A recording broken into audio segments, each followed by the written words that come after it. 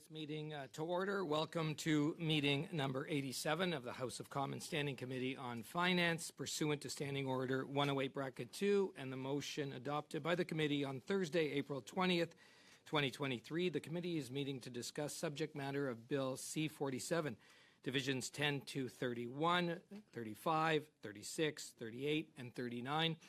An act to implement certain provisions of the budget tabled in Parliament on March 28, 2023. Today's meeting is taking place in a hybrid format pursuant to the House Order of June 23, 2022. Members are attending in person in the room and remotely using the Zoom application. I'd like to make a few comments for the benefit of the witnesses and the members. Please wait until I recognize you by name before speaking. For those participating by video conference, click on the microphone icon to activate your mic, and please mute yourself when you are not speaking. Interpretation for those on Zoom. You have the choice at the bottom of your screen of either floor, English, or French. For those in the room, you can use the earpiece and select the desired channel. A reminder that all comments should be addressed through the chair. For members in the room, if you wish to speak, please raise your hand. For members on Zoom, please use the raised hand function. The clerk and I will manage the speaking order as best we can, and we appreciate your patience and understanding in this regard. So I'd now like to welcome our witnesses with us today. We have 14 departments and 48 officials. And due to the limited time, I won't be recognizing all of you by name, but on behalf of the committee and in advance of the many questions that you will be answering as best you can, we want to say thank you. Thank you for your work on the budget. Thank you for being before us for this committee and for this study. We're answering, while answering questions, please commence with your name, department, and title. This is what? Oh, Monsieur, yeah, I'll bring in Monsieur Samadi in a sec. Okay. And I do understand that Mr. Graham Hamilton will be making some quick opening remarks, and then we'll commence with a round of questions from the members. Members, please note that some of the witnesses are in the adjacent room with a simultaneous audio and video feed, so please be mindful when posing your questions. To give them a chance to arrive in our room, the clerk and I will take the time into consideration when calculating your allotted time for asking questions. We will also leave a seat open, I believe it's number 22 here, at our table for anybody entering the room or coming from the back and joining us at the table to answer questions. And then I'm going to have Mr. Hamilton's going to have make his opening remarks, and I do see a hand up, and MP Sainte-Marie, please. Oui, merci, Monsieur le Président. Bonjour tout le monde. Thank you very much. Hello, everyone. A quick reminder of the rules. For a number of weeks now, the Department of Finance has committed to providing the committee with the detailed list of the expenses for the $80 billion transition and such. I would like to ask the department about that.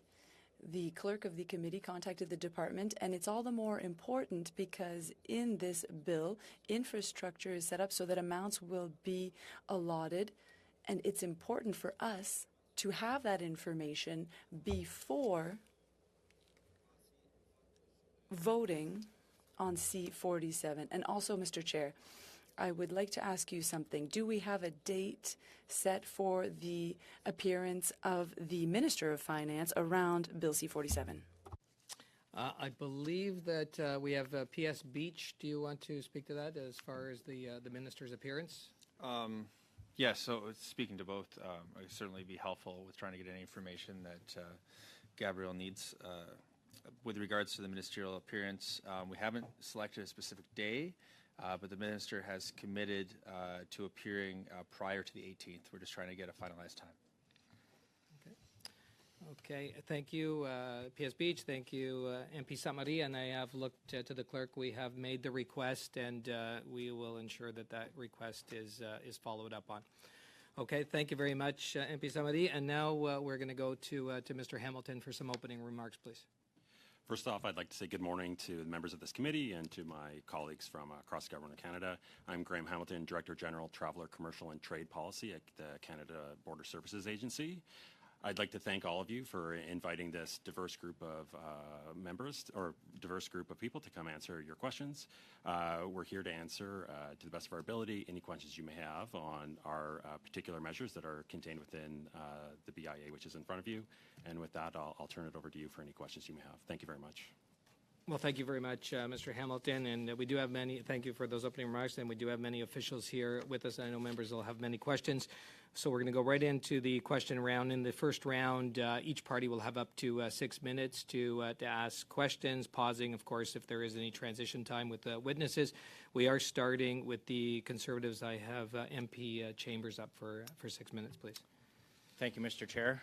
Welcome, everyone. I have questions for Ms. Thomas, so if she's not at the table, I'll give some time for her to come in. But thank you for all of your hard work on the budget. It takes a lot of effort to do that. And it's also my first opportunity just to mark the passing of Gordon Lightfoot, who was a resident and born and raised in Orillia, Ontario, was a Canadian music legend. He is to Canadian music what the Group of Seven is to art.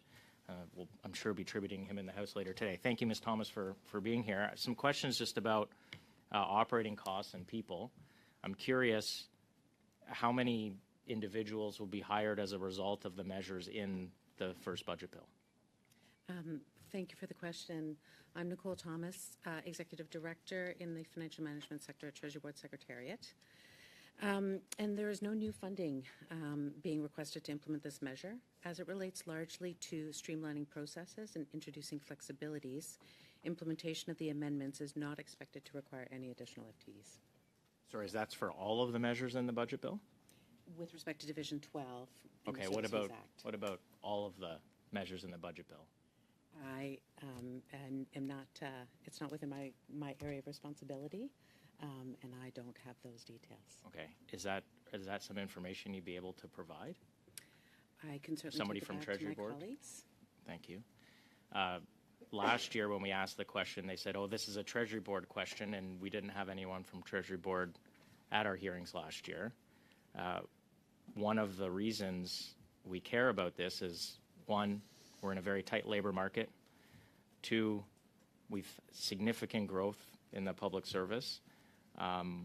Both the Parliamentary Budget Officer and the Auditor General have expressed concerns about a lack of a fulsome human resource management people plan across departments. I think, every project or new fund that gets created has some kind of operating costs. And so if you would take some of these questions back, it would be very helpful for us as we deliberate. So thank you for your time. I'll move to those here that know a little bit about the dental care plan. I have a couple questions. Thank you very much. Please introduce yourself. Morning, I'm Lindy Van Amberg. I'm the Director General responsible for policy and program design around the dental care commitments the government has made at Health Canada. Thank you. We see a $13 billion cost over 5 years, I think, projected for the plan. I'm curious, as I think some of my colleagues are as well, does that number include an assumption made for the uploading of individuals who are currently covered today but who may not be covered in the future? And I'll explain just so we're clear. We are already seeing private sector employers carving out individuals who could be covered by the federal plan, but who are already today covered by the private plan. So I'm curious if you're making an assumption that individuals will have their plans uploaded to the federal government, whether they be from the provincial government or from the private sector. So the estimate that's included in the budget measures around the $13 billion over 5 years is based on our current best estimates of Canadians who are within the income threshold, so family income below $90,000 a year, and who are currently uninsured. So no, the estimates for what we would call displacement, so additional money that would come to the government if somebody did maintain their current plan. However, I would say that the measure that is included here that would compel employers to report whether they offer coverage or not is in part intended to make sure that we can track who currently has insurance and who doesn't. So if someone has coverage today and their employer carves them out the following year, will they not be covered by the federal plan? If they are not insured, they would be eligible, and if they are insured, they would not be eligible. Thank you. So the 13 billion is just a number that represents those who are currently uninsured.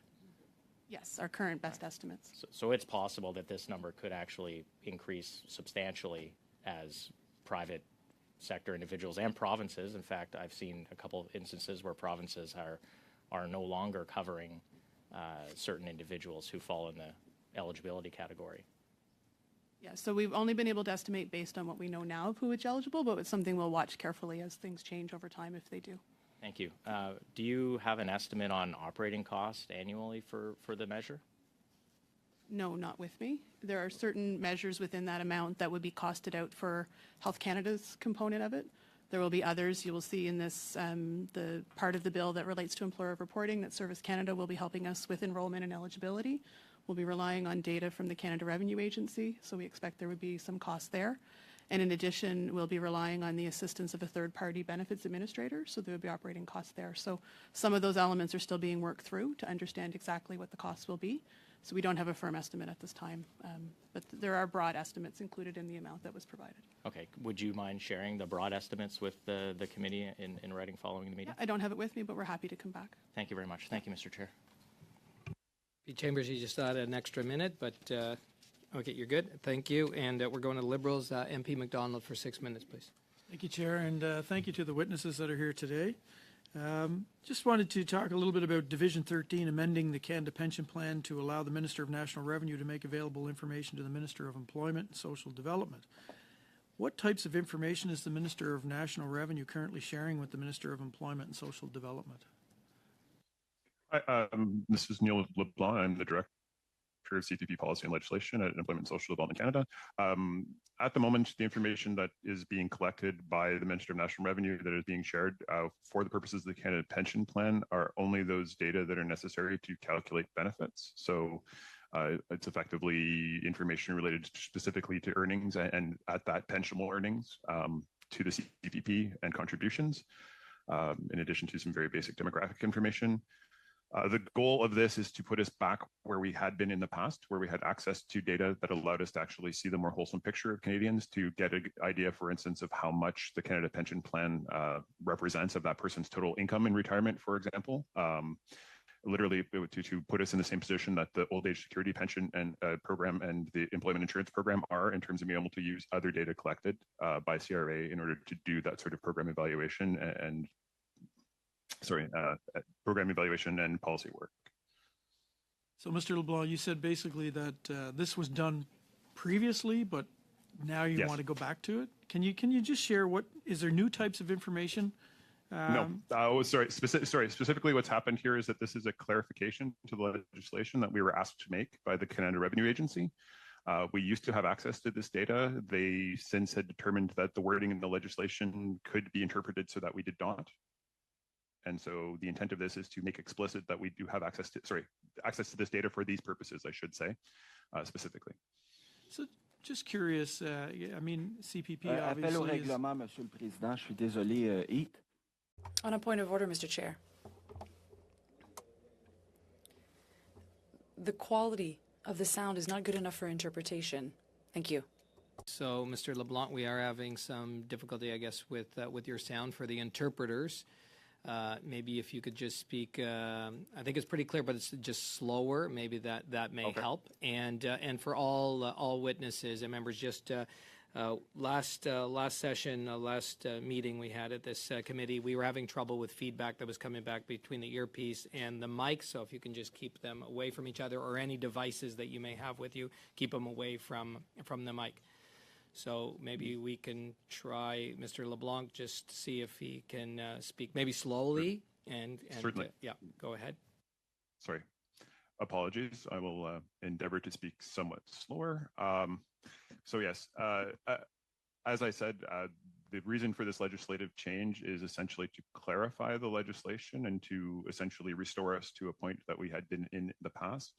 It was requested by the Canada Revenue Agency because they had determined that the current wording did not allow access to this data that we had been using, I'll say as recently as 10 years ago, for these purposes. And so it was a matter of wanting to make explicit that this data could be used in this way, as is the case again, for both employment insurance and for the old age security program. Mr. LeBlanc, do we have any forecast basically on what effects this may have on CPP?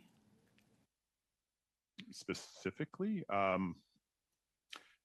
having more data will allow us to ensure that the program is going to be more responsive to the needs of Canadians. At the same time, the legislation and amendment formulas for the CPP make it very challenging to change, in that we need the formal approval of 7 provinces to make any changes of benefits in addition to an act of parliament.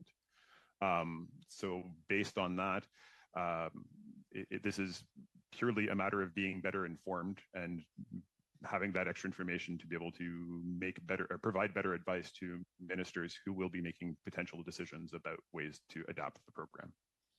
Okay, thank you.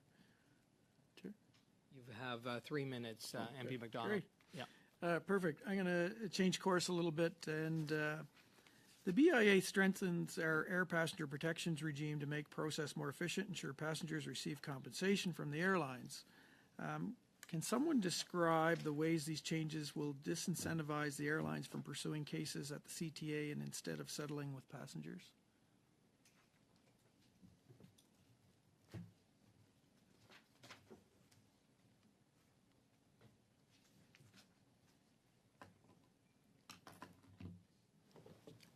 Yes, good morning. My name is Colin Stacey. I'm the Director General of Air Policy at Transport Canada, and I'm very pleased to answer that question.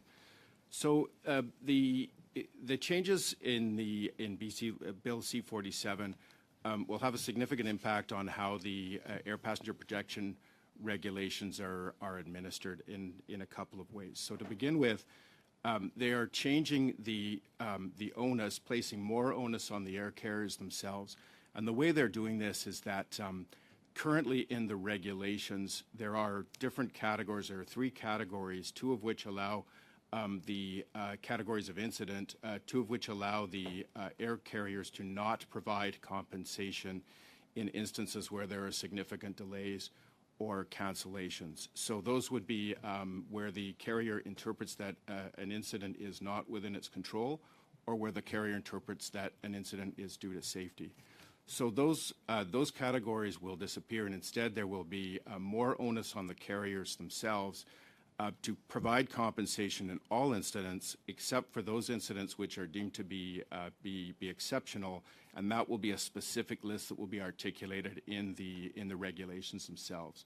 So the result of that will be, to begin with, that there will be fewer complaints. In addition, the regulations the legislation will also require that the air carriers cover the costs for those complaints that go forward and that are within scope, that go forward to the Canadian Transportation Agency.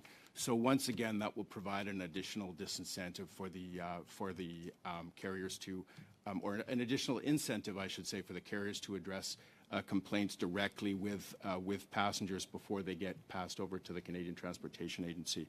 On top of that, I would note that there will be a specific timeline required for the air carriers to address those complaints with the passengers.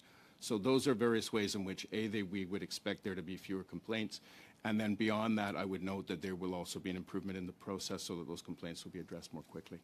Thank you. Thank you, Donald, and now we'll move to the bloc, and MP Sainte-Marie, please, for 6 minutes. Oui, merci, Monsieur le Président. Alors, bonjour. Thank you, Mr. Chair. Thank you to all the senior officials who are here today, virtually and in person. Thank you for your work, which is greatly appreciated. My first questions are for the Privy Council in connection with Section 31. Good. So Division 31. Just going to pause. We can't hear you very well. Ah oui. So,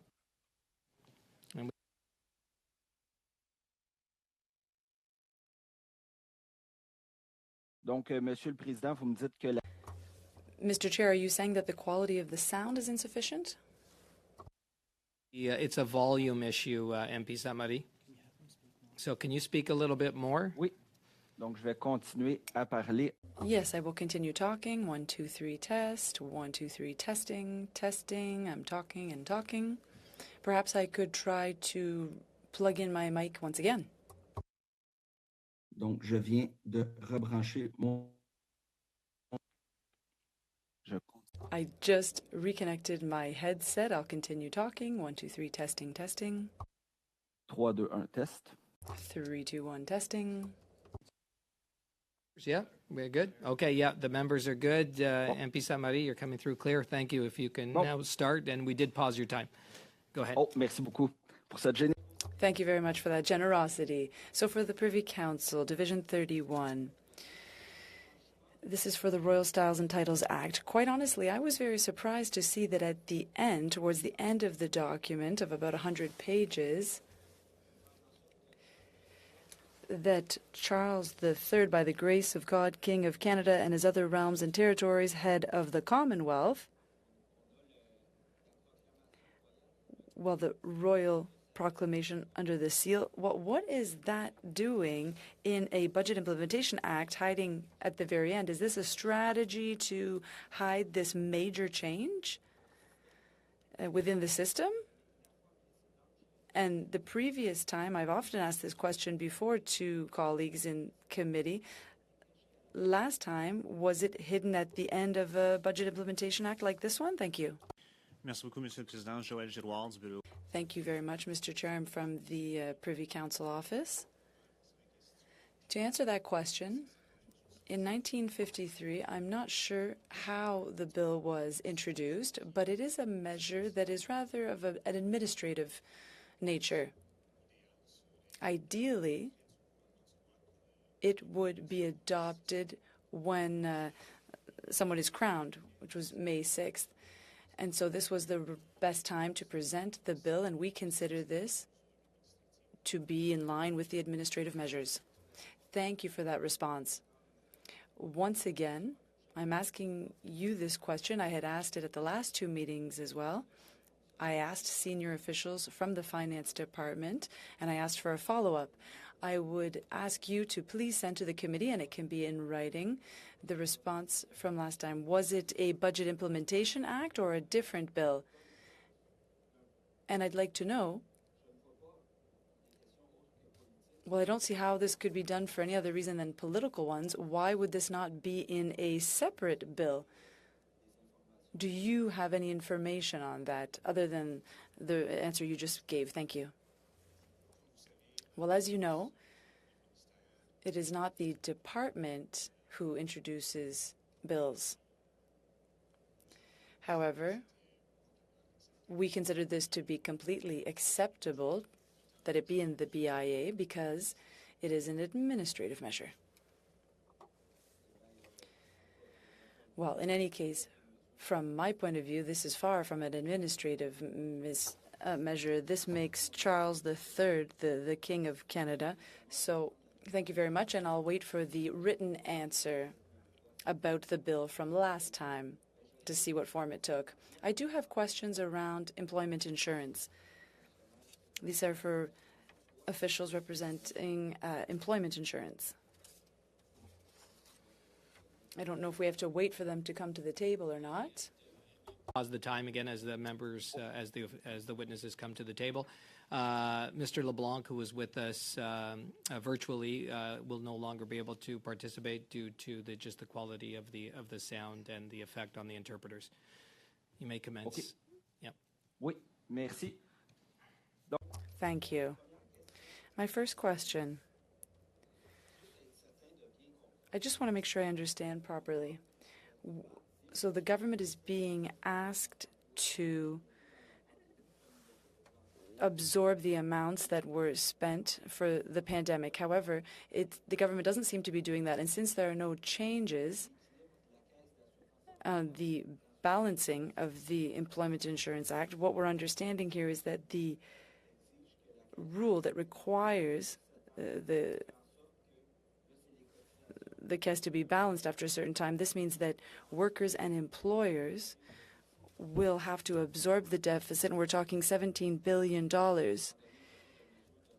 since there aren't any measures to change that in this act. Have I understood correctly?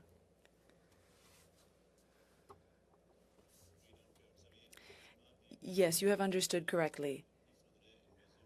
A legislative measure would be necessary to afford a credit to the Employment Insurance Operating Fund to make up for the amount spent during the pandemic. And I'll also note that the $1.73 is the contribution amount, and the last time this was done by the head actuary, well, a 7-year period of 173 is projected, and this will be dealt with this summer, and a new report will come out in September. And at that time, we will be able to get a better estimate of the contribution rate for 2024, as well as the necessary rate to bring the operating fund back to be balanced. Thank you. That's very clear. Still with employment insurance, I don't know if there's a direct connection with the changes in C-47.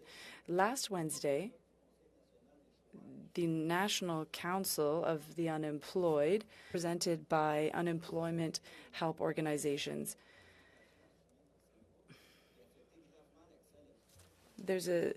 access to information has been hindered. I'd like to know if you can answer this question.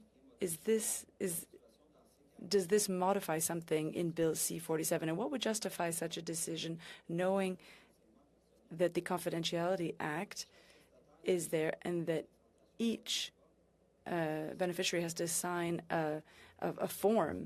And what could explain these changes? Thank you. Very short answer, please.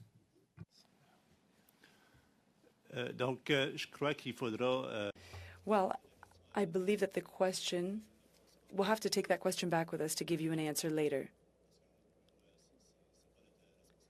because this is not our responsibility. Okay, yes, if you could do that with a written response, that would be very much appreciated. Thank you once again. Thank you very much, MP St. Marie. Going to the NDP, MP Blakey, for 6 minutes, please. Thank you very much, Mr. Chair. I'm curious in respect to Division 22D, which has to do with rail interswitching, why it is that the government is considering a pilot of interswitching at this time, increasing the interswitching distance. Hi, I'm Tamara Raj. I'm the Director General for Surface Transportation Policy at Transport Canada. So currently, regulated interswitching is at 30 kilometers, and that provides shippers with a radius of the interchange point a guaranteed access to another carrier at a regulated rate by the Canadian Transportation Agency without an application. So this means it's easy to use, they have cost certainty, and also shippers indicate that provides meaningful leverage when they're negotiating contracts with the railways.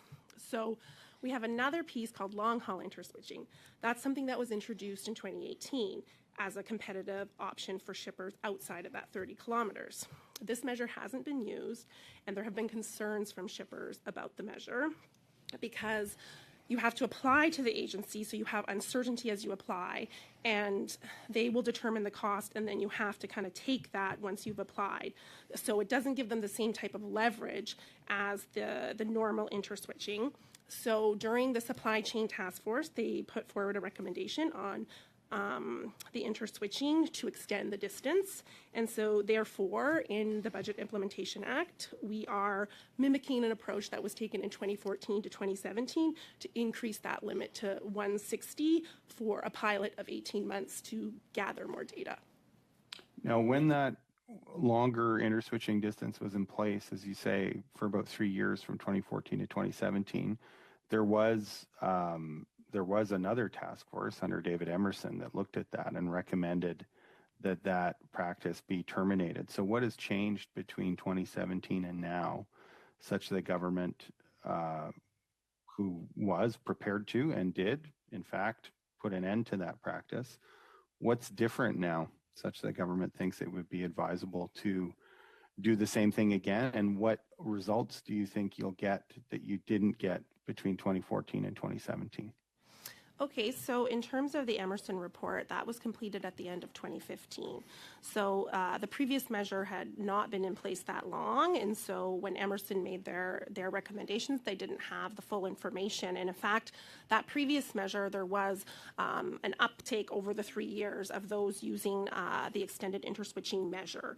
So this time... If I could just sorry. intervene, Yeah. my understanding is that what that uptake meant largely was that a lot more freight was being moved by the BNSF in the United States along the kind of southern edge of the Canada-US border. And it resulted in a loss of work for folks at railways like CN and CP. Has the department conducted any kind of analysis in terms of what they think the employment impact will be for Canadian rail workers? So in terms of that, over 2014 to 2017, in fact, it was less than 1% of traffic that was actually on the prairies used under the extended interswitching. And so at the time, and I will say this, we're going to collect more data under this pilot. I don't think we had evidence of that. And this time, we will be getting information from the railways as well from shippers during the pilot so that the government can do a full assessment of the impacts, such as was there an impact on employment. Well, you should be aware, I've certainly heard from railways and I've heard from railway unions that their impression was that it did cause a loss of work for folks that work at Canada's major railways, and that largely came at the benefit of, or the organization that benefited most was an American Railway. So you can take that as feedback into the department, and I would encourage the department to ask those questions and to get that information in the course of this pilot. Absolutely. And I think we would also be looking at the impacts on employment of the shippers. So were they able to ship more? Was forestry or agriculture able to grow? So, yep. Do you think by legislation we can cause farmers to grow more grain? Well, maybe they will get better contracts, so that can be shipped differently, or better access. That helps. This is a measure that shippers say is very important for their businesses to grow, and it's not limited to just grain. It is all commodities. And so, actually, last time there were different industries that used it, such as chemicals, and we also know forest products have been interested in this. Could you provide the committee with a list of industry associations or companies that have been, in the course of the consultation that went into preparing this measure, that have been asking for the increased interswitching distance? Yep. Thank you very much. Mr. Chair, I'm doing a time check. How am I doing here? Have about 1 minute, MP Blakey. Thank you very much. For the officials that are here from ESDC, I wanted to confirm the sections of the Act that pertain to the Employment Insurance Board of Appeal. We have a bill currently before Parliament that institutes changes to that appeal mechanism. Are these provisions identical to the separate bill that's currently before the House?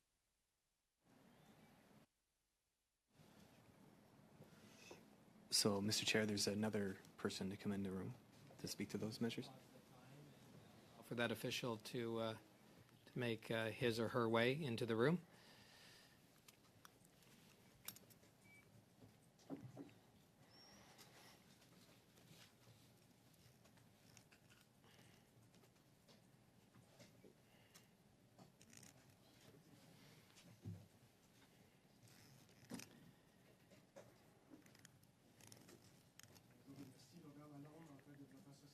Service Canada.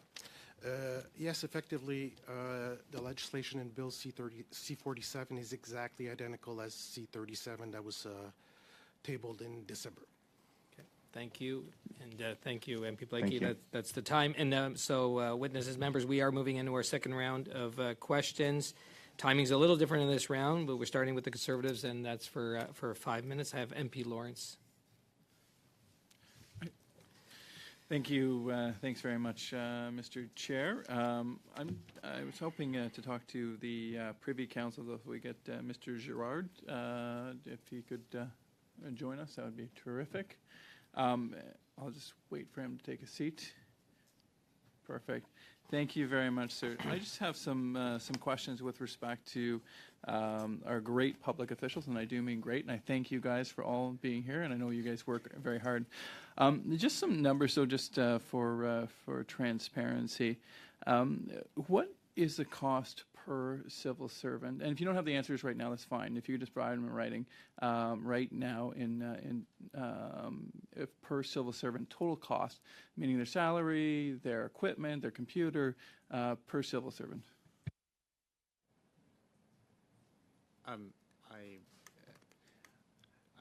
Perhaps there's an official that the question could be better directed to.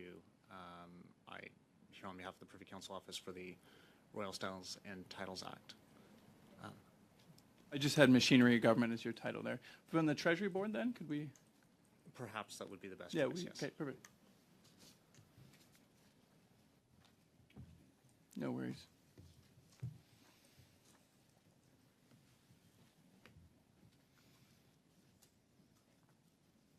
And like I said, I don't need the answer today. If we could get it in writing, that would be great. Good morning. Thank you for the question. Nicole Thomas, Executive Director within Financial Management Sector at Treasury Board Secretariat. And so that question is outside the area of my responsibility, but happy to take it back to officials.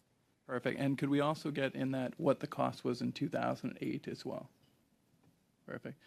And then another question for you, and this might be outside of your scope, but would appreciate it if you could take it back and provide it in writing to the question.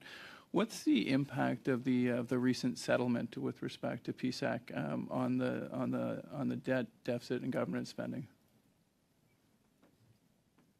Again, I don't have an answer for you today, but I can take that back, Mr. Chair. Thank you. Okay, that's great. Thank you very much for that. I'm going to. If it's okay, Marty, I'll give you some of my time there. Sure. Okay, perfect. So I'll give the rest of my time to Marty. I have, thank you, Mr. Chair. I want to start off more with a comment about this particular budget. Part 4 in particular has 39 divisions. Each division in and of itself could be an independent piece of legislation. So like going through this, it's really overwhelming. For example, the part about Division 24, the Customs and Quarantine Act, just in your Q&As is 21 pages long. I'm not sure I'm really clear on how we as a finance committee can give proper scrutiny to something like this. And I'm not the only one who feels this way when it comes to this sort of omnibus legislation. For example, in 2013, the Prime Minister said that he was upset with the prior government doing this exact sort of thing. And he said that omnibus bills prevent Parliament from properly reviewing and debating his proposals. We will bring an end to this undemocratic practice. On omnibus bills, he went on to say, I wouldn't use them. Since 2013, there will always be big bills, but they need to be thematically and substantively linked in their different pieces so that they form a piece of legislation. The kitchen sink approach here is a real worry to me. So I'm just kind of wondering how this happens. You know, in your own, on the Government of Canada's website, it refers to, it says, it defines what a budget is. The budget is a blueprint for how the government wants to set the annual economic agenda for Canada. And yet in Division 4, there's provisions on refugee, and I'm sure a lot of these are laudable goals. I'm not criticizing the legislation itself, but Refugee and Protection Act, the Yukon Act, the Marine Liability Act, the Wrecked, Abandoned, Hazardous Vessels Act, Passenger Air Rights, National Research Council Act, the Patent Act, cosmetic testing on animals, which I'm sure is a very, very laudable goal. I'm not sure what it's doing, though, in a budget implementation bill. You see my problem? Point of order, Mr. Chair. I think that the questions that the honourable member is making is very important. I think that it is very important for us to be responding to why we're putting certain elements into a bill. I think all the questions that are being asked are super important.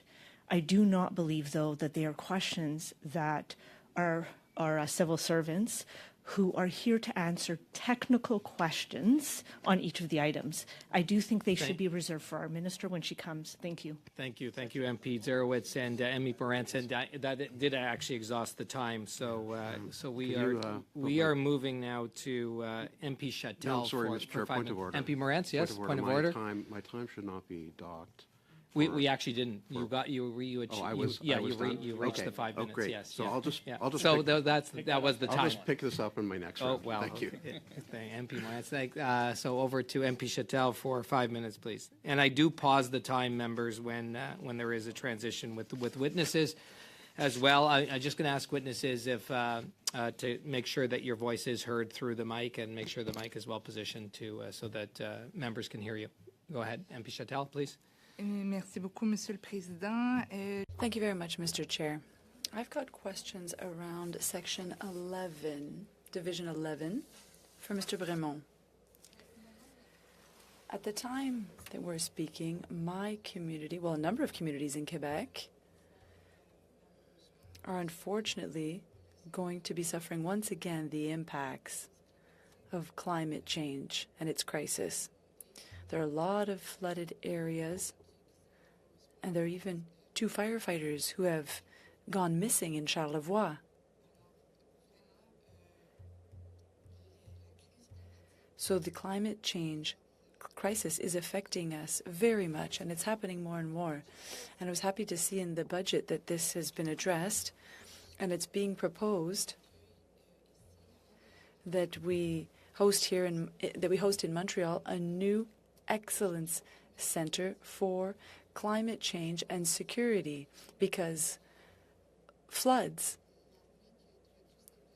well, we've even had the army that went to the Gatineau region in 2017 and 2019 because of floods. So more and more we're seeing that the army and NATO are getting involved when it comes to climate change disasters. What would be the benefits for Canada of having such a center of excellence in Montreal? Thank you. My name is Blair Brumel. I am the division head at Global Affairs Canada for climate change policy and security.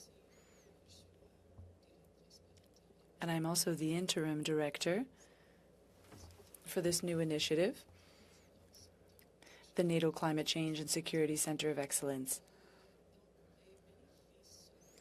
Now, the benefits.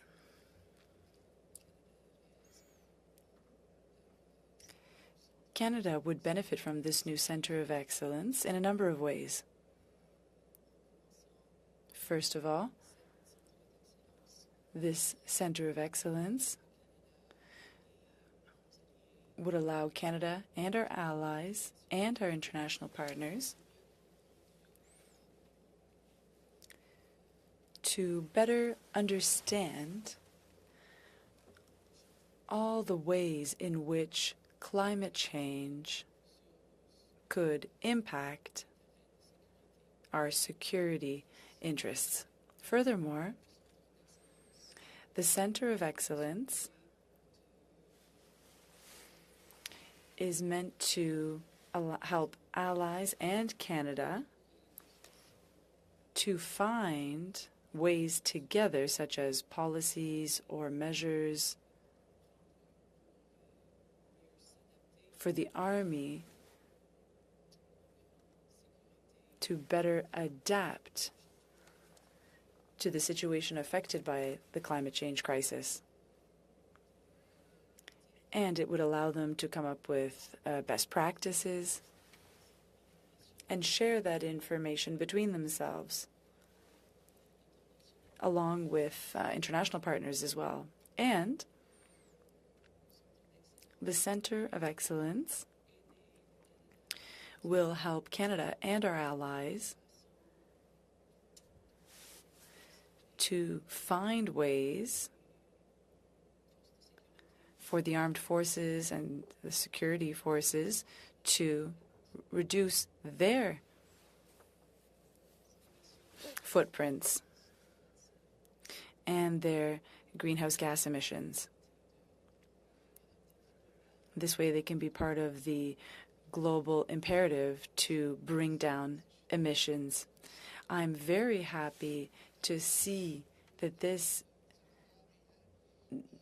large center of excellence would be in Montreal, and I hope there will be great leadership put in place for this very important mission that Canada has given itself. Now I go to Division 25. I have some questions for Mr. Turcot. Oh, hello. There's a lot of talk about how Canada is behind in innovation and productivity when it comes to its businesses. In the budget, there's additional funds earmarked for the National Research Council. Can you give us some concrete examples as to how these investments will stimulate productivity and innovation in our companies, and in particular in our SMEs, small and medium-sized enterprises? How can these measures help them? Maybe one example really quickly, please. Thank you. Yeah. Okay. Merci beaucoup. Mon nom est Marcel Turcot. Thank you very much, Marcel Turcot. I am the Director General at the Research Center. For example, the NRC has facilities that SMEs can use. We're giving them access to centers of expertise that SMEs cannot hire themselves or who cannot build themselves. So we're giving them access to that expertise, and this way they can test out their new products and improve their research and development expertise, and they can improve their goods and services. Well, and now to the block for 2.5 minutes, please. Oui, merci, Monsieur le Président. Thank you, Mr. Chair. My question is on Division 36 and is therefore for the Environment Department. Are they already at the table?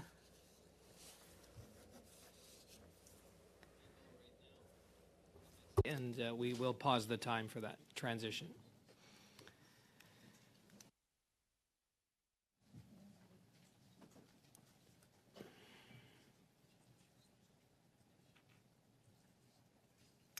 Yep, the floor is yours. Go ahead.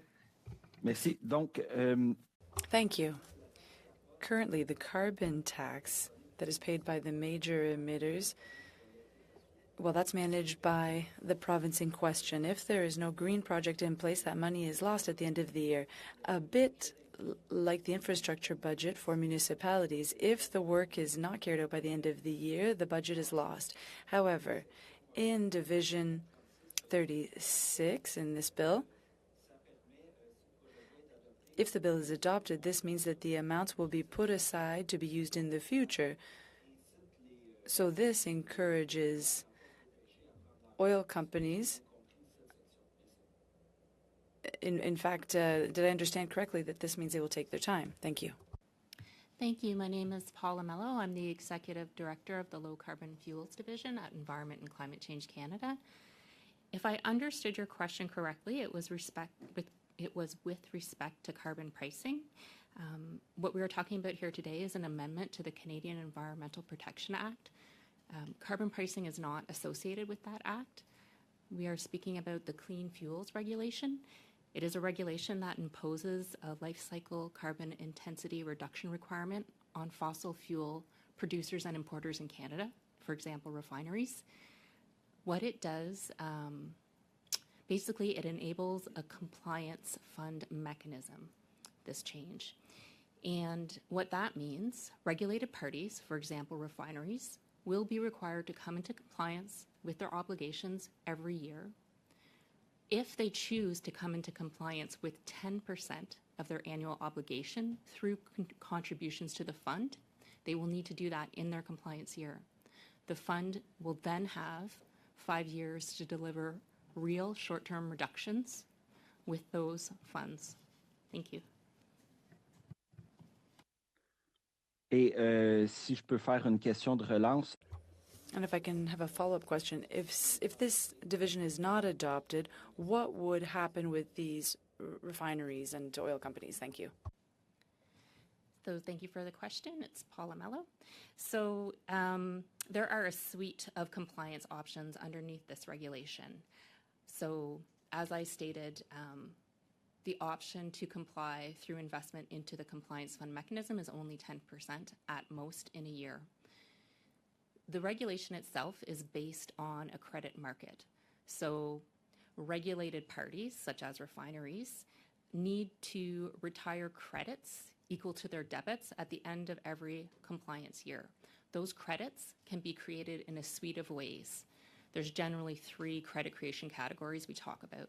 So the first one is GHG reduction projects along the life cycle of fossil fuels. So for example, carbon capture and storage at a refinery.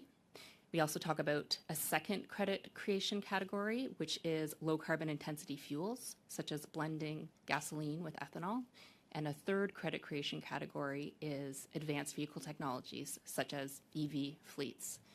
So a regulated party needs to retire credits equal to their obligation each year. They can generate credits by taking actions in the 3 compliance categories I discussed. They can also purchase credits from other credit creators. That could be regulated parties or voluntary parties. Or they could make use of a compliance flexibility, such as, for example, this compliance fund. Hello, thank you, MP Saint-Marie. And now to MP Blakey, please, for 2.5 minutes. Thank you very much. My question is in respect of Division 16 in Part 4. It would amend the Immigration and Refugee Protection Act to provide that a claim for refugee protection made by a person inside Canada must be made in person, and with regard to a claim made by the person other than at a port of entry, that the Minister of Citizenship and Immigration may specify the documents and information to be provided and the form and manner in which they're to be provided. I know recently the government adopted the conservative position on the Safe Third Country Agreement, and that the implementation of that agreement will change substantially as a result. I'm curious to know, are these changes tied to that in any way, or how will the interaction between what's being proposed here and the Safe Third Country Agreement happen? We're just in the middle of a transition here, so I believe Mr. Chan is going to be here to answer your questions. If you can just introduce yourself, the department, and answer the member's question. Thank you. Good afternoon. I'm David Chan, Acting Director of Asylum Policy at Immigration, Refugees and Citizenship Canada. What these amendments bring, it's not really related to the Safe Third Country Agreement. The amendments that we're putting forward is in relation to the practice of online claims that were introduced during the pandemic, because we weren't able to do these processes in person, so we allowed claimants to file their claims online. With the pandemic kind of behind us, we're looking to formalize this arrangement because it has provided enormous benefits to case processing for claimants to be able to access their claim online, and for more seamless data transfer between departments that are involved for claim processing. So that's really the main focus of amendments under Division 16. Thank you. So when this amendment says that folks will have to apply in person, that's in addition to applying online. So the idea is that they will do an online application, but as they won't count as having applied until they appear in person. So it's more like an in-person component. It's not like the entire application is done in person. Am I understanding that properly? You're correct that the amendments will more formally introduce an in-person requirement. As you can imagine, prior to the pandemic, the process by which a claimant would make a claim was always done in person. It was never necessary to put that in law. Now that we're embracing the online mechanism, we need to be more clear in law to say that a claim is not considered made from the perspective of the law until the claimant meets with an officer to be able to verify some of the integrity requirements from the IRCC's perspective, such as collecting their documents, such as verification that they're in fact in Canada, because that's a fundamental principle of why we provide protection to claimants. Thank you. Thank you. Thank you, you. MP Blakey and Mr. Chan. Now we're going to the Conservatives, back to MP Morantz. Thank you, Mr. Chair. Just picking up where I left off, there are a few other legislative initiatives within Part 4, attempts to solve issues with Canada Post parcels being stolen. Not sure what that has to do with a budget. Establishing the Employment Insurance Appeal Board. I guess my point is, a few years ago, I thought there was a lesson learned. A few years ago, in the budget implementation bill, there was a section that amended the criminal code to allow for deferred prosecution agreements. That initiative led to a major scandal that resulted in the dismissal of the first Indigenous Attorney General in the history of Canada. So when I see these kinds of bills, I worry, because there's just so much in here. And I know the government wants to get their bill passed, and there's pressure to get it done. I'm wondering if anyone could answer this question. Are there any changes in Bill C-47 that would benefit any one particular company?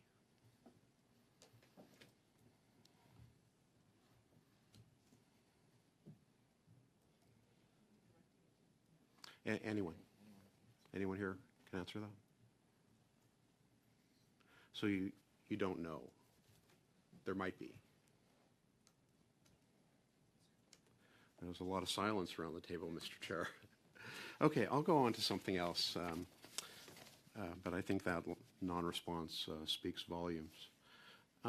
Regarding the economic, I want to ask a question about about SEMA and the Magnitsky Act. Is there someone here who can take that up? Yeah.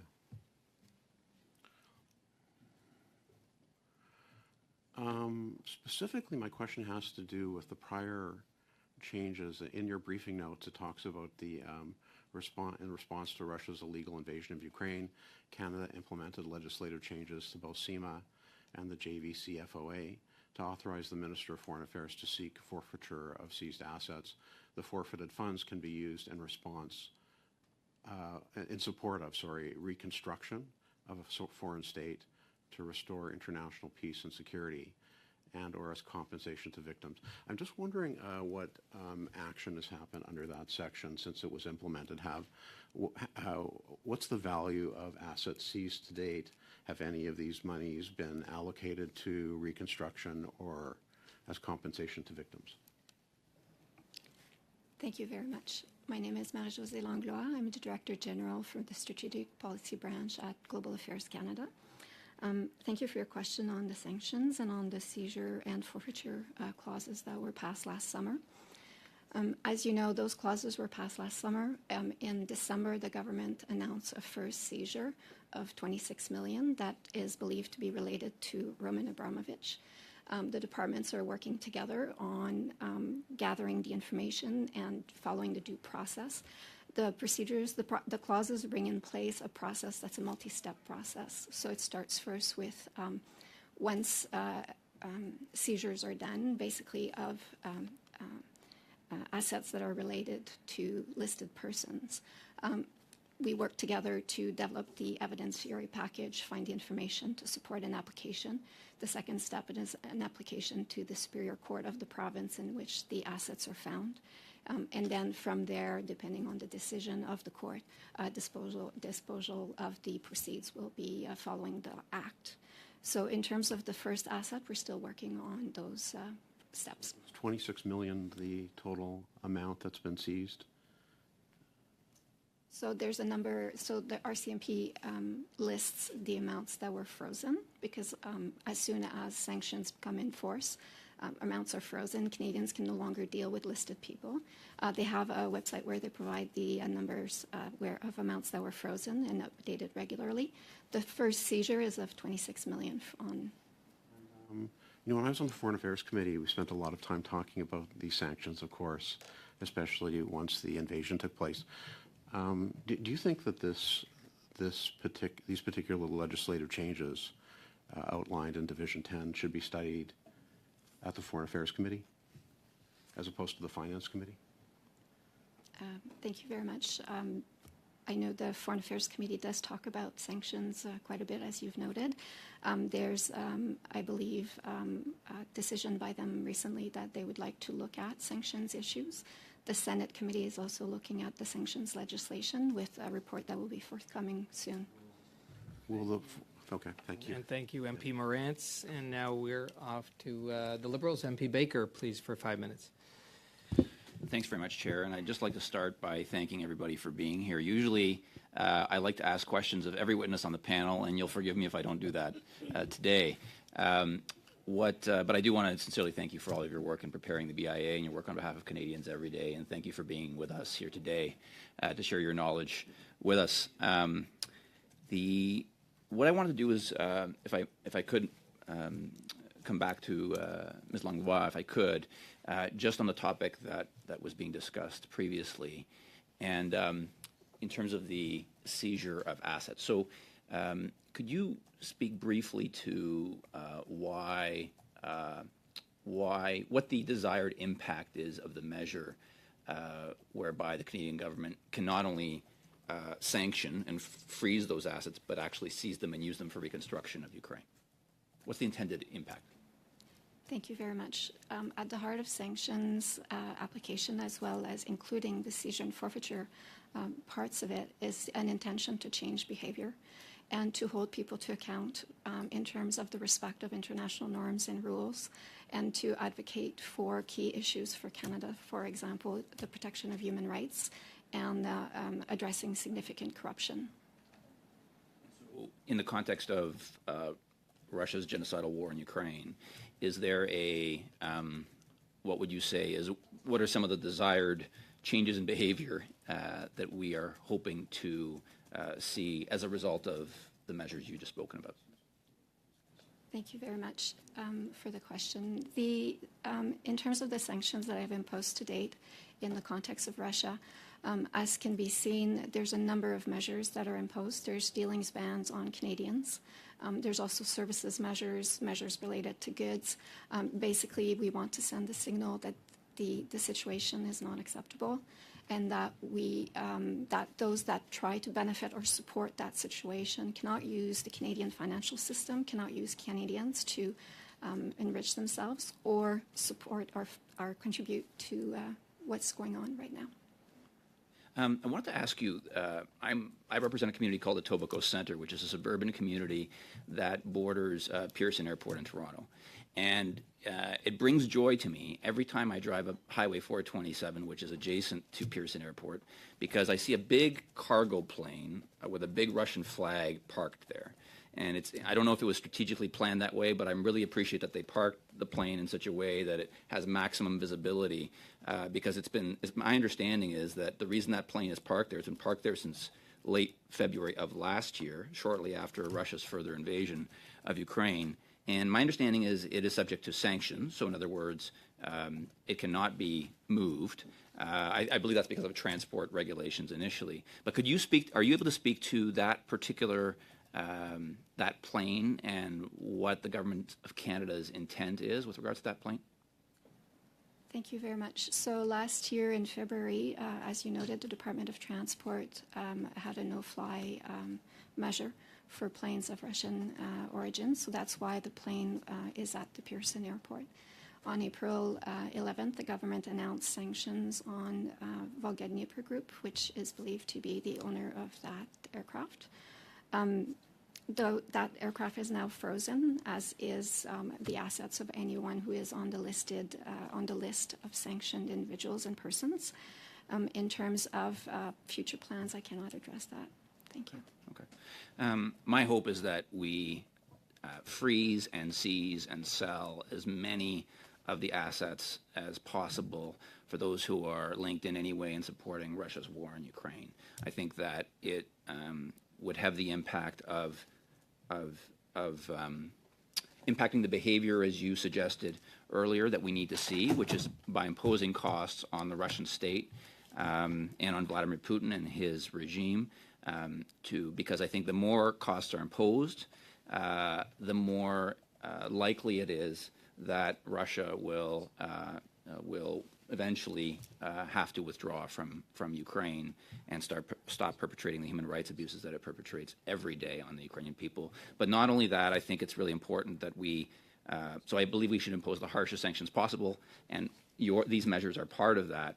And I encourage you and your colleagues in doing, I thank you for the work you've done thus far. I encourage you to do as much as you possibly can, as quickly as you possibly can. And not just because lives are at stake in Ukraine or Ukraine's sovereignty is at stake, but I think Ukraine winning this war is in Canada's interests, our security, the quality of life we enjoy here in Canada. And I think that we need to do everything we can so that Ukraine wins, and when Ukraine wins, we will all win. So I thank you for that work, and I encourage you to keep moving forward.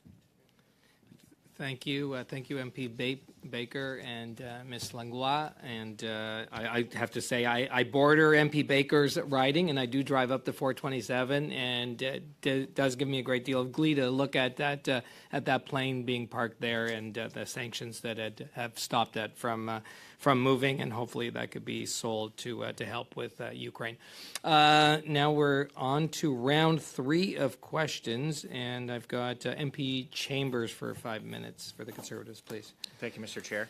I'd like to talk about the EI changes, specifically for those workers in the 13 regions, which we're planning to extend EI for an additional 5 weeks.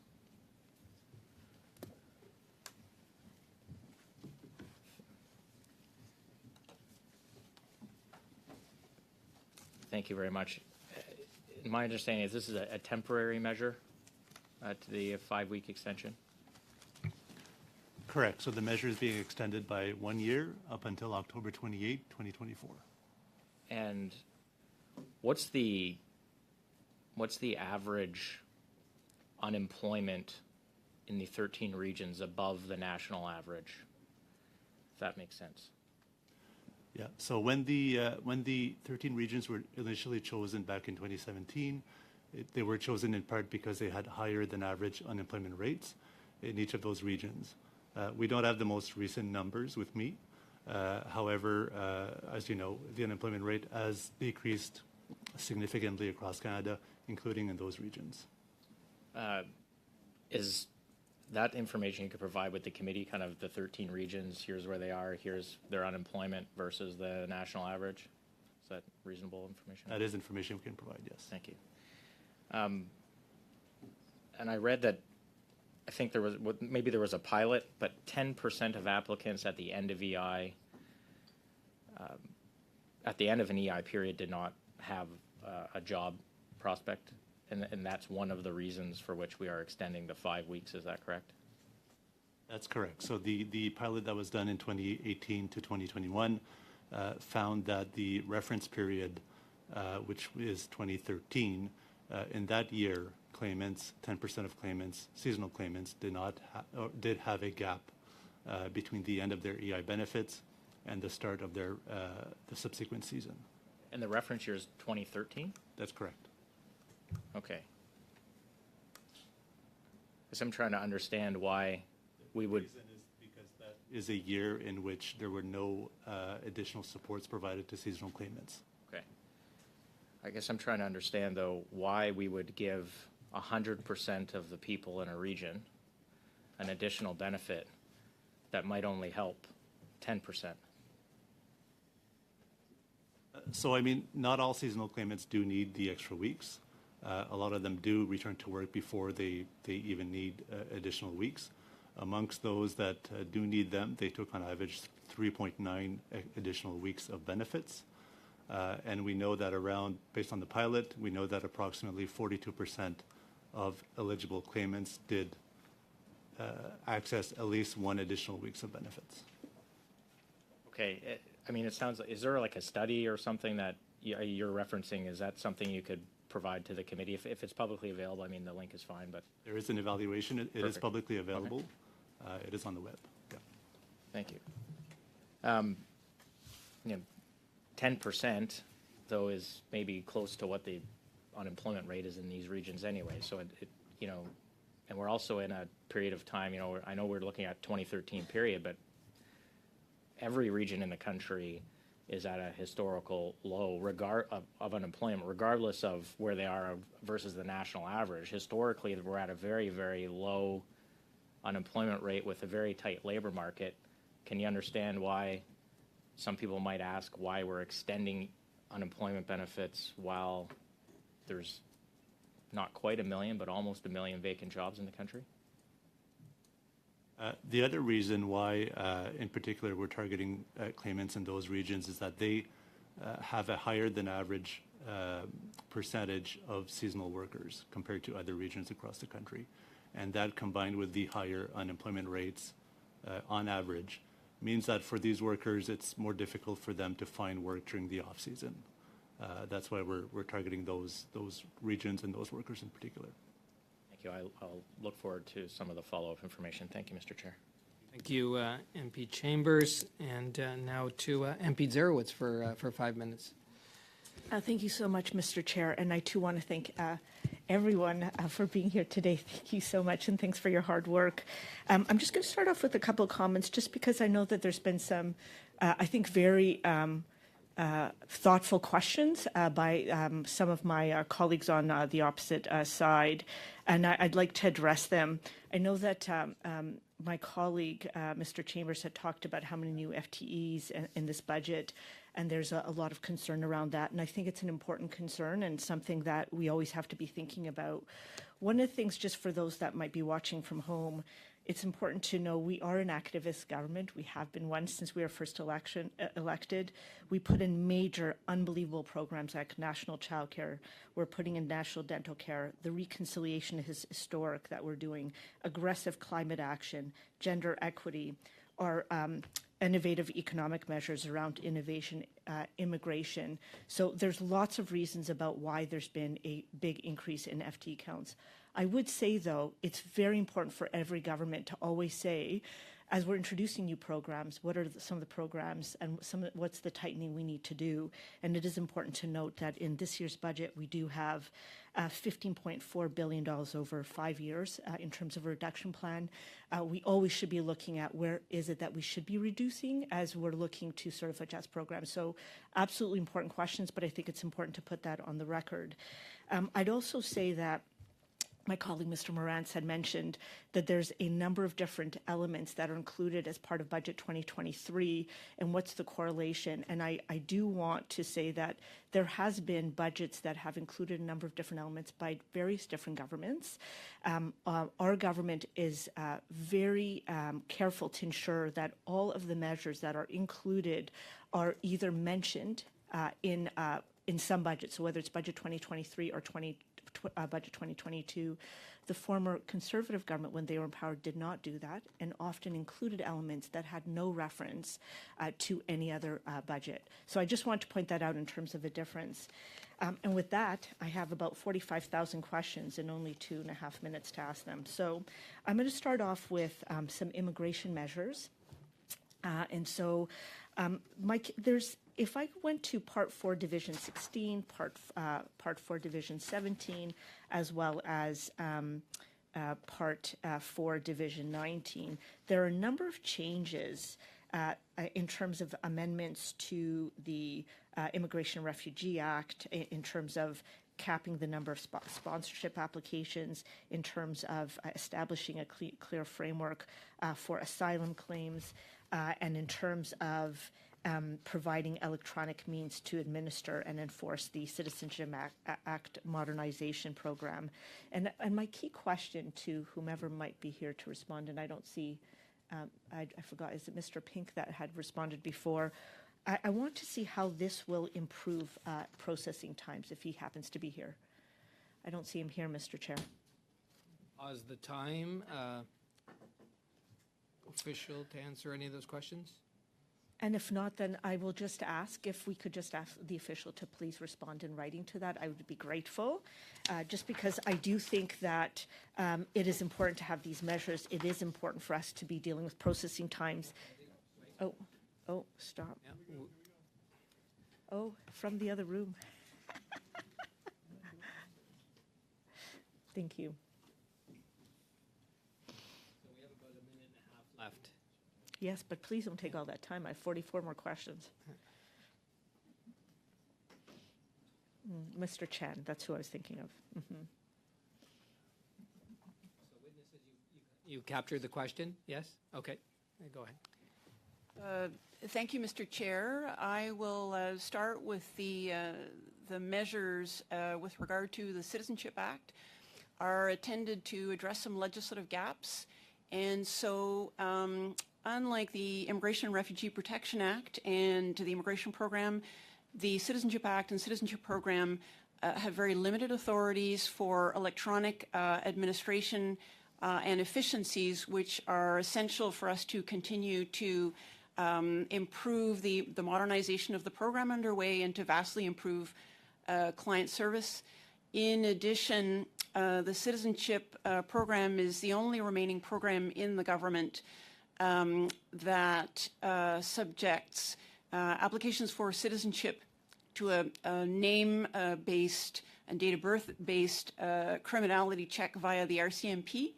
And so through the budget, amendments are being sought to move to a biometric process, which will be more efficient and secure and enable more rapid checks. And so those measures together, once the legislation passes and can be implemented, are aimed at sort of catching up to the authorities that exist in the Immigration Act, but also to continue our efforts to vastly improve service that citizenship applicants expect. And I'll just pass it to my colleague with regard to the other part of your question. Sorry, I forgot to introduce myself, Nicole Girard, the Director General responsible for citizenship policy. Thank you. Short, please. I'm Michelle Maskell, Director General of Resettlement Policy. So just really quickly, for Division 17, the objective is to manage application intake to bring the number of applications that we receive more in line with the targets set out in our immigration levels plan, so that we'll be able to sort of have manage our processing times and backlogs better. Thank you. Thank you. Thank you to all of you. And thank you, MP Zerowitz, and now to MP Sainte-Marie for 2.5 minutes, please. Oui, merci, Monsieur le Président. Donc, Thank you, Mr. Chair. My questions concern Division 23, Department of Transportation, Division 23. I'll wait for them to approach, and I'll take this time to thank Terry. We got the answer to the questions that were asked earlier. Well, it's not broken down by province, so we don't have a lot of information for each sector, but it's very appreciated. Also, Mr. Chair, I'll take this opportunity to remind you that we will need, if I understand correctly what Ms. Jerovich said, all those questions she has. I think it's important that every member of the committee get the answers to all of her questions before voting on the bill. So I think that we will at least need about 100 hours in committee to go through her whole list of questions. Now, I'll ask my questions one after another to the Department of Transport concerning Division 23, if they are in fact there. What exceptions should the transport agency set in the regulations concerning the minimal compensation for a carrier for inconveniences caused by a delay or refusal to embark on a flight? And if there's a complaint, what happens if a complaint is not dealt with within the prescribed timeline? Thank you. Merci beaucoup. Thank you very much. I'll start with the first question. Pardon me. My name is Colin Stacey. I am the Executive Director of Transportation Policy at Transport Canada. To start, the exceptions will be established in the regulations. It's the office that establishes these exceptions in the regulations, so it's not possible to say that at this time. And if I understand the second question, what are the consequences if the deadline is not respected, the 30-day timeline for airline carriers if ever a complaint is lodged? Is that the question? Yes, if the decision at the complaint organization is not dealt with within the timeline, what happens? Hello, I am the Director of Policies for National Airline Services. In this case, if the complaint agent does not deal with it within the timeline, the complaint would no longer be within the legislative framework. One could suppose that the complaint officer could be allowed to finish up with the complaint. Thank you very much. Okay, merci, MP Sainte-Marie. And now over to MP Blakey for 2.5 minutes. Thank you very much. I wanted to ask, in respect of the Royal Style and Titles Act, I'm just curious what the practical consequences would be if Parliament weren't to approve these changes. I mean, I understand, whether folks like it or not, Canada is a constitutional monarchy. We do have a new monarch, and presumably they have some say in how they're titled. I'm just curious to know, what would happen if Parliament didn't institute a new title for the new monarch. Thank you, Joël Giroir, again from the Privy Council Office. The royal style and titles are used in formal documents in a variety of situations like that. As I mentioned earlier, we consider it an administrative measure because there's no real consequence if it is not adopted. The King became King of Canada in last September, and that does not change. The Style and Titles Act simply allows us to formally give him a title. This new version modernizes the title to better reflect Canada's current reality, but there's no practical consequence if it is not adopted. Okay, so this title is already in use, and this is just a kind of housekeeping measure. Is that fair to say? The title has not been used at this point. The Queen's old title has been used because, out of respect for Parliament's to allow Parliament to express its will on it, but no, it does not have a practical effect if it is not adopted. Okay, thank you very much. And then I was hoping somebody from the Privy Council Office might be able just to speak to the final division in the bill that has to do with the application of privacy principles to federal political parties. Is this, I understand this is a response to a court decision out of the province of British Columbia. I wonder if an official could just provide a little more context for the committee. Ms. Pereira, if you could just introduce yourself. Yes, thank you. Rachel Pereira, Director at Democratic Institutions at Privy Council Office. Thank you for the question. If I understood, it was the intent for this measure is to establish a single uniform national privacy policy for federal political parties under the Canada Elections Act. Whether, if there are other pieces of legislation, this would deem the federal regime the regime under which federal political parties would need to abide by. Okay, and is this coming up in response to any particular court decision or other deliberations about privacy principles, privacy legislation, and federal political parties? I can't speak to other pieces of provincial legislation nor litigation that's in play. I can speak to the intent of the legislation, which is to establish a single national regime for federal political parties to mitigate potential for a sort of a patchwork of different rules and regulations under which federal political parties would need to consider depending on potentially which province they're in. So it would be a federal regime for all federal political parties. Okay, but you're not in a position to advise the committee. Thank you, MP Blakey. We've gone well over. Thank you for that. And now we're going to the Conservatives. MP Lawrence, please, for 5 minutes.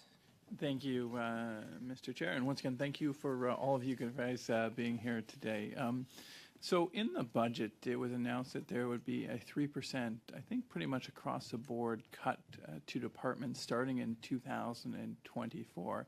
I assume that you've already probably started planning towards 2024. You will soon. I'll just maybe start with you, Mr. Hamilton. Have you started planning for 2024, and do you believe that it'll be easy to remove 3% from your budget? Yeah, thank you very much for the question. Unfortunately, my area of expertise is outside of the budget planning cycle, and I'm not in a position to be able to respond to that question. Perfect. Is there any official who has started the planning process on reducing their budget by 3%, as this is going to be in 6 or 7 months now? You're going to be reducing your budget by 3%. And has anyone started that planning process? You can take the microphone. If you're in the other room, you can run in here right now and tell me that you've started the process of cutting 3%. I would maybe, sorry, Lindy Van Ever from Health Canada, just say I think in most of our departments or agencies, that would be a question for our Chief Financial Officer, and I don't imagine they've been invited here today.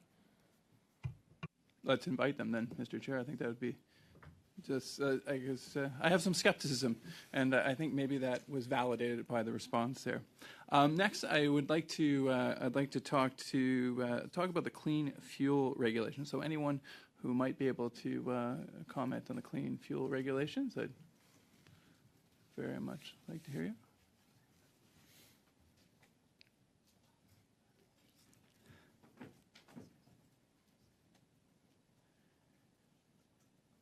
Thank you again for all the officials being in here and being in the crowded room. I very much appreciate you being here, especially in the room. And like I said, you may not know these numbers off your top of your head, so in writing is more than fine. What will be the total cost to the economy of implementing the clean fuel regulations?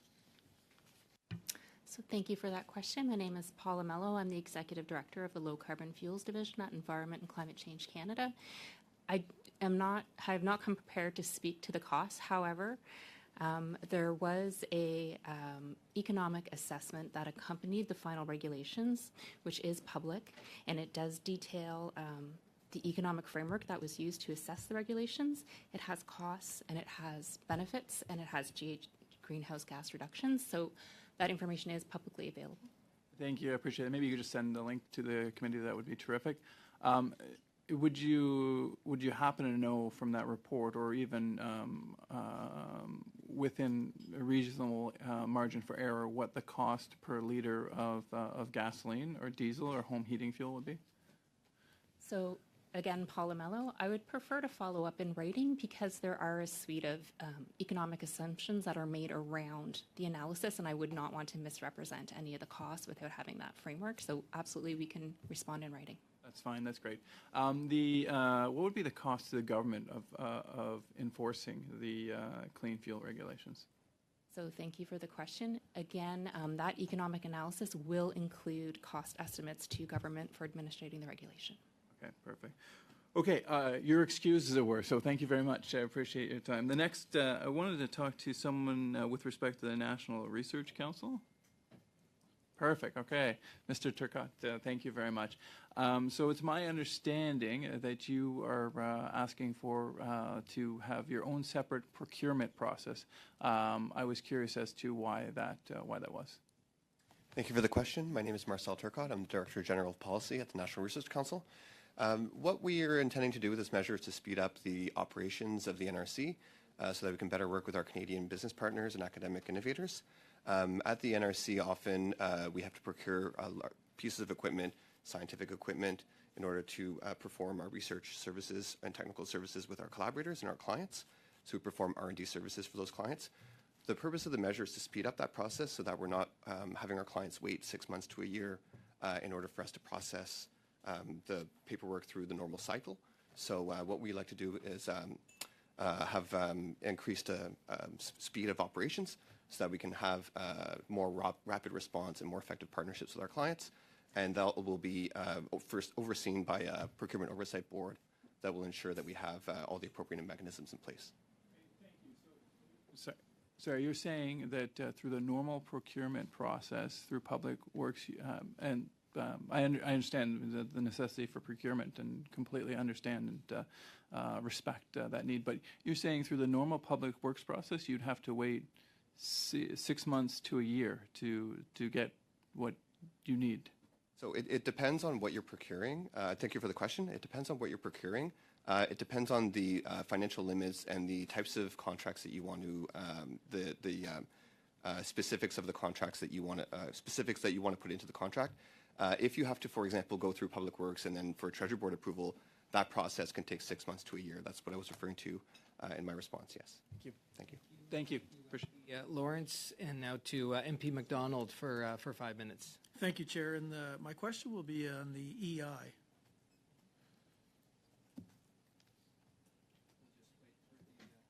Transition.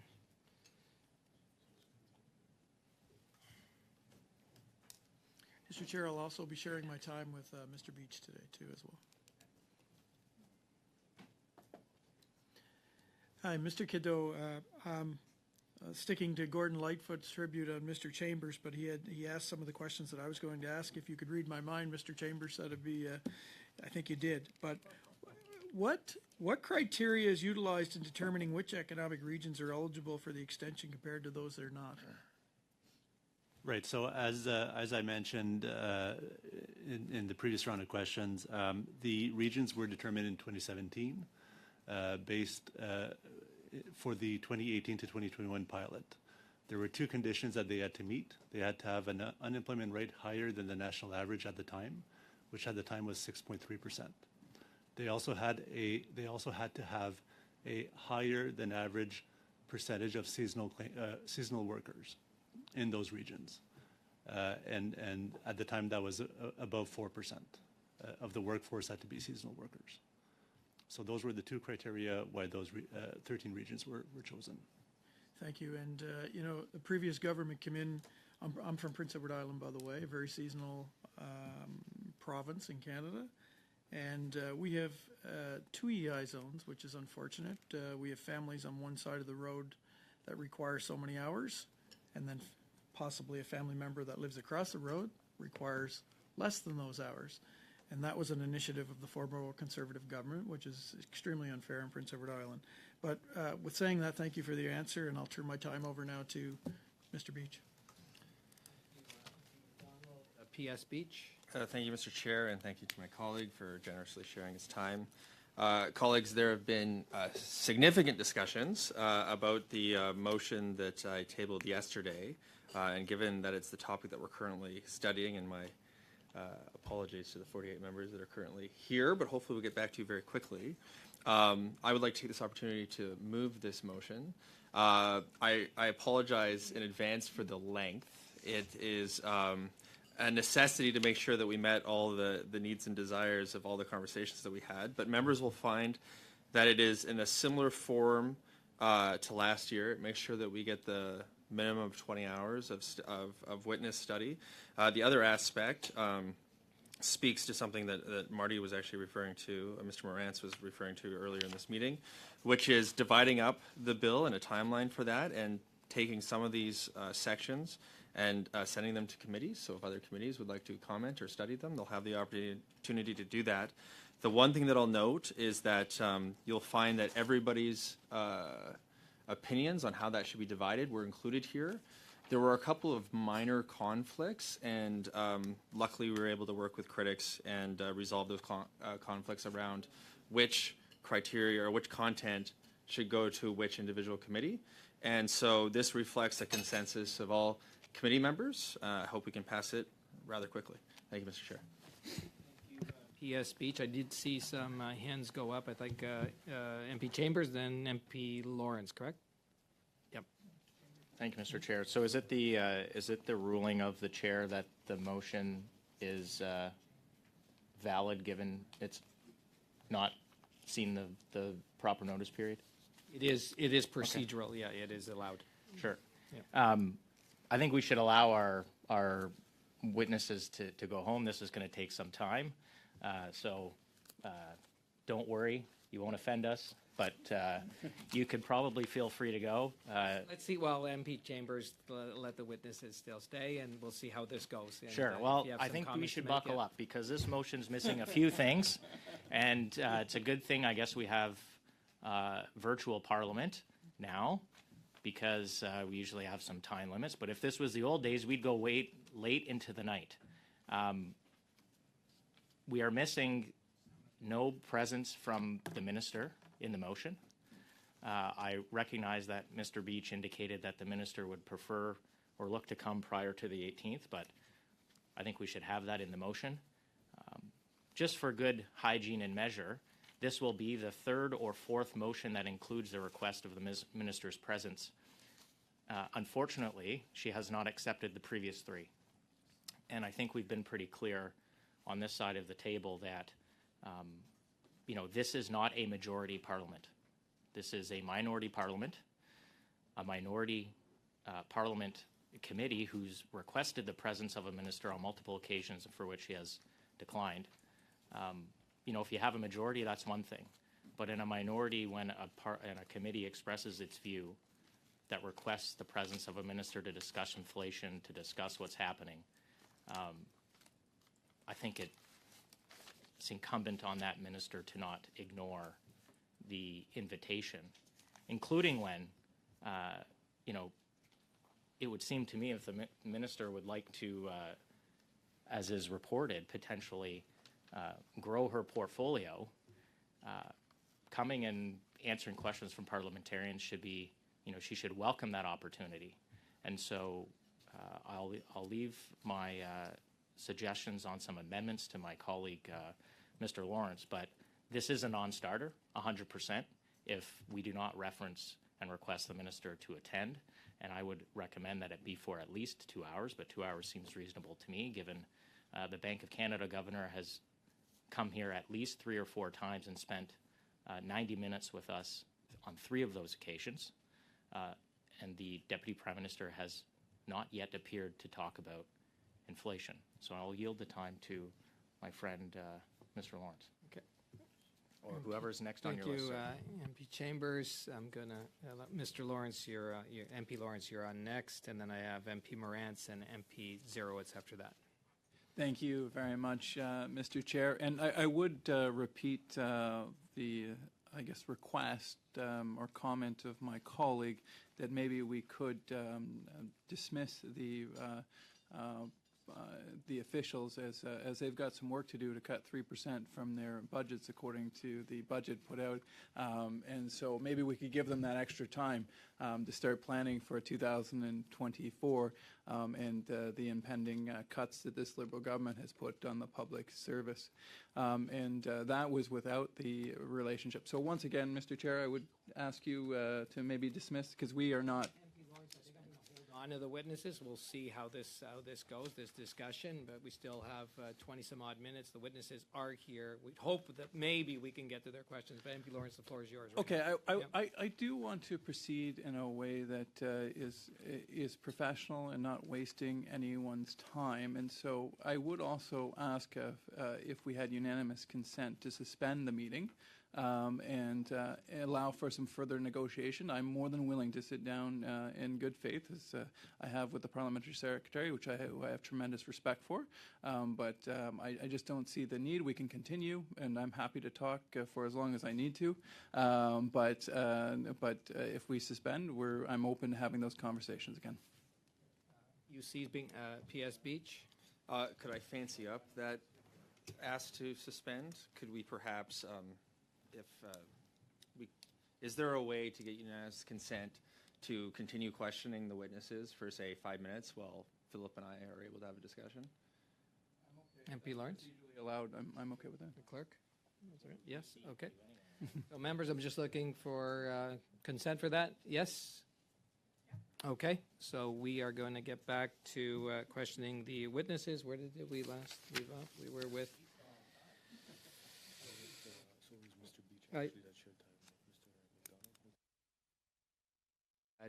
Mr. McDonald, you still, it's okay, and you're ceding your time to MP Chattel. Yeah, is that what I see? Yeah, okay. So MP Chattel we've got 3 minutes. Merci beaucoup, et je vais continuer. Thank you very much, and I will continue with Mr. Turcotte. I want to talk about the examples that you mentioned earlier. I was very interested in knowing how the Center of Excellence will be able to help SMEs and others and larger businesses in order to stimulate their innovation and production to bring them into a very competitive economy. English this time. My name is Marcel Turcotte. I'm the DG Policy at the National Research Council. So essentially, the National Research Council holds a series of facilities, 126 R&D facilities across the country, 24 locations. We work directly with SMEs and other Canadian companies on collaborative research products and technical services where they can bring an innovation or a problem that they have. They come to our facilities, they hire our expert teams. Often they hire them with the assistance of another program as well, so that the government system is working together to support them. And we help to work out the problem that they have, the technology that they're trying to develop, and we help them to bring it up what we call the TRL scale, the technology readiness level. So they may come with a problem at a sort of mid-stage, they're still developing it, they're not sure how to commercialize it because they're encountering an innovation problem. We will lean in our innovation team and our facilities meaning, for example, we have a photonics lab just down here on Montreal Road, where companies who are trying to innovate in the digital space, in the photonics and quantum space, can come to that facility, hire our team, use our facility, which they wouldn't be able to afford themselves, and work out a new product or a new technology, a new process technology. That leads to them having a new innovation that they can then deploy into the market. So essentially, we're helping with their competitive advantage so that they can compete better in the global marketplace. Thank you. Yes, and if I have a bit more time, there was a lot of discussion about info technology. So how will that, because a lot of the funding will be actually to invest, modernize facilities, but can you explain to Canadian what is info technology? Information. The question's about information technology. Yes. So the Canadian economy, as the global economy, is becoming increasingly digital. So often products that we were manufacturing in the 20th century are now digital in the 21st century. So information technology is essentially the process of creating a digital a product such as your phone that could be used for digital processing or to move information technology. And in our reinvestment in our facilities, we're prioritizing a lot of digital solutions, a lot of digital innovations. For example, there's the photonics example that I was providing, which is chips, photonic-based chips. We also do lasers, laser technologies.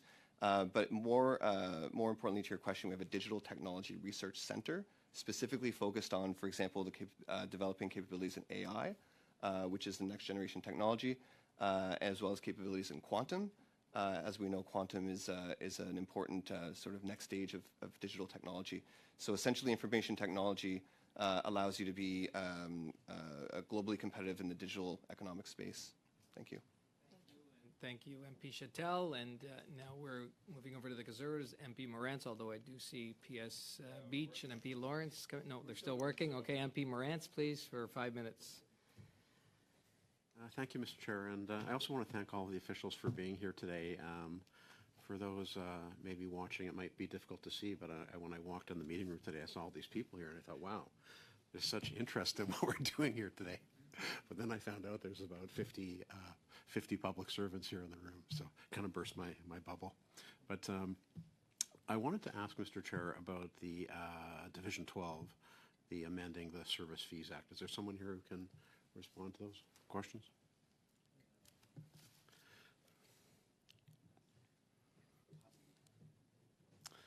Oh, thank you, Ms. Thomas. What is this essentially?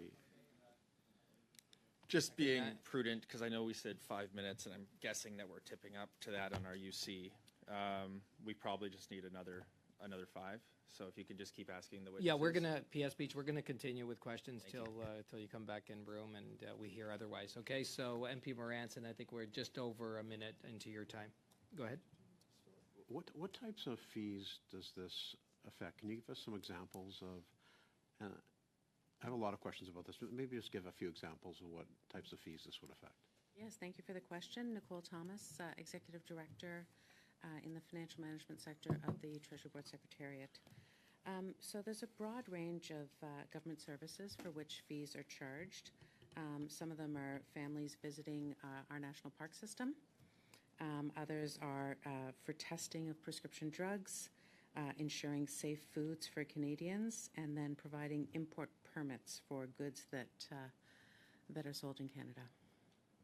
So when you're amending the way government services, basically your briefing note says, as part of its efforts to minimize costs to Canadians, the government is proposing to amend the way fees for government services are administered. We'll do this by making changes to the legislative framework governing fees and services. Does this mean that it's the intention of the government to raise an array of fees?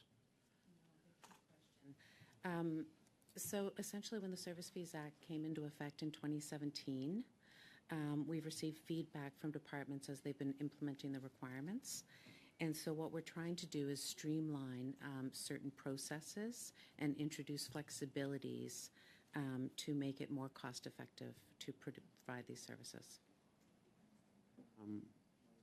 I'm just having trouble putting my eyes on it, but there's something in your briefing notes about making sure that taxpayers don't carry the brunt of these costs. So to me, what you're saying is that you want the costs to be borne by the people who are paying the fees.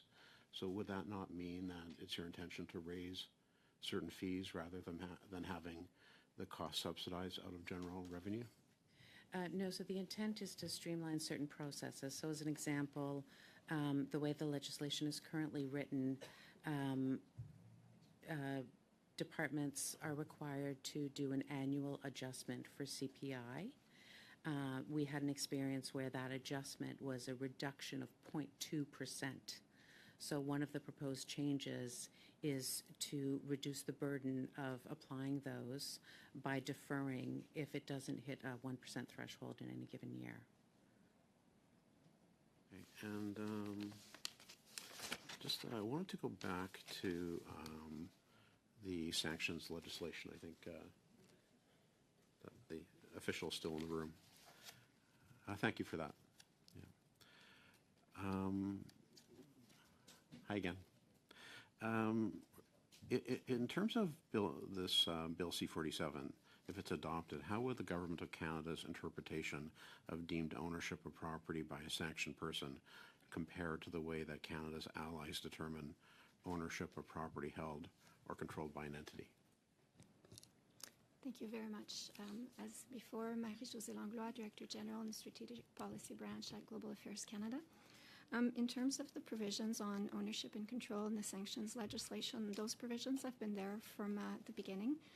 The dealing bans talks about the fact that Canadians cannot deal with property that is owned or controlled directly or indirectly by listed entities. The amendments that are proposed at this time are meant to clarify those provisions. They clarify that the properties of the subsidiaries or related companies are deemed to be the property of the listed entities, and also that there are tests or criteria that people can use, that Canadians can use to assess whether they can deal with an entity or not. This is similar to what is found in other countries' sanctions legislation, for example, the US or the UK. More time? That's it? Okay. Moran, Thank you very much. thank you. And now we're going to the Liberals. MP Chattel, please, for 5 minutes. Merci, Monsieur le Président. J'ai une question. Thank you, Mr. Chair. I have a question around the Canada Growth section, Division 32. But I see we might be missing a group. Is there someone who is able to talk about the Canada Growth Fund, Division 32? No, I don't think so. I think we skipped a division. Maybe the team wasn't available. That's all right. I have other questions. I'd like to talk about the patent law in Division 26. There is mention of the delays in the delivery of patents, which are absolutely crucial. And with your colleague earlier, we were talking with Mr. Turcotte about the importance of innovation within our businesses. Can you tell us a little more about Division 26 and how the amendments will support faster delivery of patents? Tout d'abord, merci pour la question. First of all, Thank you for the question. I am the Executive Director at Innovation and Science. It's a little bit technical. The changes that are being proposed to the Patent Act are really to implement changes that were agreed to under the Canada-US-Mexico Agreement, CUSMA. So the nature of the changes is regarding the availability of additional patent term when an unreasonable delay occurs. CUSMA holds that an unreasonable delay occurs when a patent applicant has to wait for longer than 3 years after their examination begins, or more than 5 years after they initially file. So what this does is it allows for the extension of patent term to accommodate for any delays that might have been on the part of the Canadian Intellectual Property Office during the administration of it. So what that means is that if CIPO takes longer than the prescribed amount of time, which will be worked out through regulations to follow, they would be, the applicant would be enabled to have an extension of their patent term that is equal to the amount of time that was taken on the part of CIPO that was beyond what's considered a reasonable amount of time in the CUSMA. Et vous pensez que ça va stimuler l'innovation, ces mesures-là, ou... And you think this will stimulate innovation, or is it more of a technical nature? Good question. What it will do is it provides the appropriate incentives to maintain a well-functioning patent application and review system, which certainly could be supportive of innovation. It also ensures that those who put in the research and development effort to and the resources required to support research and development are better assured of having an appropriate amount of time under the law to take advantage of that innovation, which of course would be supportive of continued investment. Donc, après avoir passé du temps avec Monsieur Turcotte. So after having spent time with Mr. Turcotte, they're going to go see you and they'll be well served. Thank you very much. I'm going to give the rest of my time to Ms. Jerovich because she has 42 questions for you. Okay, 44. But I will. My question is about modernizing the National Research Council. So whomever is able to respond to that. So look, it says as part of our notes here, Budget 2023 proposed legislative amendments to the NRA Act. Provides flexibilities that are critical to ensuring that the NRC has the flexibility. Sorry, not NRA, sorry, but NRC Act, ensures that the NRC has the flexibility it needs to speed up capital purchases to match the speed of business and provide its partners with the timely access to specialized facilities and expertise they need to succeed. So my two questions there is, the $962 million that we're investing in this, what problem is it seeking to solve? And then two, how are we defining the speed of business, since that is what we're targeting to match? Thank you for the question. My name is Marcel Turcotte. I'm the DG of Policy at the National Research Council. So regarding your first question, it's the result of a 4-year study we undertook at the NRC that included a panel of peer reviewers of Canadian international experts and academics that looked at our current facilities footprint and the state of those facilities across the country. And what it found was that it was a deferred maintenance of upwards of $700 million because of an underinvestment over time in our facilities. So the $962 million that was announced in the fall economic statement is meant to revitalize those facilities, to bring them up to modern standards, and to better allow them to work with innovators. Point of order, Mr. Chair.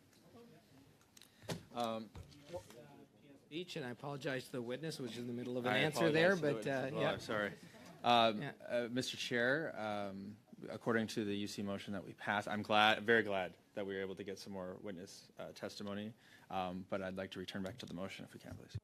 Okay, Can so we allow him to- members, we are going to be returning now back to the motion. So Can we at this have- time, Can we have him finish his response?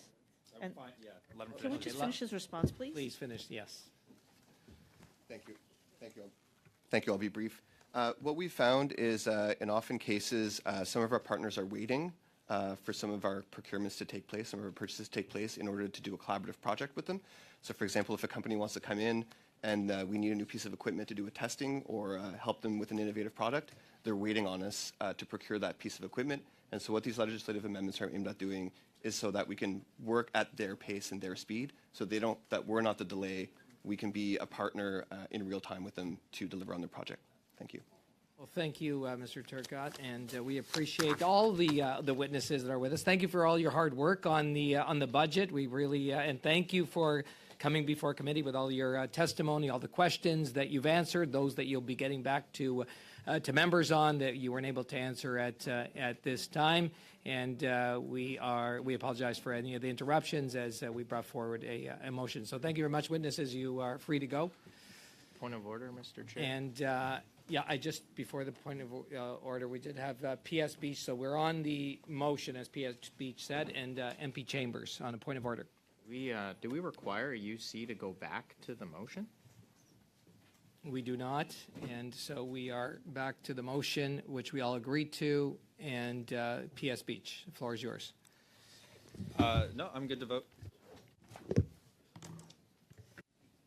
Yes. Oh, your hands up. Yeah, okay. thank Yes. you. Okay. Yes. Yeah, so yeah. I see MP Lawrence and then MP Morantz. I think I got it in that order. I wasn't sure. It was pretty close, but I'll say give the nod to Lawrence and then Morantz. Yeah. Thank you very much, Mr. Chair. I'd like to say that there are hundreds of billions of dollars that will be spent, and certainly, if I was the minister in charge of the budget, I'd welcome the opportunity to talk to the committee and to explain all the great things, including as in question period when she notably, but somewhat didn't characterize correctly what I said in question period or in finance committee when I said the naming of the GST rebate was a cheap marketing trick, which I stand by. And so it's not the GST rebate. Conservatives have, of course, supported the GST rebate, and they have at numerous times, including this time. And so, in fact, we stood up on all and let it go through all levels, all stages, and passed it so that we could get the GST rebate to most vulnerable Canadians. Conservatives will always be on the side of tax reduction and tax cuts. But I do want to, but I would really, and I know that the Minister of Finance is probably watching this right now with intensity and curiosity. And I would just throw out the warmest of welcomes for her to come to this committee, and she can count on I'm sure some strong questions, but very cordial questions and respectful as to the position that she has attained and the position that she holds in the Canadian government. And so, like I said, I would, with the warmest of greetings, request her presence here before the Finance Committee. We have invited her a number of times, including on the inflation study, of which she has yet failed to appear. Once again, if I were the Minister of Finance, and clearly I am not, I would for sure want to be in front of the Canadian public. And I might say, like the Governor of the Bank of Canada, who has responded to all of our invitations, and I might say has been very open and forthcoming with this committee, and not in any way afraid or nervous about talking to our committee, because he realizes that ultimately he's not talking to the Finance Committee, he's talking to the representatives of the Canadian people, and I believe that democracy really compels all of our public officials to talk and engage, even people we disagree with. I know that certainly in my constituency office, if I get someone who has a different view than me, I actually have them put to the front of the line, because I believe that it's through a diversity of thought and through various opinions that we actually are able to grow and expand our own mindsets going forward. But I guess maybe I'll just start getting into the substance of the budget, as it were. Mr. Chair, how long do we have resources for as well? I believe we do have resources, right now till at least, well, probably I'm just hearing right now, at least for another plus minutes.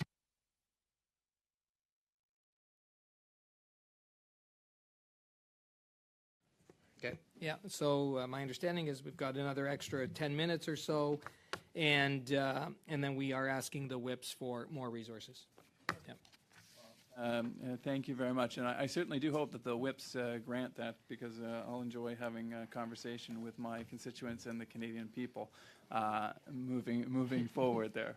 And so just take the last one. Let's start maybe with what I was hoping to see in the budget and the Budget Implementation Act. Conservatives really came into this looking for three things. One of which was tangible support for Canadians through more powerful paychecks and taking less of those paychecks, because it's extremely challenging. And I actually had the well, I can say his name, I guess, in committee, Kevin Lamoureux, challenged me when I talked a little bit about the marginal tax rate. He didn't seem to know that there are Canadians who are earning well less than $50,000 who are paying a marginal tax rate in excess of 50%.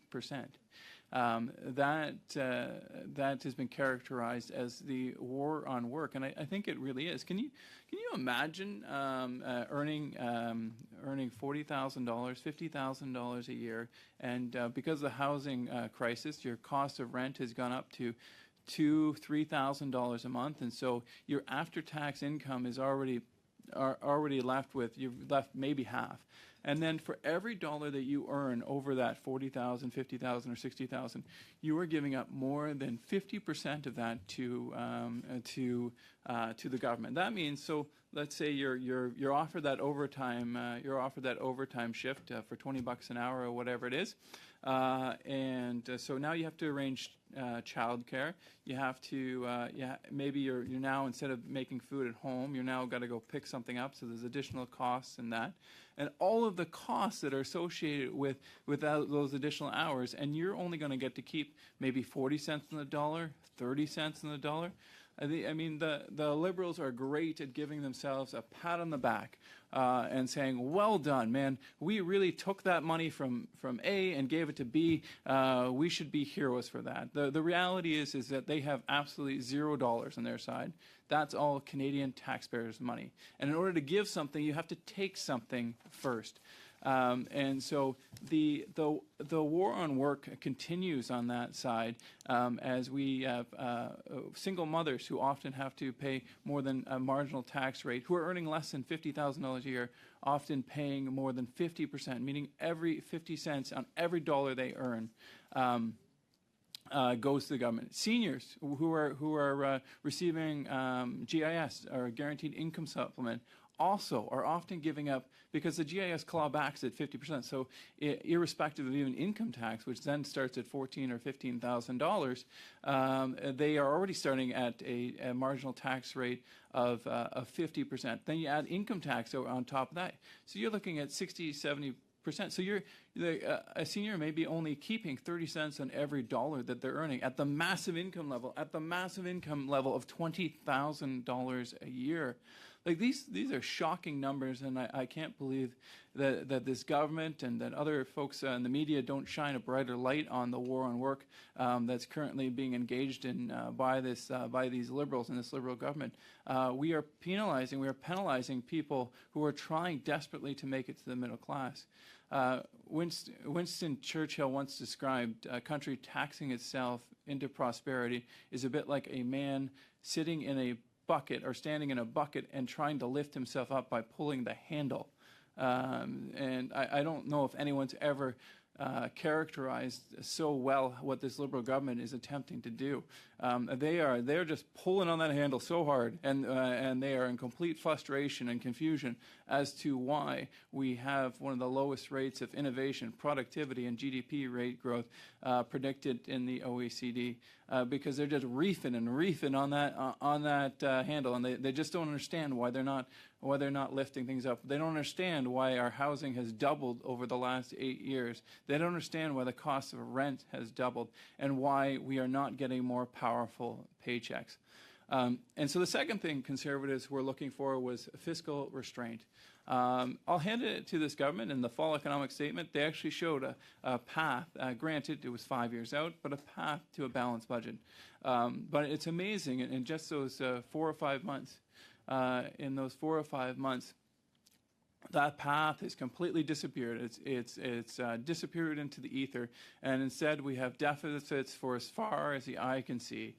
With the cost of borrowing, according to Tiff Macklin, interest rates are going to stay high. So that means the cost of borrowing. We'll see likely within the next couple of years that the cost of borrowing will actually exceed the total healthcare transfers. So we'll be spending more on interest, Mr. Chair, than we will be spending on healthcare. And so we need a path back to sustainability. If you remember, Mr. Chair, back not but 4 or 5 months ago, the finance minister said, "We have a line we will not cross. Debt to GDP ratio will not increase. No way, no how that can happen in Prime Minister Trudeau's Canada. It will not happen." Well, less than 6 months later, guess what? We are now forecasting the debt to GDP ratio will increase. Now they say, hold on, Phil. Don't worry, we've got a plan. And you know what? In 2 or 3 years, we are going to cut departments by 3%. We're going to get that debt to GDP under control. We're going to see after this so mild recession that you can't even feel it, that they tell us about. This economy is going to roar back, and don't worry about it. We're going to have more revenue than you can imagine, and we've got these 3% spending cuts that, as we just heard from officials today, we're less than 6 months from when this government believes those spending cuts are going to start. Not one of them had a plan. Not one of them could tell me $1 that they were going to reduce their spending by, and so we see that this over and over and over again. This government continues to get an A for announcements, but F for follow-up. And we do not have a plan. And I'm curious too to whether the strike was priced in to the budget, or will that be an additional cost? Now the negotiation that took over 2 years and required a work stoppage to get this government finally to a serious bargaining position, and will that make it even worse? So we've got right now, and I refuse to, with all respect, to take with any seriousness the budget forecast anything more than a year in advance, because I suspect that will change, just as it did from the fall economic statement. As you remember, like 6 months ago, we were going to have a balanced budget in 5 years. Now we've got deficits as far as the eye can see. 6 months ago, we weren't going to have a recession. Now we're going to have a recession. They told us that we were going to have deflation. We had inflation. And so you'll have to excuse, Mr. Chair, my skepticism with respect to this ability to really forecast anything. I don't know. They could not tell us whether there was going to be inflation, because they said deflation, there was inflation. They told us that there was going to be a balanced budget. Now we have deficits for as long as the eye can see. We now have forecasted debt that's going to go over $1.3 trillion.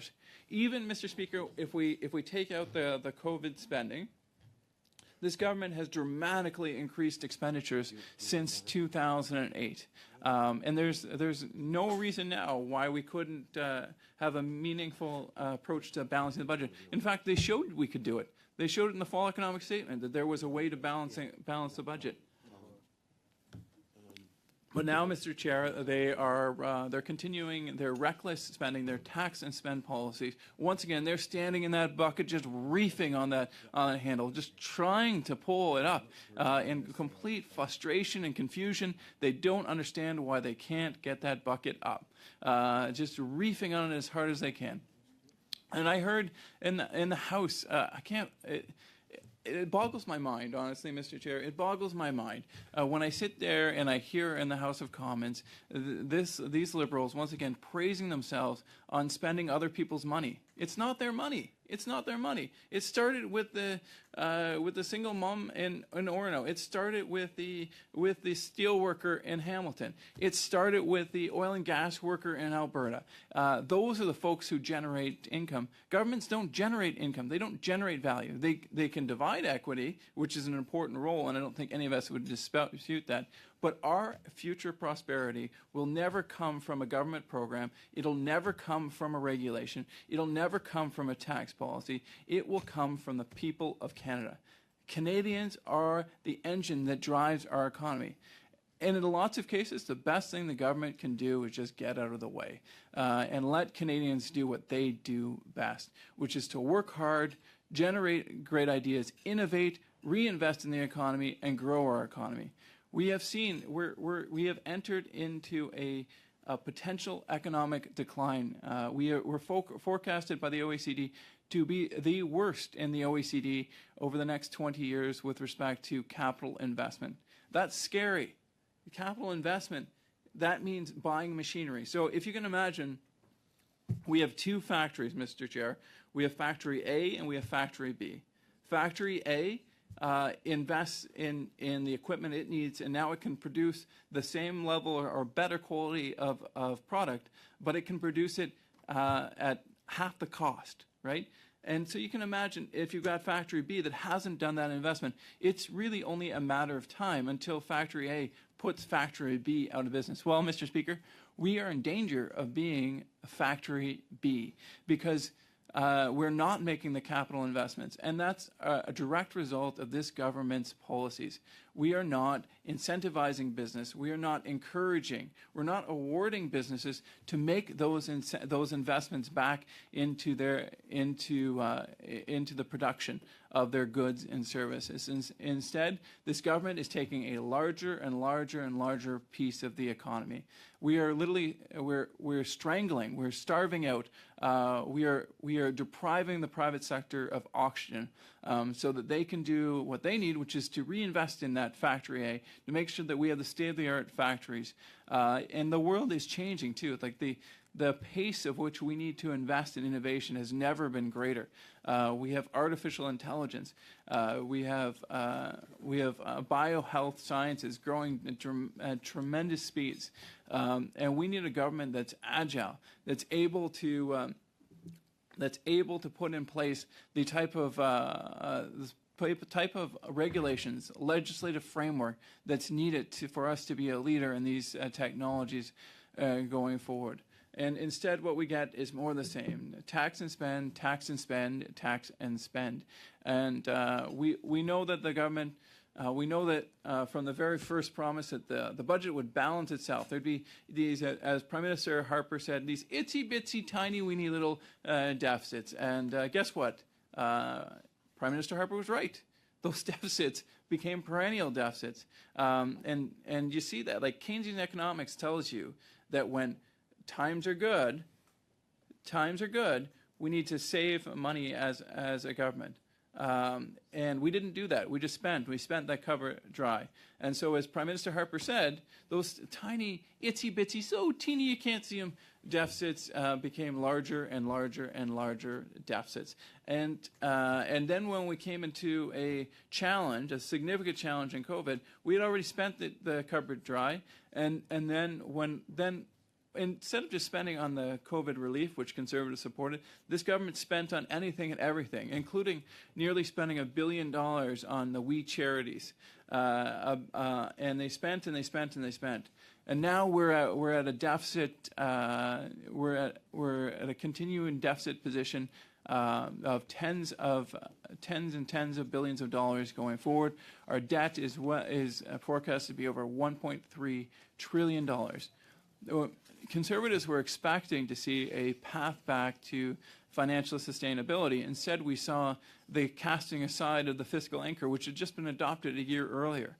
And now we're once again adrift without a fiscal anchor and without a fiscal plan. And so we'll just continue to spend. And we know what that results in because the leader of the official opposition forecasted, in fact, I can remember him in the House talking about the possibility of inflation and the finance minister saying, no, we're at fear of deflation. What don't you understand, Mr. Poilievre? It's deflation we need to worry about.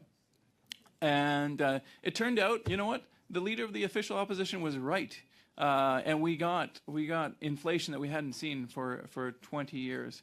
And so the more this government spends, the more inflation that we have. And if there was anything that I could share with my colleagues across the aisle, it would be that very basic fundamental principle of economics. The more the government spends, the more inflation we'll get, the more things will cost. Sorry, Marty, are you on the list there? Yeah? Yeah. Okay. Well, I'd feel bad taking up all this time. I can see my colleague to my left here, well, welling up with excitement. So I'll give some of my time to Marty, but please don't take too much time, as I'd like to return back on the speaking order. Sure. MP Morantz was next on the list, then I have MP Zerowitz, MP Viersen, and then MP Fast, yes? Fast. I appreciate Lawrence. MP Morantz. Thank you, Mr. Chair, and I just want to thank my colleague, Mr. Lawrence, for his bang-on remarks.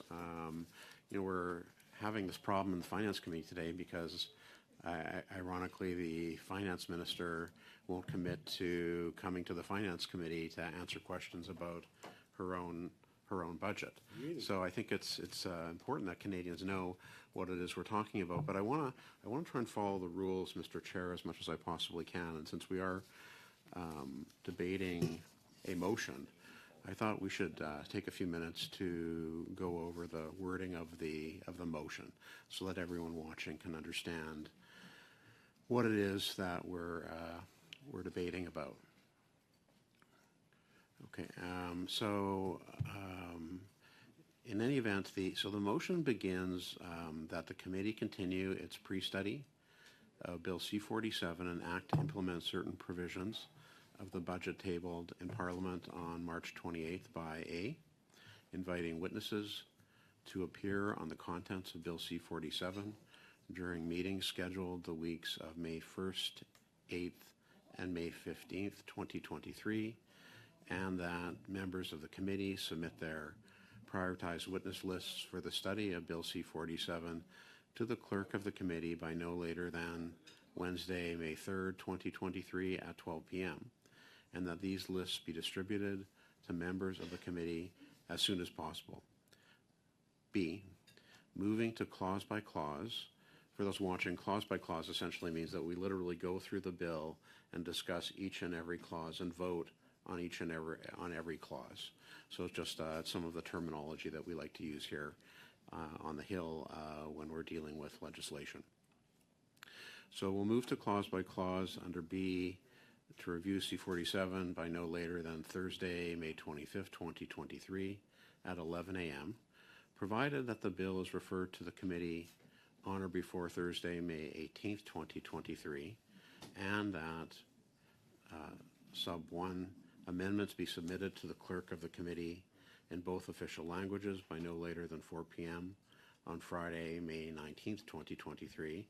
And sub 2, the clerk of the committee write immediately to each member who is not a member of a caucus represented on the committee and any independent members to inform them of the study of Bill C-47 by the committee and to invite them to prepare and submit any proposed amendments to Bill C-47 which they would suggest that the committee consider during the clause-by-clause study. Now, this particular portion is very, very important because for those watching, they may not realize that, it's generally officially recognized parties that sit on the committee. So, for example, this committee has 12 members.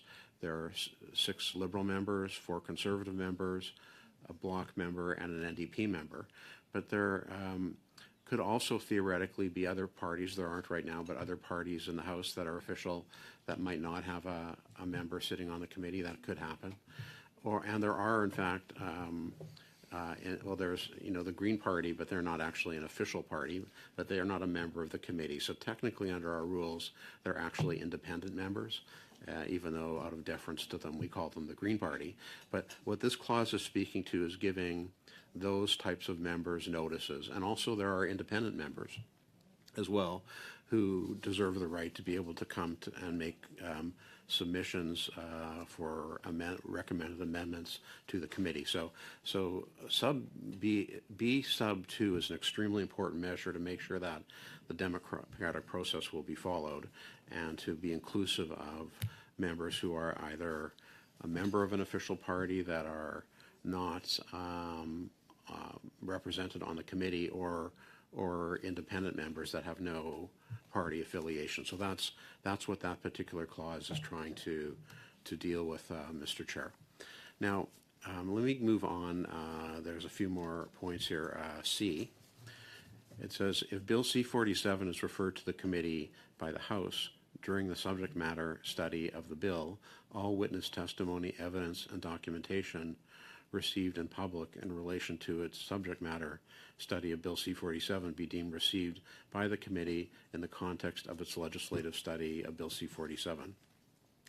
D, subject to the approval of the recognized parties' whips and the availability of meeting slots from the House of Commons, the committee hold as many additional meetings as possible with the goal of accomplishing at least 20 hours of study prior to the beginning of clause-by-clause consideration of the bill. E, that the chair of the committee write as promptly as possible to the chairs of the following standing committees to invite them to study the subject matter of the following provisions of Bill C-47 and act to implement certain provisions of the budget tabled on March 28th, 2023. Now, I'm going to go through these letters, but I think this is an important point that I want to circle back to, something I raised earlier in the meeting. And people, it's very important that Canadians who are watching this meeting right now understand this. Budget implementation bills are supposed to be about the budget. They're supposed to be about revenues and expenditures, economic policy, fiscal policy, that kind of thing. The problem is that a massive part of this bill has nothing to do with any of those things. They call it an omnibus bill, and it's really an opportunity for government politicians and public servants to basically get into legislation things that they should really be trying to get into legislation through the normal course, through the ordinary process of introducing a bill, having it go through the various readings, the committee stage, and then third reading, and then over to the Senate. This omnibus method is essentially a shortcut, particularly in a budget bill, which is essentially considered to be a confidence motion. Now, the reason that's important is that a confidence motion is a bill that if the government loses the vote on a confidence motion, it loses the confidence of the House, and in all likelihood an election ensues. And so I think public servants and politicians who put those types of non-budgetary matters in the bill think that, well, it'll slide by, and no one, it's going to pass because we have, the costly coalition. The NDP is going to support us no matter what, because we basically they're basically not an opposition party anymore, and they're just going to support this budget. And so this is an opportunity for us to get something passed, to short circuit the process, essentially, to get something passed that they might not be able to get passed in the ordinary course, and that's really unfortunate. And I'm really not a big believer in these types of bills, but you know what? I'm not the only one. In fact, I have very well known company on this opinion. So I'll tell you what he said before I tell you who said it. I wouldn't use them. There will always be big bills, but they need to be thematically and substantively linked in all their different pieces so that they form a piece of legislation. The kitchen sink approach here is a real worry to me. The last Conservative government also used omnibus bills to prevent Parliament from properly reviewing and debating its proposals. We will bring an end to this undemocratic process. You know who said that, Mr. Chair? It was Prime Minister Justin Trudeau said that. So he and I are of the same mind on this one. It's not a lot that we agree upon, but it sort of begs the question, why would he say that back in 2013 and now be doing the exact same thing he said he would never do? He called it undemocratic, Mr. Chair. And so now we have well, I shouldn't be surprised because there's so many things. You know, we'll plant 2 billion trees, didn't happen. The debt to GDP ratio is going to go down, didn't happen. We'll have electoral reform. This is the last first past the post election. We should be worried about deflation, not inflation. Interest rates are going to stay low. We're going to have the budget balanced by 2019. Don't worry. Vote for us. It's all well. Oh, by the way, you get more back from the carbon tax rebate than you pay in carbon tax. We know that's not true. So I shouldn't be surprised, and when the Prime Minister says something for political convenience and then literally does exactly the opposite thing. Now, that gets me to the rest of this motion, because what this motion ironically tries to do is deal with all these non-budgetary rules, things like the style and title of the King of England, and some of them may be laudable goals, like experimentation on animals and things like that. But I don't know what that has to do with a budget bill. So what they try and do to kind of get around that is now they're saying to us, well, we recognize that expertise to study all sorts of things in this budget bill that doesn't really exist at the Finance Committee.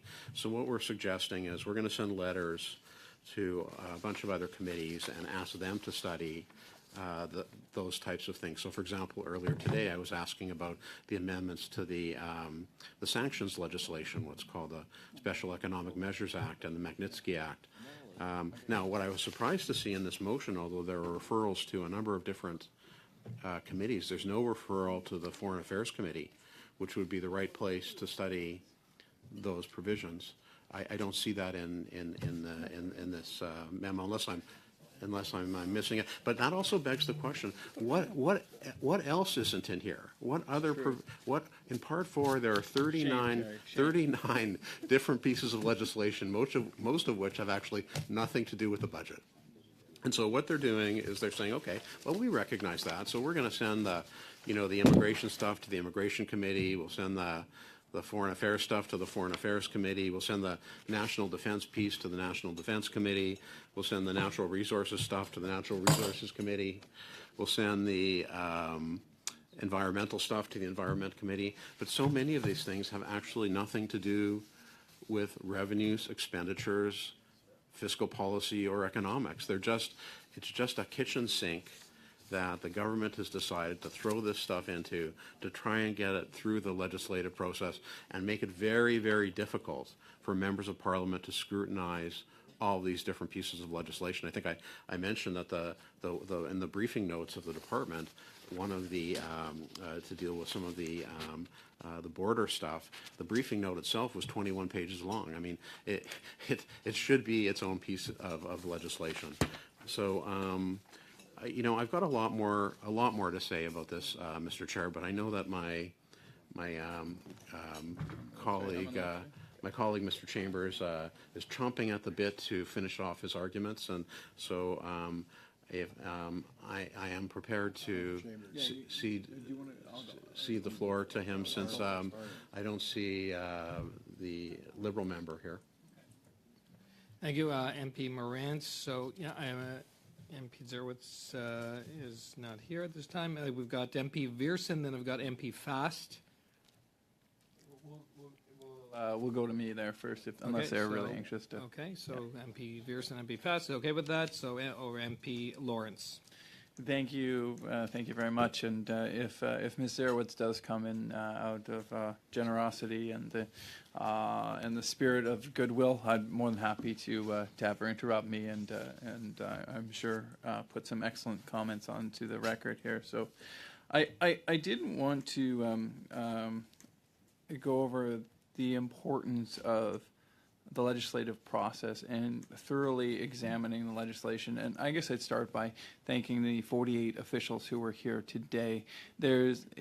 So I had a private members bill, actually, and that's why I missed some time here at the Foreign Affairs, and certainly missed my time here with one of the best committees, I think, in all of Parliament here. But over there, just for one small, it was about, I think it was less than 10 pages anyways, my private member's bill. We had 4 meetings and extensive consultations and discussions, many amendments from all parties, and so that was just one small private member's bill, right? When we look at an omnibus budget like this that has tens, if not hundreds of pages in it. I think it's important, in fact, it's critical that legislators are able to do their job. And we're talking about billions and billions of dollars that are being spent. And it's critical that as legislators we have the time to review and understand it.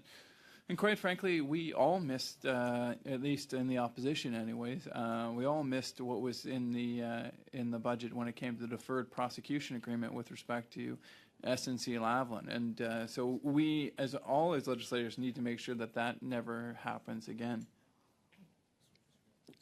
And so we need to make sure that we have the appropriate consultations.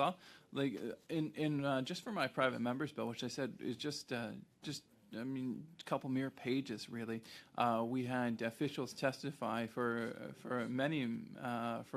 probably hours when you combine them on just this relatively small provision.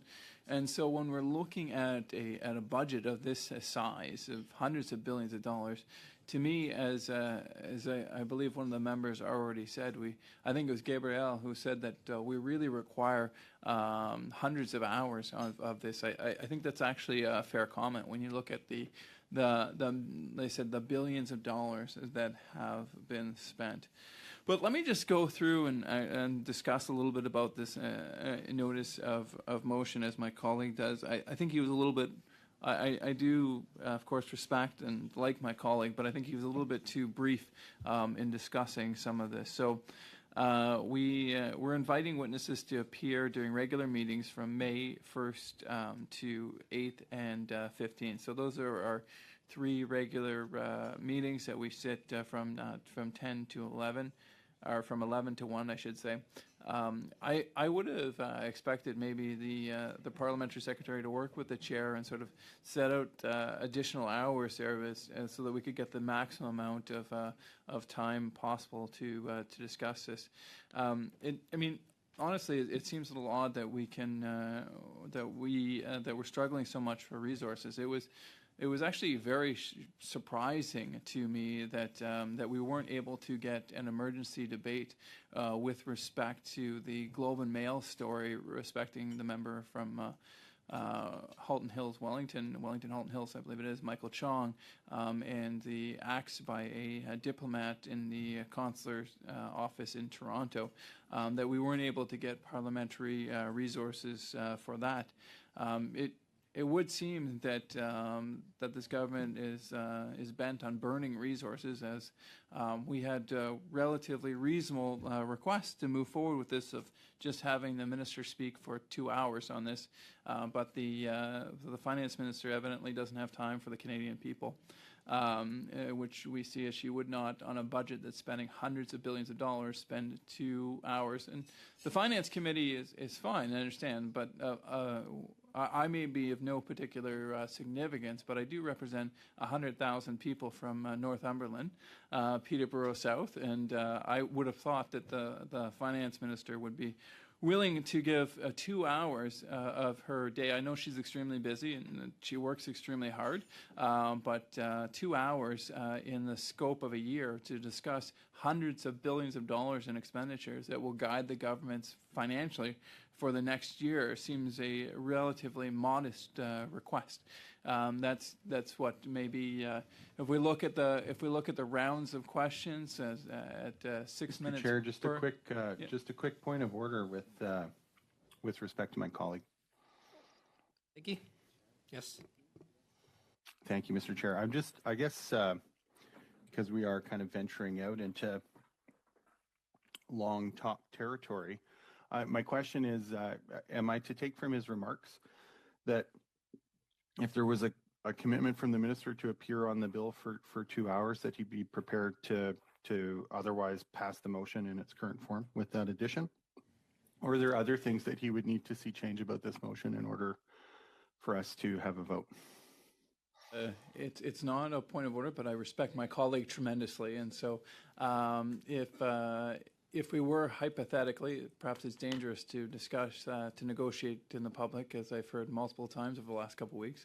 But if hypothetically we were to get the minister for 2 hours, and instead of ending the clause by clause or starting the clause by clause on Thursday, just doing it 3 days later on the Monday, my sense is that we would be able to move forward with this in a meaningful way, and we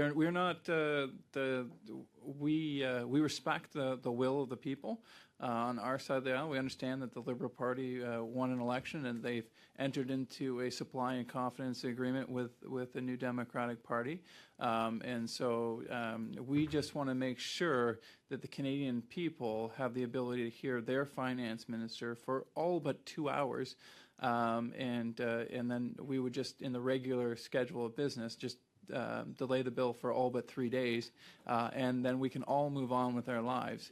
But my understanding is that unfortunately and I stand to be corrected if the parliamentary secretary or someone wants to correct me, I'm more than willing, or anyone on their side.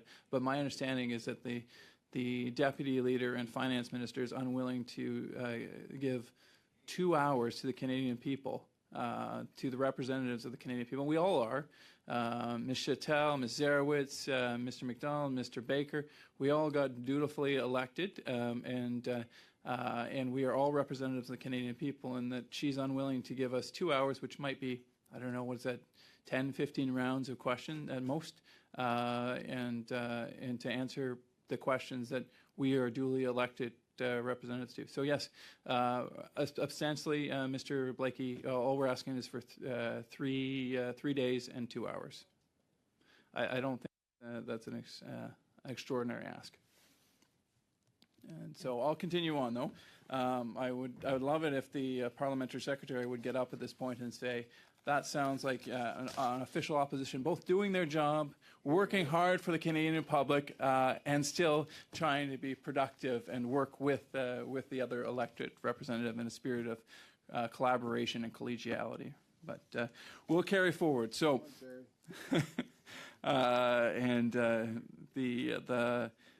So the next part is the members of the committee submit their prioritized lists to the study of Bill C-74 to the clerk no later than Wednesday, May 3rd at 12 p.m. and that these lists be distributed members as soon as possible. I would actually take this opportunity. We still have a couple days, well, if this motion is passed, to get witness lists into the clerk, and I would make a call out to the folks in my riding. If there's anyone who's been affected by inflation, like many of you had, and they wish to talk, please.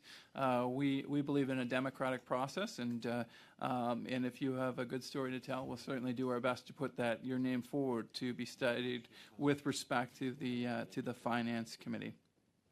I'm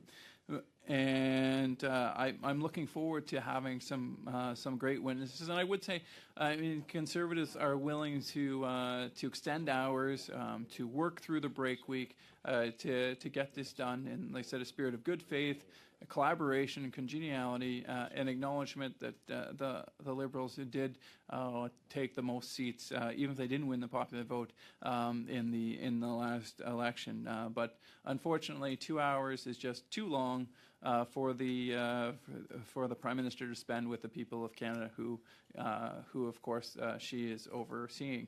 I guess it's too long for her to come down and talk to the Canadian people. I'm sure she believes she has more important things to do. And then moving to clause by clause on C-47, no later than Thursday the 25th at 11 a.m. Like I said, we would like to see it just to bring the clause by clause just 3 days later, 4 days later on the Monday, and so that we can do it in the regular course of meeting. Conservatives have absolutely no problem sitting throughout the break week to make sure that we can get as much testimony on record so that we can hear from Canadians, because we believe as elected representatives, that's one of our critical obligations to the people who elected us, is to engage, talk to them, and listen to them. And then, of course, we have the usual with respect to amendments, which would be on Friday, the May 19th. If we did move back the date, we would probably move that back just in housekeeping, but going forward there. The clerk of the committee will write immediately to each member who is not a member of a caucus representative to the study, and any independent members who inform them of the study of C47 by the committee, to invite them to prepare and submit any proposed amendments to Bill C47, which they would suggest at committee consider clause by clause. Of course, we do have a number of independents. We used to have Jody Wilson-Raybould because she was thrown out of the Liberal caucus for speaking truth to power, but she decided not to re-up, which is unfortunate because I thought she was an excellent member of Parliament.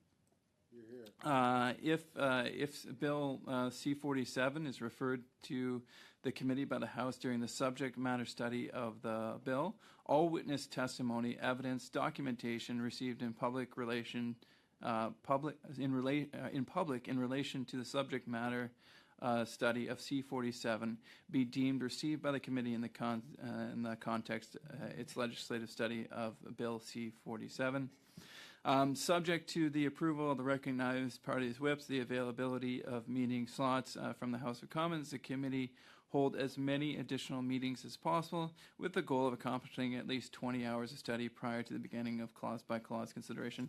I think 20 hours, conservatives, like I said, in the spirit of good faith, are willing to work with this government, but I really believe that 20 hours would be the absolute minimum. Like, I can't say again, like I can't overstate the size of the money that the government has going out the door. Billions and billions and billions of dollars. When you think about that, like how many billions is spent for every hour of witness testimony that we're getting out the door? And I really believe that the more consultation and engagement in the democratic process we can be in, the better Canadians are, so that we can find issues and we can find ways to improve things, and no person, no government is perfect, and this government is certainly far from perfect. And so I think it's great to have discussion, to have NDP ideas, Green Party ideas, Conservative Party ideas, so that we can improve this budget. 20 hours to me is at the very minimum of what we should be utilizing to discuss this. Not to delay or in any way obstruct the process, but to make sure that as many voices as possible are heard. Then sub E, that the chair write as promptly as possible to the chairs of the following standing committees and invite them to study the subject matter and the following provisions of Bill C47 and act to implement certain provisions of the budget tabled in Parliament. I think my colleague Marty talked about the fact that we're not studying the proposed changes with respect to sanctions in the foreign affairs. I believe that that's correct, and I think that should be something we add in there. Just spending the last 4 meetings or 5 meetings with the Foreign Affairs Committee, I know that they're working extremely hard, and the sanctions are a critical part of it. And in fact, in my own private member's bill, Bill C281, we sought to give Parliament some say and some power with respect to the imposition of Magnitsky sanctions.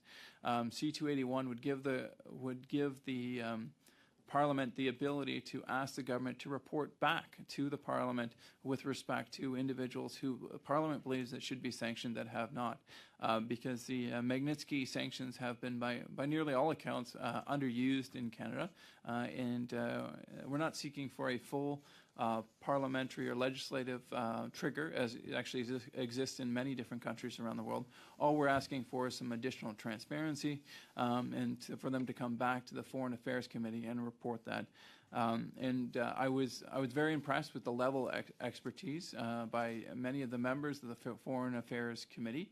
And so I think studying that those changes in the Foreign Affairs Committee makes a lot of sense, as we have some real experts. Of course, amongst them is Michael Chong, and a renowned parliamentarian for both his ability to communicate, and his incredible level of knowledge on foreign affairs and everything relating to foreign affairs.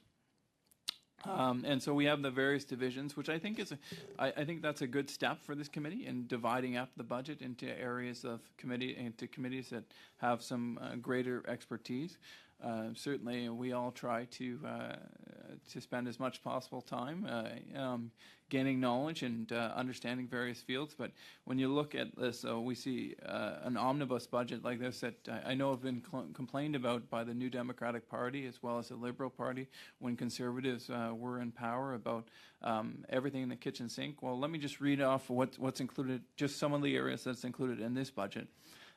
We've got the status of persons with disability, skills and social development. We've got citizenship and immigration. We've got health. We've got industry. We've got national defense. We've got government operations, natural resources, industry and technology, environment, procedure, indigenous, international trade. Those are just some of the topics that are covered in this massive, massive omnibus budget. And so I really sincerely believe that it should be all of our obligations as parliamentarians to cover these subjects at the depth that they require. And this will affect people's lives, right? And will have could have a significant change on many Canadians. And so the least that we should be doing is in a parliament as parliamentarians is ardently and studying these important changes to the Canadian budget. And next is sub F, recommendations relating to the provisions considered to be provided to the forum of the chair of the Standing Committee in both official languages no later than 12 p.m. on Thursday, March 18th. That date is really coming up, and like I said, we as Conservatives would like to work forward and just get to work, and so that we can make sure that we can get through the substantial amount of work and testimony as quickly as possible, and so that in the spirit of collaboration we can get the maximum amount of testimony and conversations on the record, so that as many voices as possible can be heard. And then sub G is if the Standing Committee listed in E chooses not to consider the matter of the provisions, it advise the committee chair in both languages no later than 4 p.m. on Friday, May 12, 2003. I would hope that all committees would have the ability to study these important provisions, but there could be other things that could certainly get in the way of that. And so the other part of this budget and this Budget Implementation Act that is critical is the context that we are in right now in Canada. We're facing some significant economic headwinds, and not the least of which is our productivity numbers, which are lagging behind other countries. Our dollars earned per hour in GDP, our contribution to GDP per hour per worker, in other words, is only $55. That's lower than the United States. That's lower than Ireland. That's lower than Switzerland considerably, I might add. There are countries blessed with far fewer resources than we are blessed with, that are just quite frankly eating our lunch when it comes to productivity, innovation, and capital investment.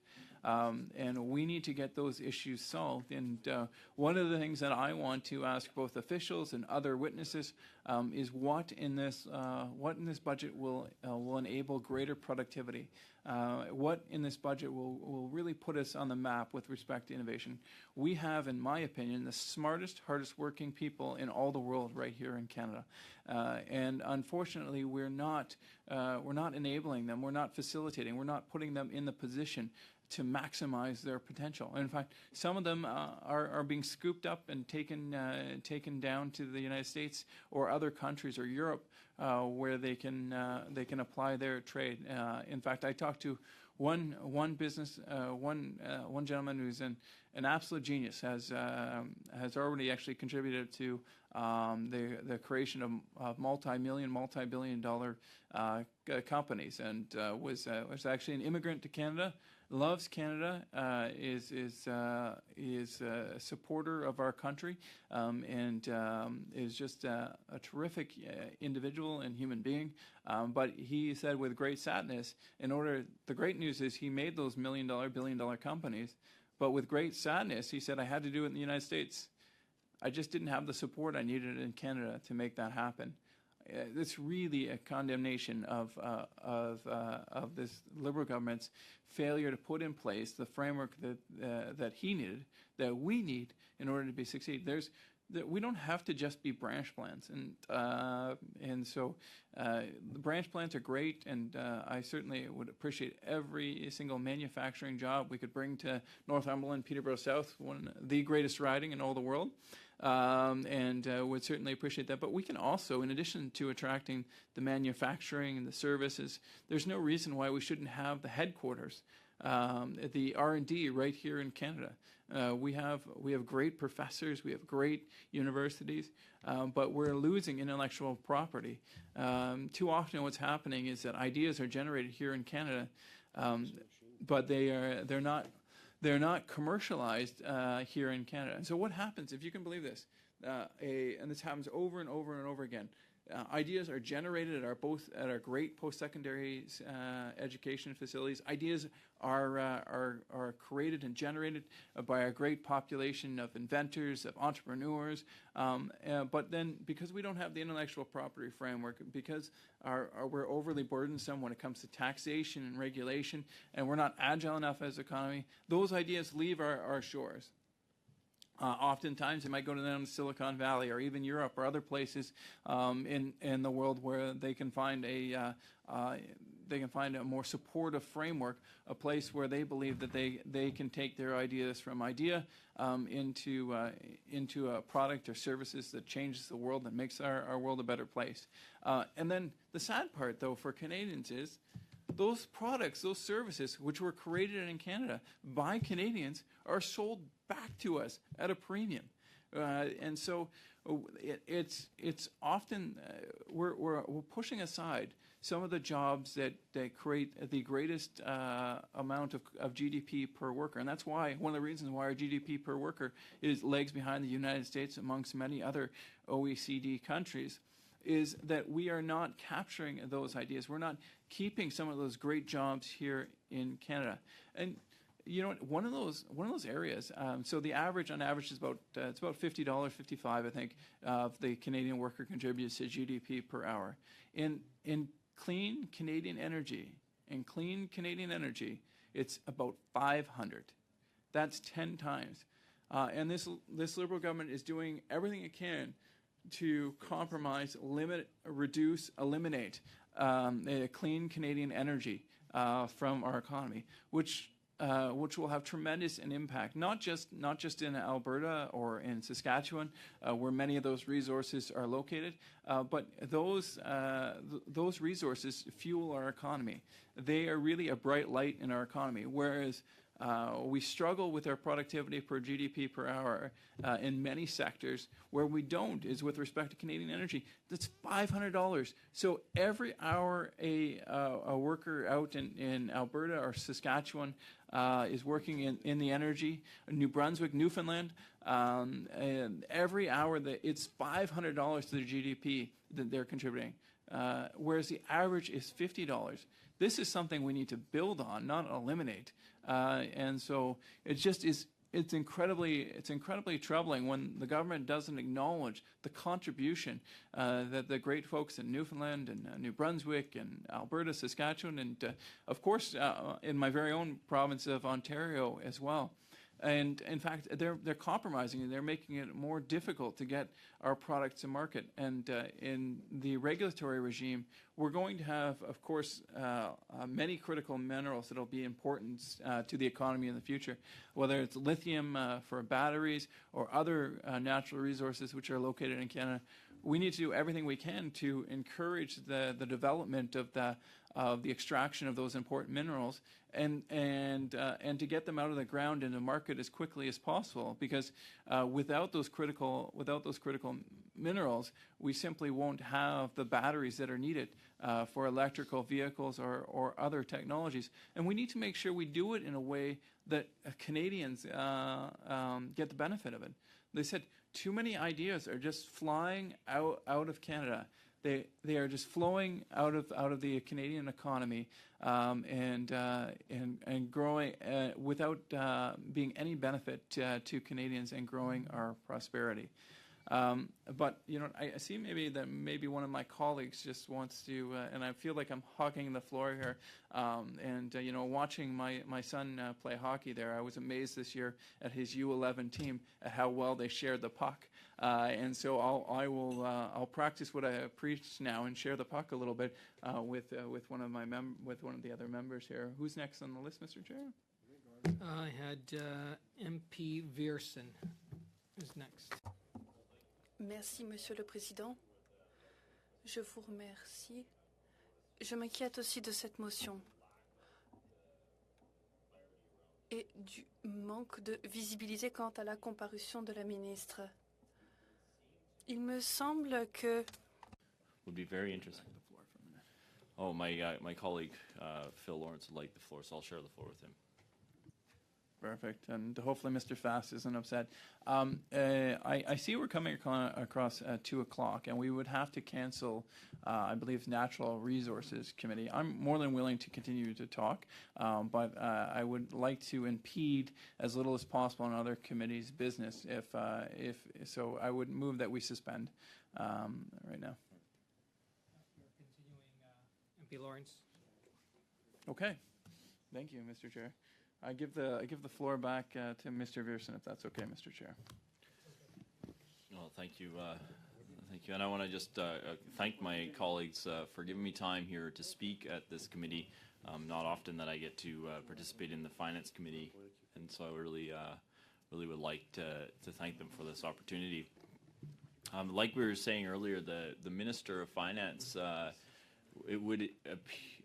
I would expect that she would be more than happy to come to this committee and explain the government's budget. This is the Finance Committee. This is the committee that's responsible for scrutinizing her work, scrutinizing the finance department. And I note that we had nearly 50 bureaucrats here today to do just that, to explain what the budget was all about, to explain the Implementation Act of Bill C-47, and we heard about a great many things. Now, what's interesting is that the bureaucrats are generally empowered to implement the actions of the government, not necessarily to explain why these things have been chosen. That the buck generally stops with the minister, and so it's interesting that the minister is not interested in showing up, or that this motion does not require her to appear for a couple of hours. That seems like a bare minimum in terms of what the minister's obligations are. I would note that we had several bureaucrats here today who said we're knowledgeable on the technicality of what's being implemented, but as to the logic as to why, that generally falls to the political staff or the politicians or the finance minister in general. And so it's frustrating to hear that we are not able to hear from the finance minister for a couple of hours. I was very interested just around we had some of the bureaucrats here talking about the clean. Question period. We're going to suspend that this time, and we will take up MP Lawrence's proposal. We'll come back at 3:30. See you after QP. Thank you.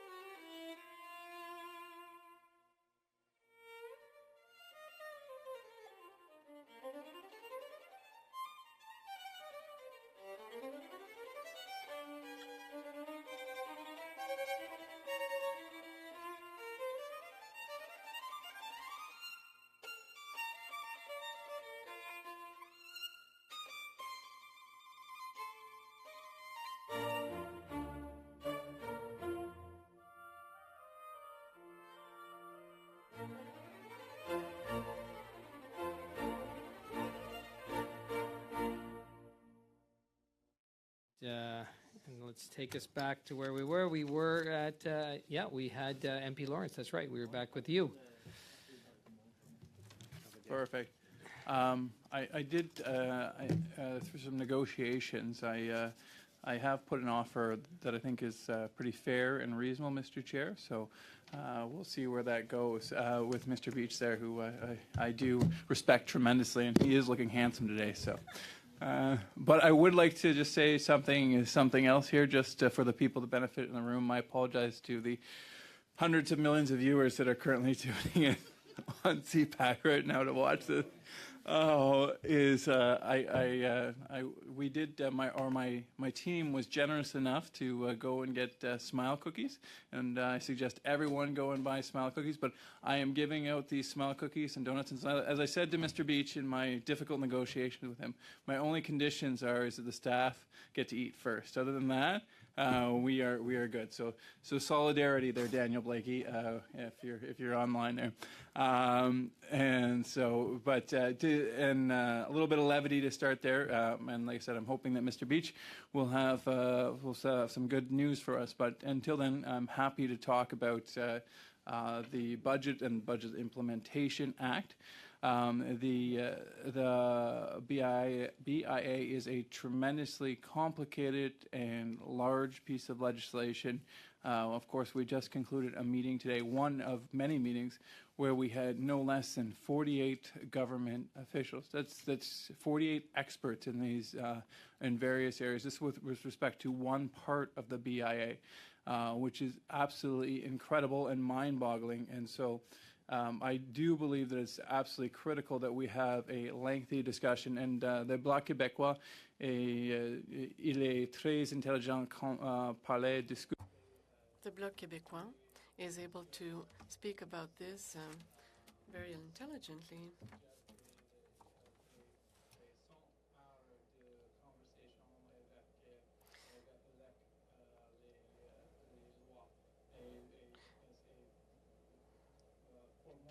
For me, it's really a very intelligent comment that they've been making. As Gabriel Sainte-Marie said, it was a very intelligent, as I thought, it was a very intelligent comment that we could easily have 100 hours of consultation, as this budget will have long-ranging impacts. Everything from health transfers to Transportation Act to even the royal families included in this bill. And so this omnibus bill requires an in-depth consultation. And as I get back to, it's of particularly critical importance in today's economy, because we are at a tipping point here in the Canadian economy, where we are now dealing with. After 8 years, we're dealing with a huge deficit and debt, perhaps negative GDP to per capita number, which is extremely troubling. And the deputy leader or Minister of Finance was somewhat disingenuous in the House when she said we had a 2.5 GDP growth rate in the first quarter of the year. That part is true, but what she left out is that the vast majority of that growth was in January, and March was actually in decline. So we are technically in an economy of decline, and it's her own budget that forecasted a recession in the latter half of this year. And so what we need is to be signaling to our own domestic market, as well as to international markets around the world, that Canada is open for business, that we are actively seeking and engaging in capital, and not just for sweetheart deals for liberal insiders, but open to all commerce, entrepreneurs, business owners across our great land who want to make investments, who want to grow their businesses, who want to hire people, who want to increase the prosperity of this great country.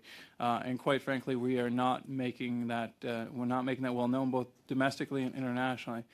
We should be known as a place around the world as the best place to do business in the world, especially given that we have strong institutions and we have great people here in our country, and yet we continue just to create roadblocks in our own way, whether it be over taxation or whether it be over regulation, or just the long arm of government reaching into what business owners are attempting to do. And we need to be clear, and we need to be forthright with Canadians as well. And like I said, I guess the Deputy Prime Minister or Minister of Finance took umbrage with my comments describing the description of the GST rebate, that I called it cheap marketing. Well, I'm sorry, but that's what the name is. And in fact, if she wishes to check the Hansard, the officials agreed with me that there was no reason why to call this GST a rebate GST rebate a grocery rebate other than for marketing purposes, other than for advertising, other than that she could go across the country and say, "Yeah, we've got this great grocery rebate." It actually caused some confusion, I might add. My constituency, and I'm sure I wasn't the only, fielded calls as to how do we use this grocery rebate. Does it work like food stamps in the United States, or how does it work exactly? And so not only was it without substance and without reason to call it a grocery rebate and not calling it a GST rebate, it actually had a negative impact on Canadians because it confused some Canadians, including people in Northumberland, Peterborough South, the best riding in all the world. And so I guess she took umbrage with that, but I think clarity in marketing isn't something that should just apply in the private sector, but the government as well. And so when the government does things like calling a GST rebate anything but a GST rebate, they in effect create confusion, and it just creates deception in media. And if a private sector actor did that, I would think that government would certainly come after them for being disingenuous, for not being open and transparent. Right? It's come a long way since this government said that they were open by default, and it's been a struggle and a challenge since then. This government said that it was sunny ways and that they'd be open by default. And now we've gotten to the point where we're calling GST rebates grocery rebates for no other reason than just to sell the Liberal brand, which granted has taken some significant hits over the last 8 years. I mean, we're facing declining GDP, exploding debt, exploding deficit, just gone through and continue to be ravaged by the impacts of high inflation. But I'm thinking that maybe I'm holding the puck too long for my colleagues, and they might want to discuss this for a little bit there. But I guess I'll just carry on for a little bit longer here, Mr. Chair, if you don't mind. Maybe my colleague would like to say something there. MP Lawrence, I had MP Fast next. Well, thank you, Mr. Chair. And then MP Morantz. Thank you, Mr. Chair, for the opportunity to also opine on the merits of Budget 2023. And I will start off by saying that I'm deeply troubled by this fiscal document. After 8 long years of Liberal government, we have a document that is disingenuous, that in fact reflects an untruthful spirit on the side of the government. And so Canadians, I believe, have the right to ask, who can I trust with the finances of our country? Because at the end of the day, Canada's prosperity hinges on whether budgetary documents actually put in place an environment, a fiscal environment within which not only government can flourish, but Canadians themselves can flourish. So a budget document should not only outline what the government's spending priorities are, it needs to outline what the government's growth objectives are and how it intends to actually achieve those economic growth objectives. And I'll get to that further down into my comments. I will say that the question of who do you trust when it comes to Budget 2023, and more broadly speaking, who do you trust to manage the finances of our nation? We can begin by going straight to our finance minister and her statements. And I'm going to quote that statement here at this table. It has been quoted before in the House of Commons. It's probably been quoted here at this table. But here's what the Honourable Chrystia Freeland, our finance minister, said a year ago when the 2022 budget was tabled. And I believe she was already scrambling at that time to try to make sense of Canada's finances. I don't think she actually got a grip on those finances, but she made this bold statement. Let me be very clear. We are absolutely determined that our debt to GDP ratio must continue to decline. Our deficits must continue to be reduced. The pandemic debt we incurred to keep Canadians safe and solvent will be paid down. This is our fiscal anchor. This is a line we shall not cross. End quote. That was our finance minister almost exactly a year ago. That is a line we will not cross, is something she said. We were going to have a declining debt to GDP ratio to ensure that after this massive spending that took place during COVID, that our country would finally pivot back to living within its means, to having a defensible, a sustainable fiscal policy going forward. And then in the recent fall economic statement, less than 6 months ago, the minister doubled down. She was still predicting balanced budgets. Now, it was going to take 5 years to get to balanced budgets, but at least she had a commitment, or we thought she had a commitment to balanced budgets at some point in time in the future. And then Budget 2023 comes around, and we dig and dig and dig and dig. We can't find this restatement of a commitment to a balanced budget. Because the reality was, there was no such commitment anymore. It's gone, disappeared into the ether.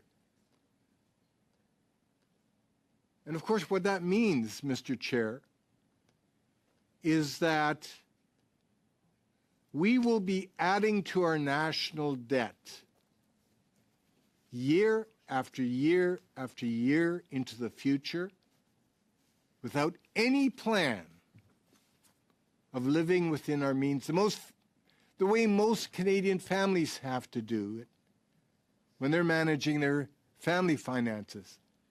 A family can't continue to spend on luxury items if they can't pay for those items.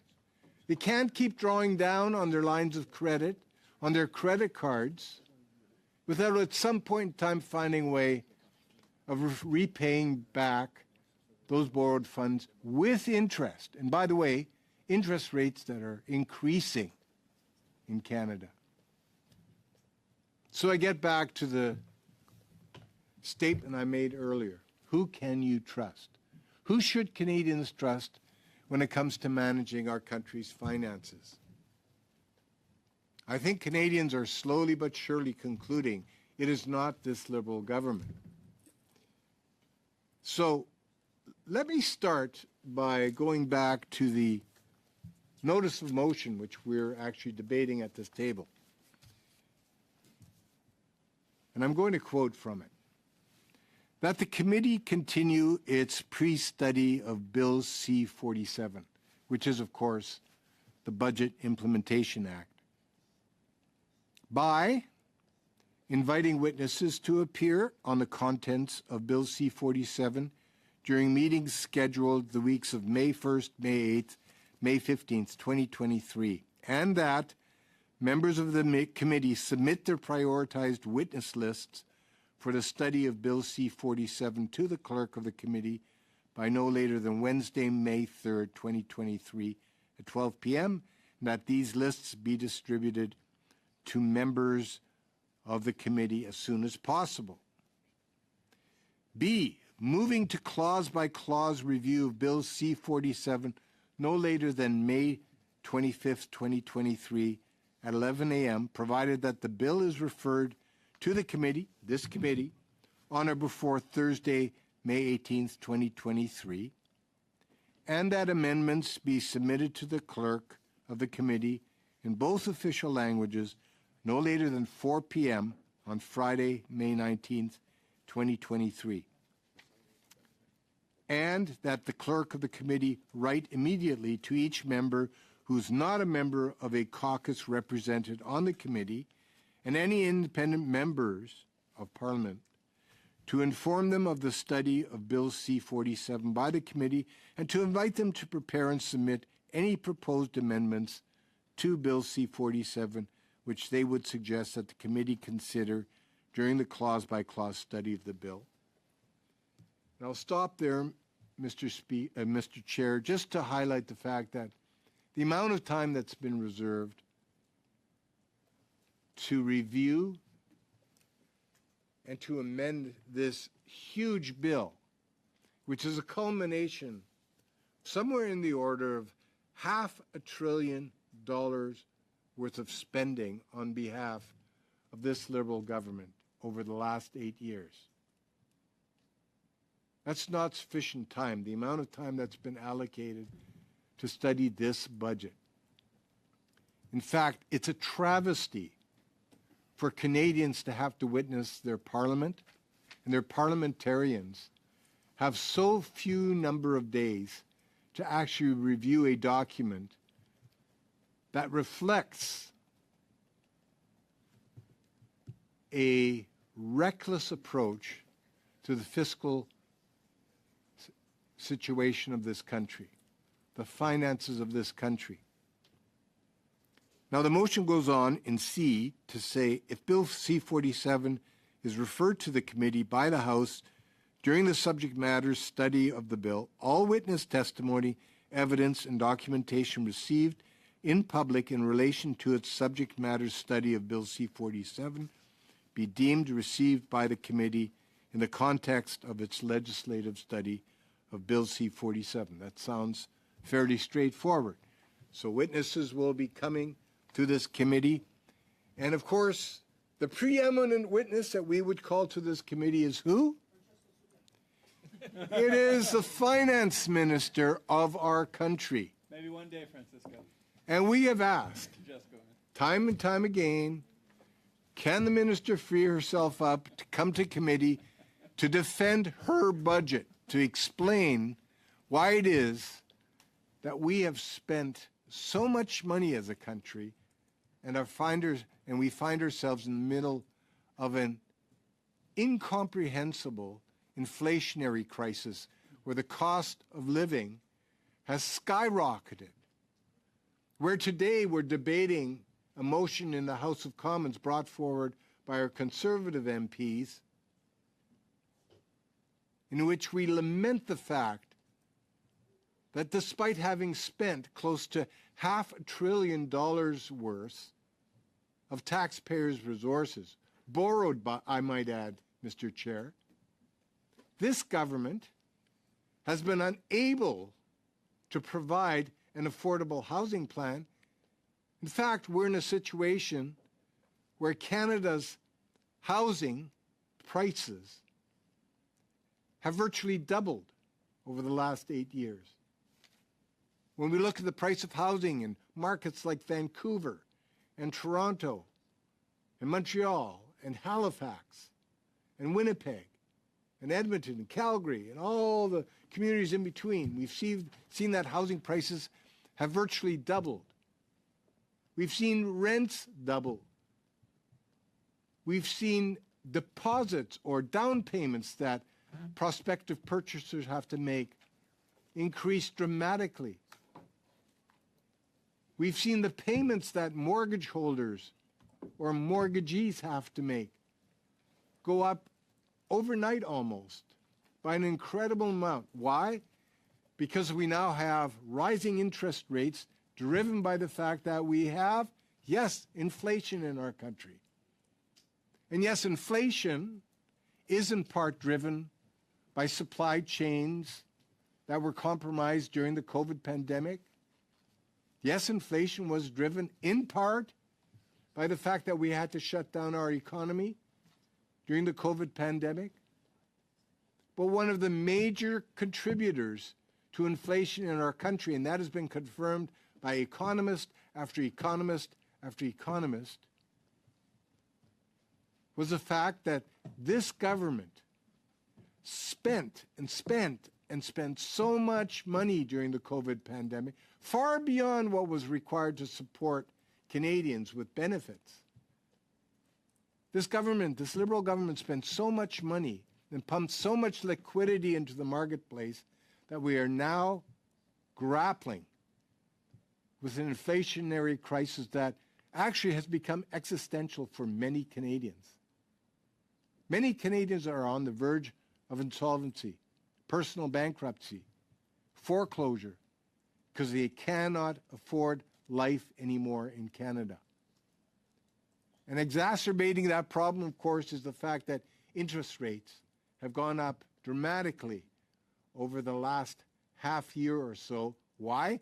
Because the Bank of Canada had to intervene in order to fight inflation by raising those interest rates.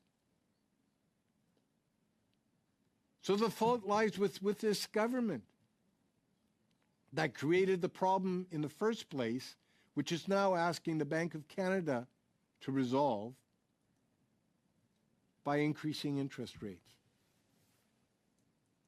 So the question goes back to, who do we trust as a country to manage the country's finances?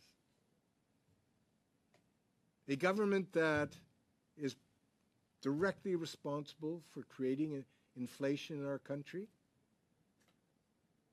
Are we going to trust a government like that? As we entered the budget process, Mr. Chair, you will remember that we as Conservatives, we had 3 requests. That's all we had. The first one was, Mr. Prime Minister, end the war on work and lower taxes on Canadian workers. They are suffering from inflation. They need a break. So that was the first request.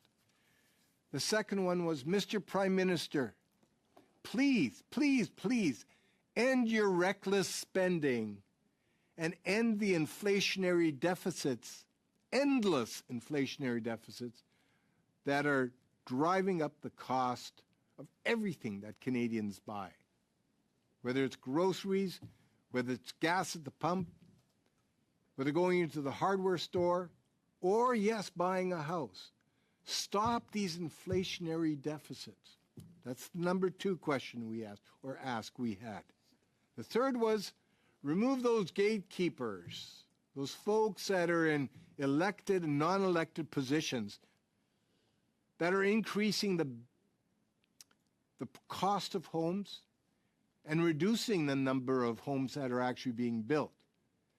Get the gatekeepers out of the way so that average Canadians can actually buy homes, that we have enough homes coming on stream that will mitigate against some of the rising housing prices that we've seen across our country. Sadly, 9 out of 10 Canadians today believe that their dream of homeownership has evaporated. 9 out of 10 Canadians no longer believe in the dream of homeownership. That is appalling, Mr. Chair.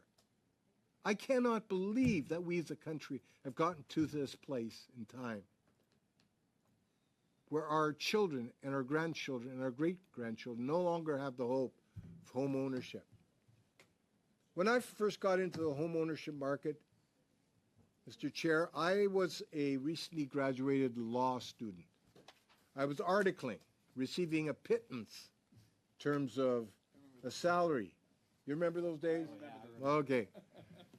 That was me, you know, slaving away in a law firm, making $1,500 a month. And yet back then, the year that I was articling, in the middle of that year, in July, my wife was out of town. I found a bargain. I bought a home. And at that time, interest rates were 18 to 20%. Now, that should shock you, Mr. Chair. 18 to 20%. That was the interest rate at the time that I bought my first home. And the vendor of the house that I purchased was agreeable to taking back a 10% mortgage. I thought I had hit the jackpot. I phoned my wife. I said, I bought a house with a 10% mortgage. I got a real deal. And I did get a good deal on that house. And you know what? I was able to make the mortgage payments on the house. And over the years, we were able to pay off that house and buy a new one and upgrade to maybe a little larger home because I quickly had 4 daughters in succession. But you know, when I got home after buying that house, and my wife got back from a 2-week trip abroad, and she saw the countertops. They were orange, laminate. The carpets were... Point of order, Chair. Point of order. Can I go first? I have much respect for the member from Abbotsford, and I have 3 daughters. I understand now you have 4 daughters. Mine weren't born in succession. We had a COVID blessing, but I think it'd be really great to get back onto the topic of the budget and how great the budget is for Canadians, especially middle class Canadians and those working very, very hard to join the middle class.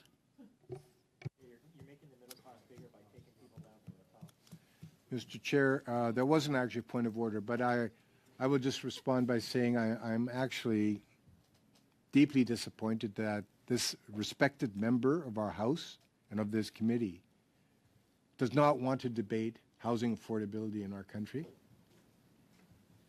That is what I was addressing. I was sharing my experience of housing affordability as my wife came home and found these orange laminate countertops and 3 different carpet colors. One... Baker. Thanks, Chair. I have a point of order. The member is not speaking to the motion, and my understanding is that I'm getting feedback, Chair. I'm not sure if there's a microphone that's open, but I'll just wait for the microphone to close. Thanks. The member is required, according to standing orders, if I'm not mistaken, to speak to the topic at hand, which is the motion. That's what's being debated. So anything that's not specific to that topic, he needs to return to the topic. Otherwise, he needs to cede his time. So I'm just wondering, Chair, if you could remind him to do that. As far as wanting to speak about housing and affordability, that's actually what we want to do, and that's why we want to get this motion passed and move forward with those issues that Canadians really care about. So if we could have a vote on this, that would be great. And we could all move to talking about housing and affordability and those other things that are in this budget that are going to help Canadians. But if the member wants to continue to speak, I think he needs to speak to the topic at hand. Yeah. Okay, thank you, MP Baker. And yes, MP Fast, please stick to the motion. That's exactly what I was doing, so I'll quote back the relevant portion of the motion. That the committee continue its pre-study of what? Bill C-47. That is the Budget Implementation Act, tabled in Parliament in March 28th and that goes on to talk about a number of things that would be done. I'm speaking directly to the budget and to housing affordability, which has become an appalling failure on the part of this Liberal government. So I'm going to continue to talk about housing, Mr. Chair, and I note that other members of this committee have also addressed the issue of the budget and have been given much leeway to actually address the broad scope of this fiscally irresponsible and reckless fiscal document. And so, Mr. Chair, I'll go back. This house that I had purchased with the green carpets, with the orange carpets, and with the crimson carpets that my wife was shocked to see when she came, that became our first home, and it was affordable. I was on a very low salary at the time, and even on that salary, and my wife wasn't working anymore because we had our first child at home, even on that single salary, I could buy a home with a down payment and afford the mortgage payments where the interest rate was 10% per annum. Today, no matter what the interest rate is, housing is no longer affordable in Canada.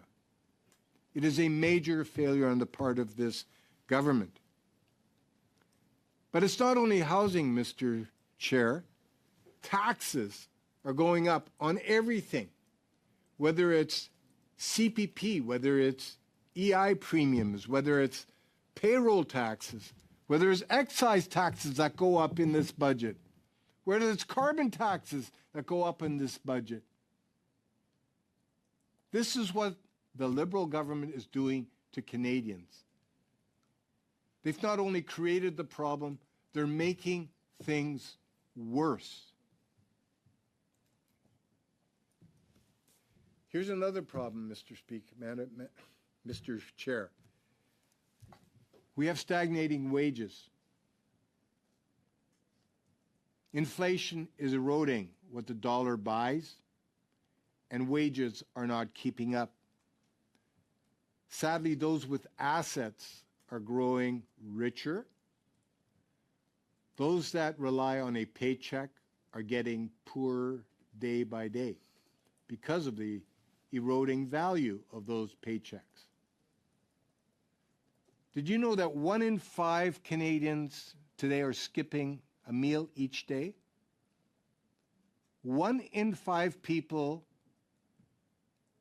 across our country, 1 in 5 individuals in our neighborhoods is skipping a meal every day just to get by because they can't afford that extra meal. It's a perverse situation, Mr. Chair, when the working poor, when the indigent are approaching food banks and asking for medically assisted death. Actual proven cases, people approaching our food banks and saying, I want to die rather than live in poverty and live hungry. Is that the perverse situation Canada now finds itself in? Is that how we want to live as a country? And yet there's very little in this budget that addresses that problem. Today I viewed a video online. Food bank it's called Fort York in Toronto. Blocks long. And it's of course going viral now because it does actually symbolize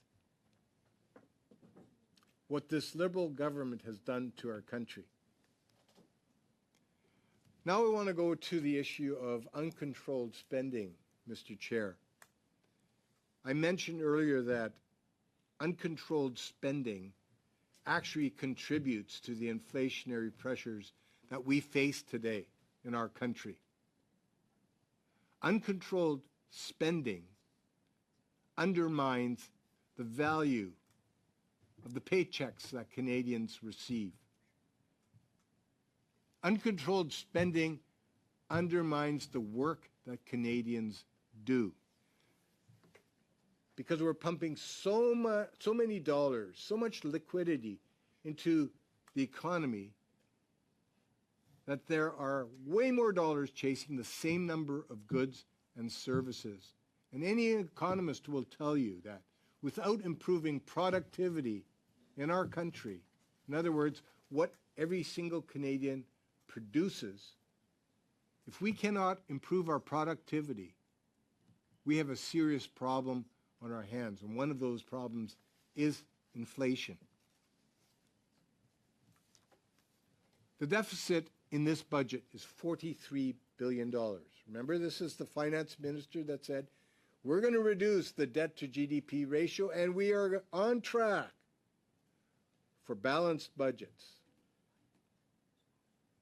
That was the finance minister only months ago in the fall economic update. And today, she's saying, hey, sorry, folks, I was just kidding. Just kidding. It's actually gone. Balanced budget commitment is gone.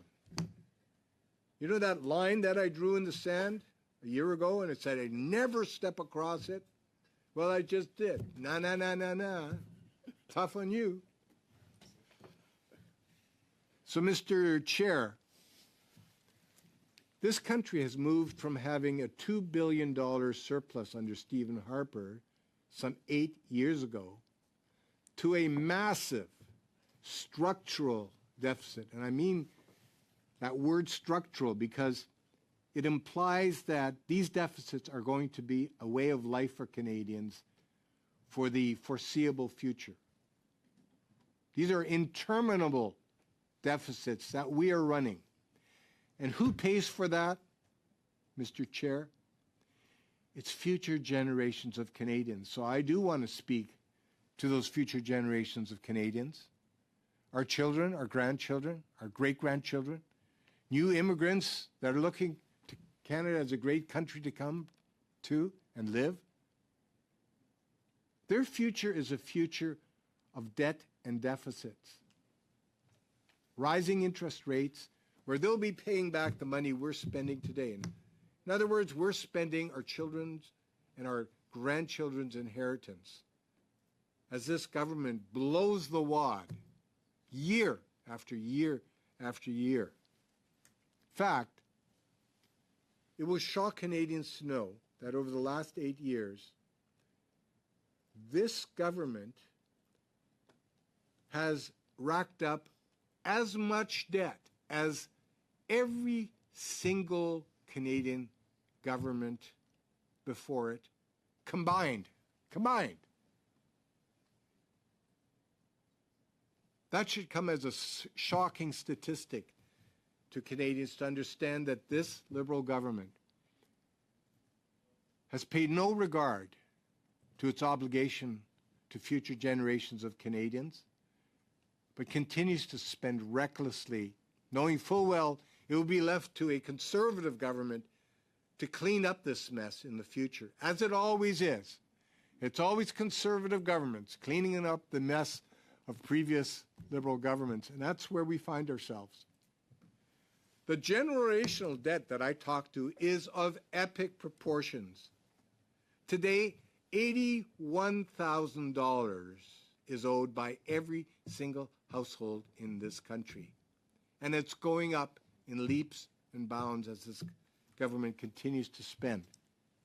Let me talk a little bit, Mr. Chair, about the staggering cost of government. Now, one would have thought that at the very least, that a government that's going to spend so much money, that it will understand it's important to exercise restraint in how much it spends on the government itself. That it would exercise restraint and spend cautiously when it comes to growing the civil service. And yet over the last 8 years of this Liberal government, the government has added 80,000 new positions, federal government positions, each one that has to be paid with benefits, with pension. Now I ask Canadians, has your service level gone up since the government added 80,000 jobs, federal government jobs? Are your passports coming quicker, the renewals that you need? Are your visas coming more quickly? How about your tax refund? Is it coming more quickly? Goes on and on and on. The service level we get has decreased, Mr. Chair, and yet the cost of government has gone up dramatically. In fact, 30% increase in the cost of government with a lower level of service and interminable deficits. That is the staggering cost of government today under a Liberal government. Well, what about our economic performance, Mr. Chair? I had hoped that at the very least there would be a plan in this budget for economic growth. This has been promised every year since Prime Minister Trudeau got elected. And every year, economists point out that his budgets do not have a growth component to them. Canada suffers from a major weakness. It is our Achilles heel, and it is what I mentioned earlier, our productivity, declining productivity. In other words, what Canadians produce.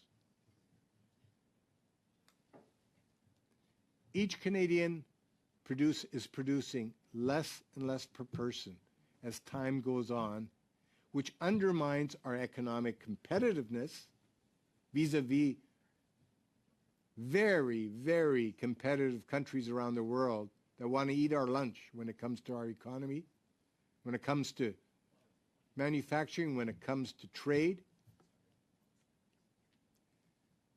Productivity, the more it lags behind, it undermines our long-term prosperity as a country. Did you know, Mr. Chair, that Canada is at the bottom of the list of the OECD countries when it comes to foreign investment? In other words, attracting investment from abroad. Because when we attract dollars from abroad, and foreign investors say, you know, Canada's a great place to invest in, that's good for our economy. Now, there are some investments from abroad, of course, that we have to review very carefully, determine whether they are in Canada's net benefit. But overwhelmingly, the money that comes from abroad, from the United States, from the European Union and elsewhere, the money is used to create jobs in Canada, to grow our prosperity as a country. Sadly, we are falling further and further behind when it comes to foreign direct investment in our economy. And why is that? Well, one of the reasons is regulatory strangulation. In other words, we have so many laws and so many regulations spread across our country, especially at the federal government level, that businesses no longer are free to thrive in an open marketplace. Bit by bit, we're shutting down the marketplace by imposing level upon level upon level of government regulation, so that many businesses simply give up. They say, we just can't grow, or we're going to have to actually shut down. And when we have a government, a liberal government, that calls those small businesses that are growing our economy, are supposed to be growing our economy, calls them tax cheats, well, that's a great way of incentivizing and encouraging our small businesses to grow. Call them tax cheats, the way this liberal government has done. Another area where we're declining is in domestic investment. Fewer and fewer Canadian companies and entrepreneurs are willing to reinvest their profits in our economy. You know what they're doing? They're looking elsewhere. Colleagues, you know this. Domestic investment is disappearing, and it's going to markets around the world that actually appreciate their investment, that welcome their investment. Our taxation in Canada requires, I believe, significant reform. There hasn't been tax reform in our country for many, many years, and we're paying a huge price for that. We need to review how our tax system operates to ensure that Canadian businesses and foreign businesses that want to invest here can do so in a thriving economic environment. Right now, that doesn't exist. Just a note, a little factoid, Mr. Chair. Did you know that Canada's per capita GDP, now there are a number of standards and there are a number of organizations that assess per capita GDP around the world, and I've just taken one of them and plucked these figures. The per capita GDP in Canada is $59,000. You know what it is in the United States? $78,000, almost $2,000 more. You know what it is in Australia? It's $9,000 more than in Canada. We are falling further and further behind when it comes to our economic performance as a country. We're falling further and further behind in terms of our competitiveness when it comes to attracting investment from other countries. Mr. Chair, we are failing when it comes to economic growth. So I'm going to close my remarks and pass them on to my colleagues here, but I wanted to say this as well. There was one last thing that I wanted to see in this budget. I think you can guess what that might have been.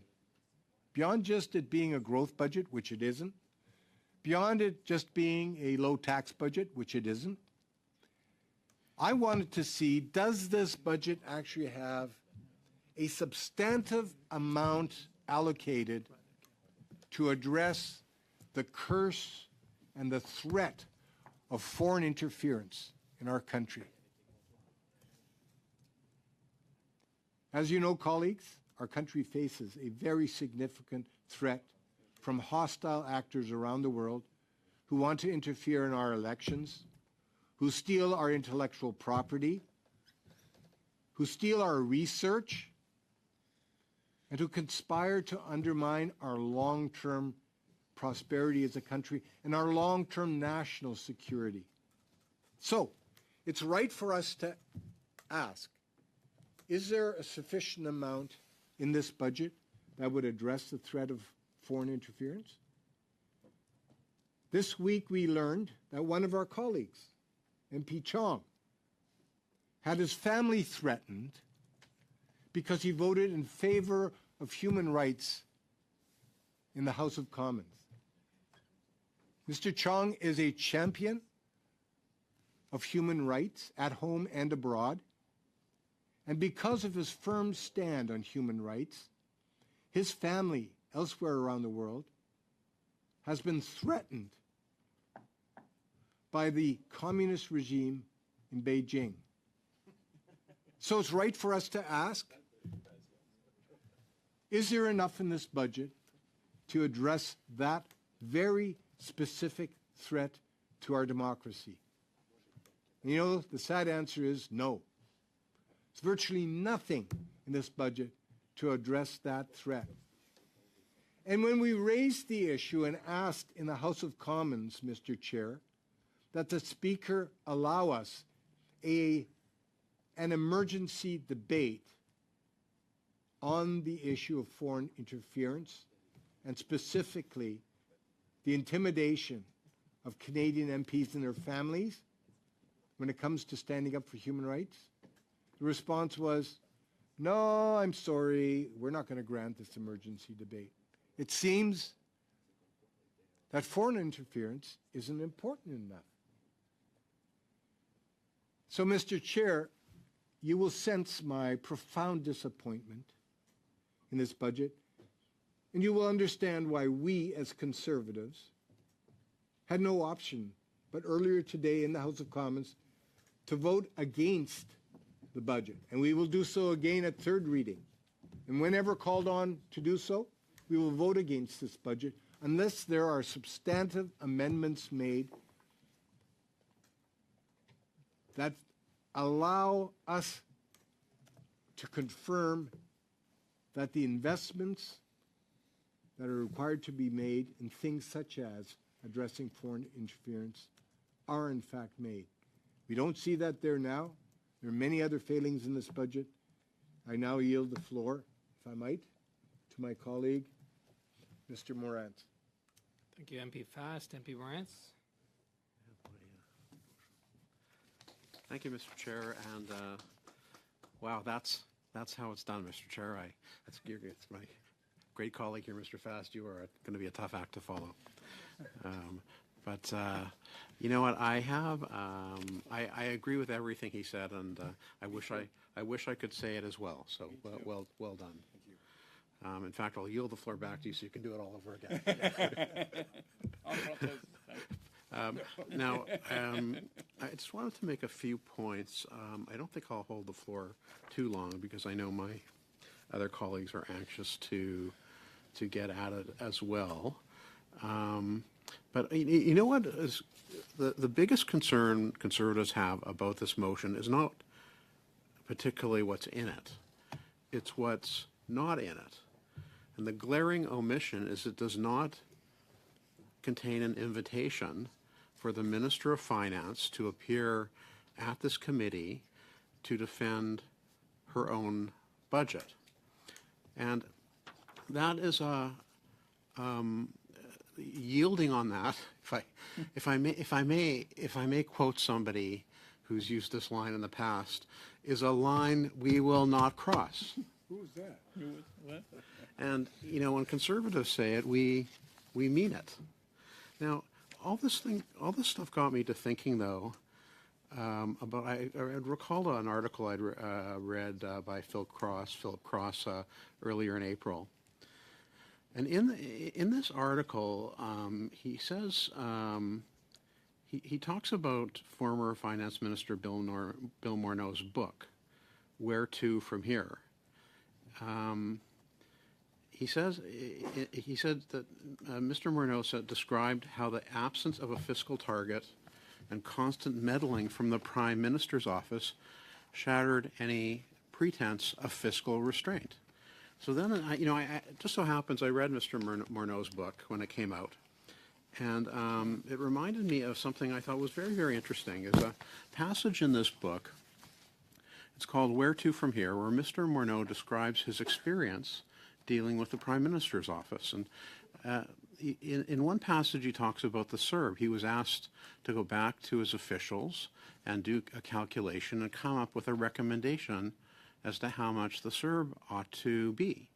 It seems like a reasonable question for a Prime Minister to ask his Finance Minister to do that analysis. So he's just talking about his experience. He says, after looking at all the options and variables, we submitted a range of weekly incomes justified by our carefully considered calculations, only to be overruled by the Prime Minister and PMO, who rejected our recommendations in favor of distributing $2,000 per month or $500 a week because the numbers, quote, sounded good. It's hard to believe that's how fiscal policy is done in Canada. But I'm going somewhere with this. Don't worry, Mr. Chair. I know you're very, very anxious to hear where I'm going with this argument. Trust me, I am. I've got a landing spot. Peter was locked in, I could tell. So Mr. Morneau says, supporting people off work was critical, but we recognize that the amount decided on by the PMO was, quote, over the top. Over the top, Mr. Chair. This is the Finance Minister. For many part-time workers or those in low-income jobs, this amount would exceed their regular take-home pay. I wanted to be generous, he says, but the PMO's figures, chosen with no regard for our detailed calculations and justifications, meant we would be distributing billions of dollars, Mr. Chair, more than was actually needed under the circumstances. This is the Finance Minister of Canada saying that it's stunning, actually. Yes. It's absolutely stunning. Now, he doesn't say what he would have recommended, and I don't know if we'll ever be able to get that information, but I would love to know what he recommended, because whatever it is, this $1.2 trillion debt that the Prime Minister has racked up, he's doubled the debt since 2015, as Mr. Fast mentioned. It would be significantly lower if the advice of the Finance Minister had just been followed. And then he goes on to talk about the wage subsidy as well. He says that, once again, he's talking about the wage subsidy now. My team worked through the night to make our calculations and shape our recommendations on how much money businesses would actually get. I managed to deliver our report to the Prime Minister at 10 p.m. one evening early in the pandemic. At a press gathering the next morning, about 12 hours after he had agreed, the Prime Minister told Mr. Morneau he agreed with all aspects of the program I had presented. I watched and listened as he introduced the program to Canada. With great pride, he announced the amount of money made available to individual businesses via the CEWS, the wage subsidy. A figure significantly higher than we had agreed was the highest we should go the previous evening. Wow. It's unbelievable. This is now, so the Prime Minister is actually, and this is, I'm getting to my point about this motion, because I'm not sure, I'm absolutely really doubting sincerely, Mr. Chair, and to my colleagues, whether the finance minister is even actually the right person to come. No, whether Ms. Freeland, the finance minister, is actually the right person to come and defend this budget. Because it seems to me, if you listen to Mr. Morneau, it doesn't really matter what the finance minister thinks or says or recommends. So honestly, like I think maybe what we should actually be doing is changing the motion to call on the Prime Minister to appear to defend this budget, because it's clear to me that the way this Prime Minister operates, his cabinet ministers really have no real authority, and so. On that, I just do want to return briefly to one point I was making earlier about the omnibus nature of the budget. There are 39 separate legislative initiatives contained in Part 4.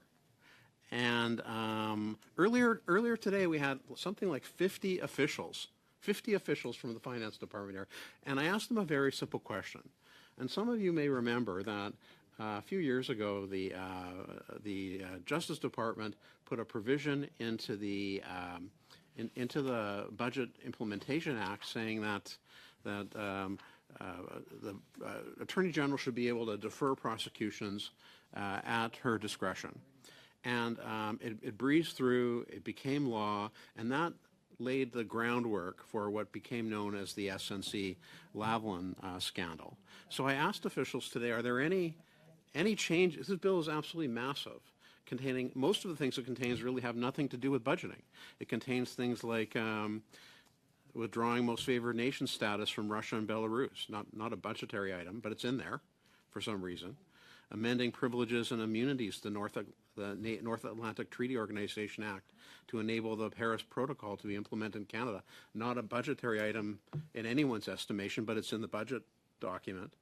It amends the Immigration and Refugee Protection Act. It amends the Yukon Act, the Marine Liability Act, amends Wrecked, Abandoned, or Hazardous Vessels Act, Air Passenger Rights, prohibits tests. Some of these are laudable goals, Mr. Chair. Prohibits testing on cosmetics on animals, and so many other things. And so I was worried. So I asked these 50 officials, is there anything in here, anything in this bill? Because remember, the amendment for the Deferred Prosecution Agreement was specifically there to benefit the Prime Minister's buddies at SNC-Lavalin so that they could avoid criminal charges on very, very serious charges. So I asked them, I said, are there any changes in this bill that would benefit one particular company? And you know what happened, Mr. Chair? There was no response. Not a peep from any single one of the 50 public servants who were sitting just over here a couple of hours ago. Silence.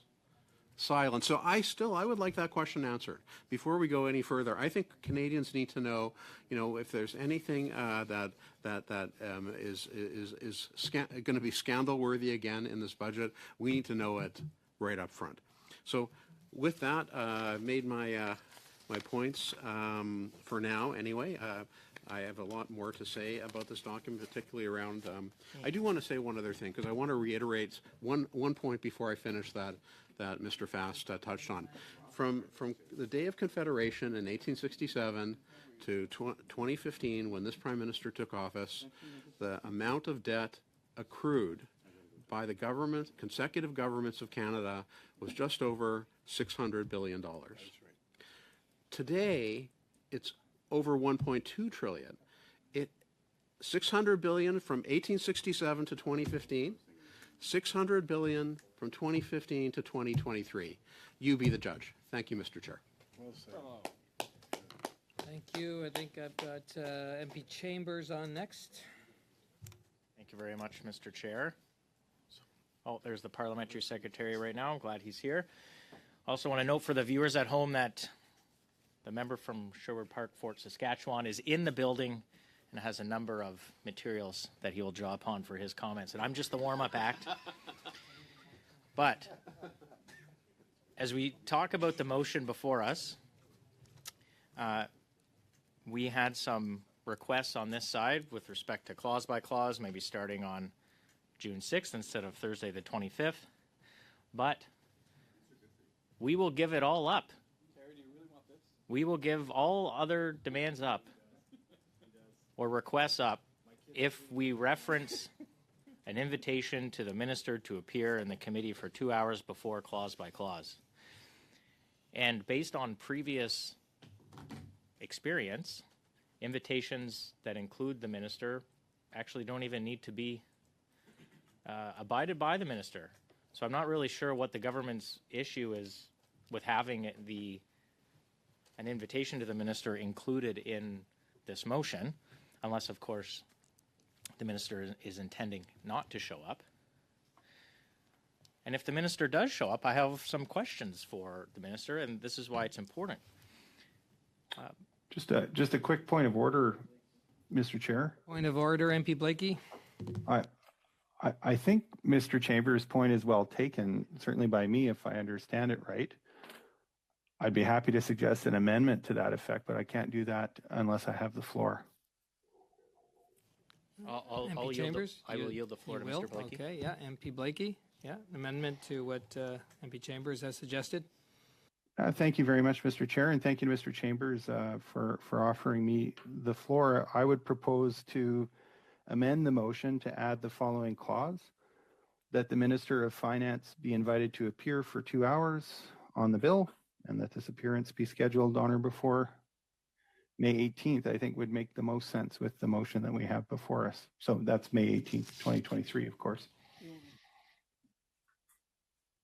MP Blakey, I'm just looking to... Sorry, point of order. Could that be read again a little more slowly so we can make note of it? Okay, if you can repeat that, and that would be at the end of the motion, MP Blakey? Yes, that works for me. If it works for everyone else, it would be something to the effect of that the Minister of Finance be invited to appear for 2 hours on the bill, and that this appearance be scheduled on or before May 18th, 2023. MP Genius, did you hear that? Yeah, maybe just one more time to make sure I have it, but I think I've got it. Go Okay, ahead, yeah. so, and I've got MP Lawrence on this. Yep, MP Lawrence. So as always, I'm always impressed by Mr. Blakey's ability to bridge the unbridgeable. I do have one small addition to his language, and that would be changing the motion to, where are we here? That the clause by clause beginning, I believe the date is the 18th, if I've got that right, that we make a contingent on the minister's appearance for 2 hours. So, I'm sorry, I was struggling to find the clause there, Mr. Chair. That's okay. And sorry, and recommends the provision. And sorry, what does it say? Would you like me to suspend for a couple of minutes? Yeah, just give me a couple okay, minutes there. Thank sure. you, Chair. Appreciate your generosity. Suspended.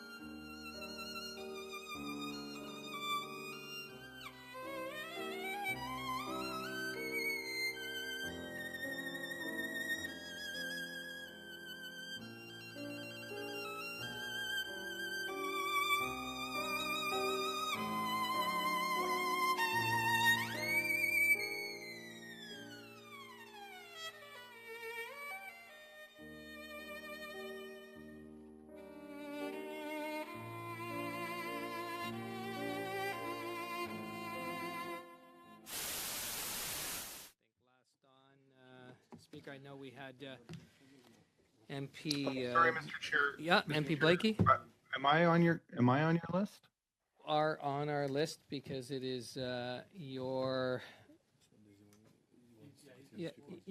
Okay. I just yeah, wondered if but we're going to have some debate on the amendment. I'd be very happy to motivate it. I know we were in kind of a conversational mode before, but if we are debate going to on- be there debating, is- debate on the amendment. Yeah, so you can continue. Do you want to continue to speak to that, MP yeah, Blakey? I'd love or to have an go ahead? opportunity just to Yes. motivate it if we are going to be in debate mode, and it seems like that may be the case. One never knows for certain, of course,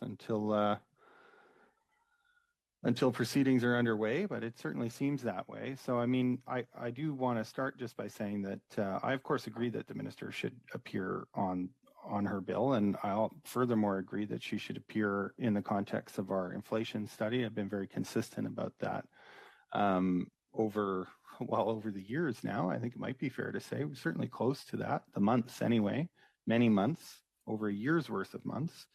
And so that is something that I do want to see. I'm cognizant, of course, of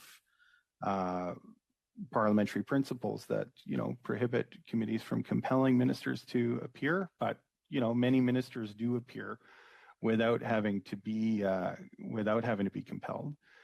And I do think it would make a lot of sense for the minister to appear. There's a fair bit in the bill. Of course, there was a lot in the budget. And of course, there's a lot of issues that the committee has been inviting the minister to talk about for some time. So I certainly have some sympathy for my Conservative colleagues that would like to see the minister appear here for more than an hour on the bill, or if she is only going to come for an hour on the bill, to be clear about her intention to appear for however much time in the context of our inflation study, and to be clear about when she intends to appear. I think all of that would help the conversation, and I thought I spotted a moment perhaps where we could get past our current impasse on the present motion, which I also think is a good motion because I think it helps us prepare our work over the time to come. And I've listened now at some length to Conservative colleagues talk about the importance of studying this legislation. It's why I'm keen to get studying it. I've been happy that we found a way to start a pre-study and to start hearing from officials, because that was a way to get that work started.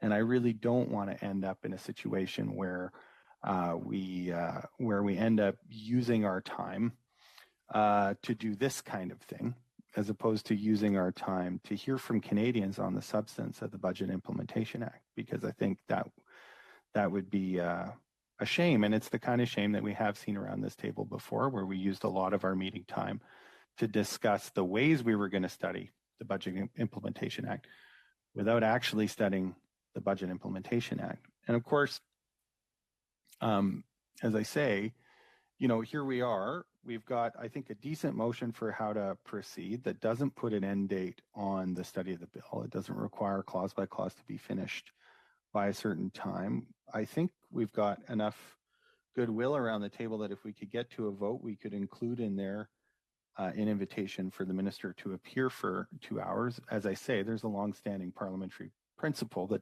doesn't really permit us to compel a minister as much as we might like to. Of course, if members are interested in changing that principle and allowing committees to compel ministers to appear, I'm open to that discussion, but this isn't the place that discussion is going to happen. And this isn't the place that discussion is going to, or that decision is going to get made. So I think, open to more dialogue about that, open to finding the appropriate place to have that conversation, probably the Procedure and House Affairs Committee. And of course, some members may know that the Procedure and House Affairs Committee is set to meet this evening on the subject of foreign interference that Mr. Fast rightly pointed out is a very important and topical issue at the moment. And I fear that our current conversation now, if we can't at least get to a vote, because I want to be clear that the conversation that we're having because of quite a high bar that the Conservatives have set, which is to have consensus in order to be able to make any decisions. Of course, I know when we talk about electoral reform, Conservatives are always very quick to point out that we live in a majority system and that a simple majority ought to be enough to make decisions both in Parliament, and in fact that a plurality should be enough to make decisions in an election. So I know they're very familiar with the principle of majority decision making, but at the Finance Committee, for some reason, they feel we need to have a consensus rather than a simple majority. What that requirement that the Conservatives are putting on the committee, which is to have a consensus in order to be able to make a decision, means tonight is that another committee is going to get canceled. It may well be the Procedure and House Affairs Committee meeting that is going to be canceled. Wouldn't it be a terrible irony if the study of foreign interference that Mr. Fass has said is so important and the absence of resources for which he's decried in the budget were to be canceled? And the witnesses that were to appear this evening didn't get to provide their testimony or had to reschedule their appearances. Those witnesses include Gérard Schipper, a partner in Miller Thompson LLP, Ward Elcock, former director of the Canadian Security Intelligence Service, or CSIS, Michel Junot Katsuya, former chief of the Asia Pacific Unit, CSIS, from the Vancouver Anti-Corruption Institute, Peter German, barrister and solicitor. As an individual, Nancy Bangspool, independent researcher, Thomas Junot, associate professor, Graduate School of Public and International Affairs, University of Ottawa, Christian Luprecht, professor, Royal Military College of Canada, and of course, Jenny Byrne, who has an impressive connection to the current leader of the Conservative Party and the Conservative Party generally. Now, and who has said, and the Conservatives said, that they're happy to have her appear. Certainly, one would hate to think that we're getting filibustered here in order to shut down another committee so that Jenny Byrne doesn't get to say her piece about foreign interference at Proc. I'm sure that's not what's going on. But people speculate around Parliament Hill, and one never knows, of course, what kinds of conclusions others will draw. But so here we are. We've got Conservatives who say they believe in majority decision-making requiring a consensus because they don't like, among other things, that there isn't resources to fight foreign interference. We may well end up canceling a meeting that's about investigating foreign interference. It just seems like a really basic dysfunction that's happening here, which we could fix by just going to a vote. If we went to a vote, we could amend this motion to include a 2-hour invitation to the minister, accepting the longstanding principle that we can't compel a minister to appear at committee. That's not anyone's fault around this table. That's a longstanding item. And then we could move forward on Thursday with our study of the Budget Implementation Act, which Conservatives have said is going to take a lot of time. In fact, they want more time, not less time.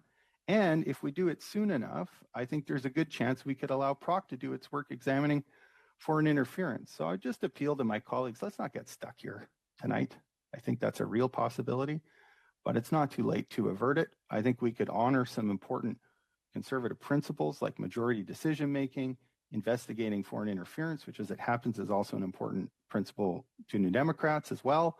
And we could be ready to show up to work on Thursday to actually study the Budget Implementation Act instead of just talking about studying the Budget Implementation Act. Those sound like 3 good things to me. I think it's still within our reach to accomplish all 3 of those things. So I would appeal to my Conservative colleagues not to agree with something that they don't agree with, but to at least allow a vote to happen so that the committee can make a decision and get on with our work. So thank you very much, Mr. Chair, and thank you to the committee for allowing me to open debate on my amendment. Okay, well, thank you, MP Blakey, and on your friendly amendment. I did see P.S. Beach had raised his hand to this, P.S. Beach, and then I've got MP Genuis. Yeah, I won't take up too much time.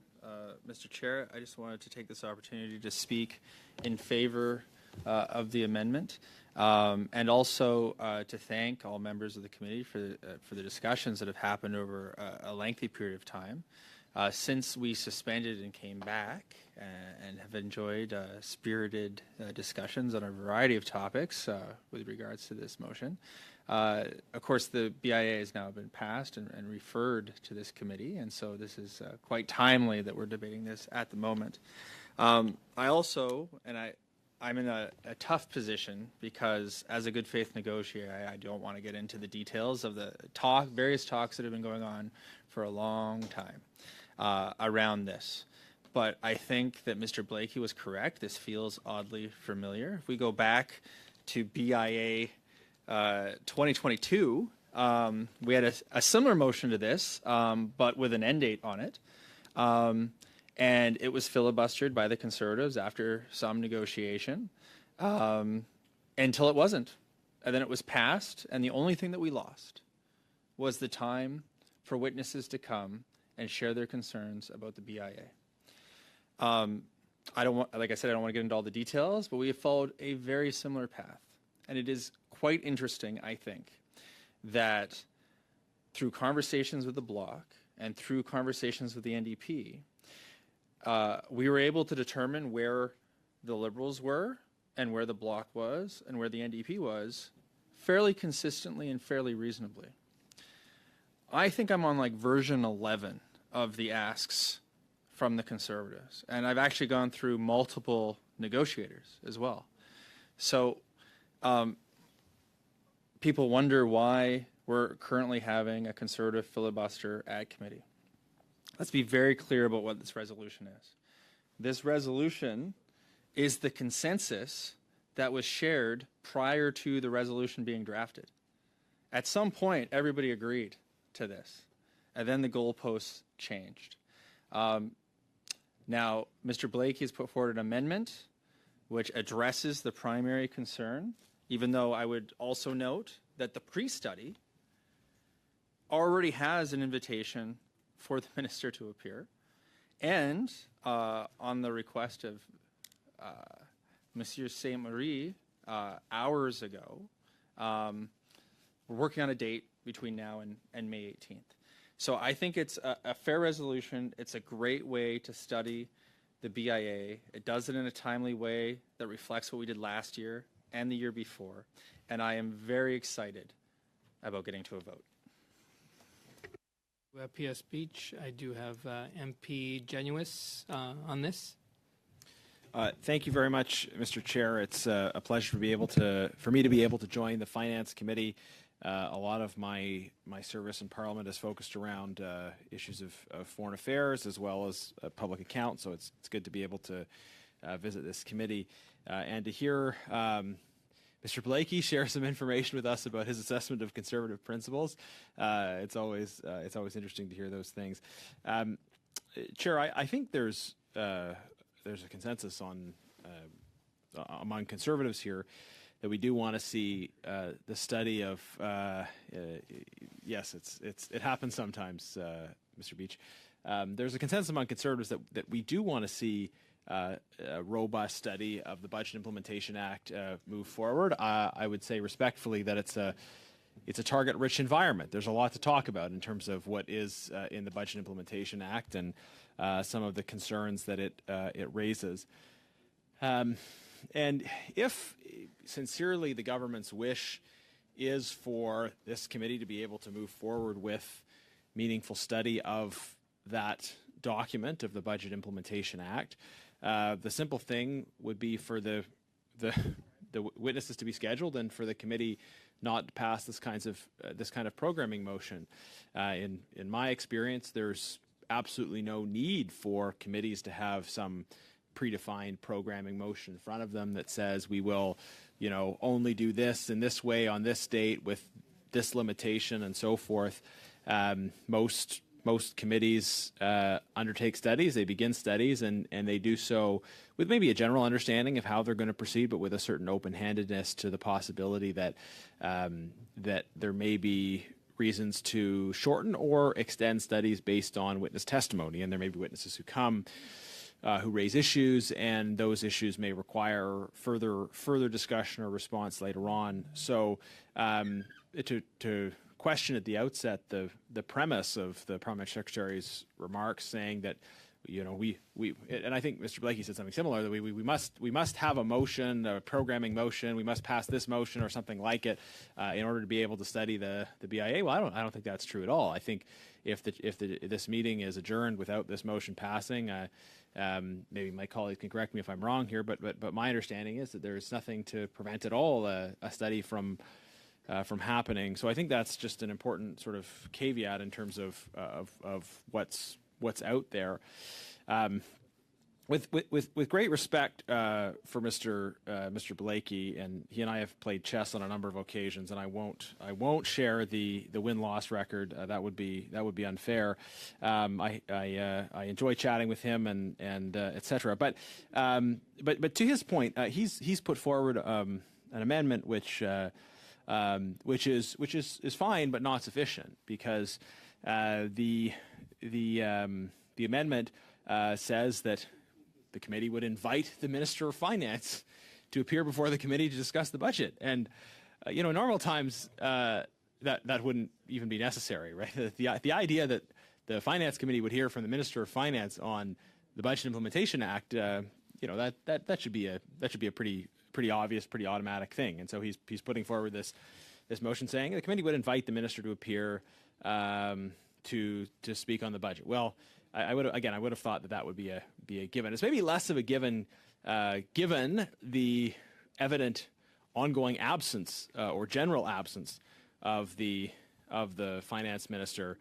It's like we need to make the movie Finding Freeland, to know where she is. It's almost she's very rarely in the House and has not been before this committee. So, in terms of finding Freeland, the committee should invite her and she should appear for 2 hours. Again, this would normally be a given, but it's not, given that the finance minister has not been as visible and as available in terms of answering questions at the committee, which is why this Finding Freeland conversation is required. So there is an invitation inherent in the motion aimed ostensibly at Finding Freeland, but the reality is that it does not actually necessarily affect that outcome. It doesn't necessarily ensure that that's going to happen. So in the interest of ensuring that we are actually finding Freeland, Mr. Chair, I have a sub-amendment to propose. Actually, there's kind of two component parts of the sub-amendment, and one brings in, I think, another issue. And I'd maybe just speak before I share the text of that. Just speak a bit to the underlying principle of that.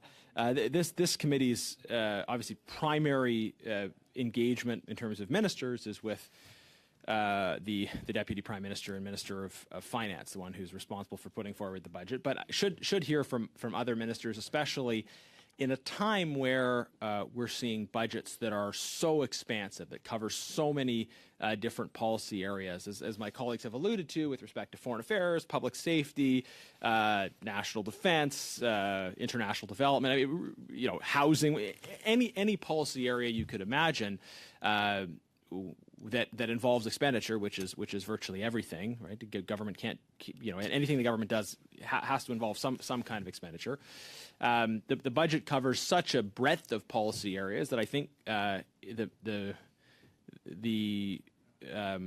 not just the Minister of Finance, but also other ministers should be heard from as well as part of these deliberations. I think that's important. And in terms of getting ministers to come before committee, I can share that my experience from other committees is that we've had significant challenges getting ministers before other committees. I'm the vice chair of the Foreign Affairs Committee. We have tried to have ministers appear more often. We've asked for ministers to appear for 2 hours.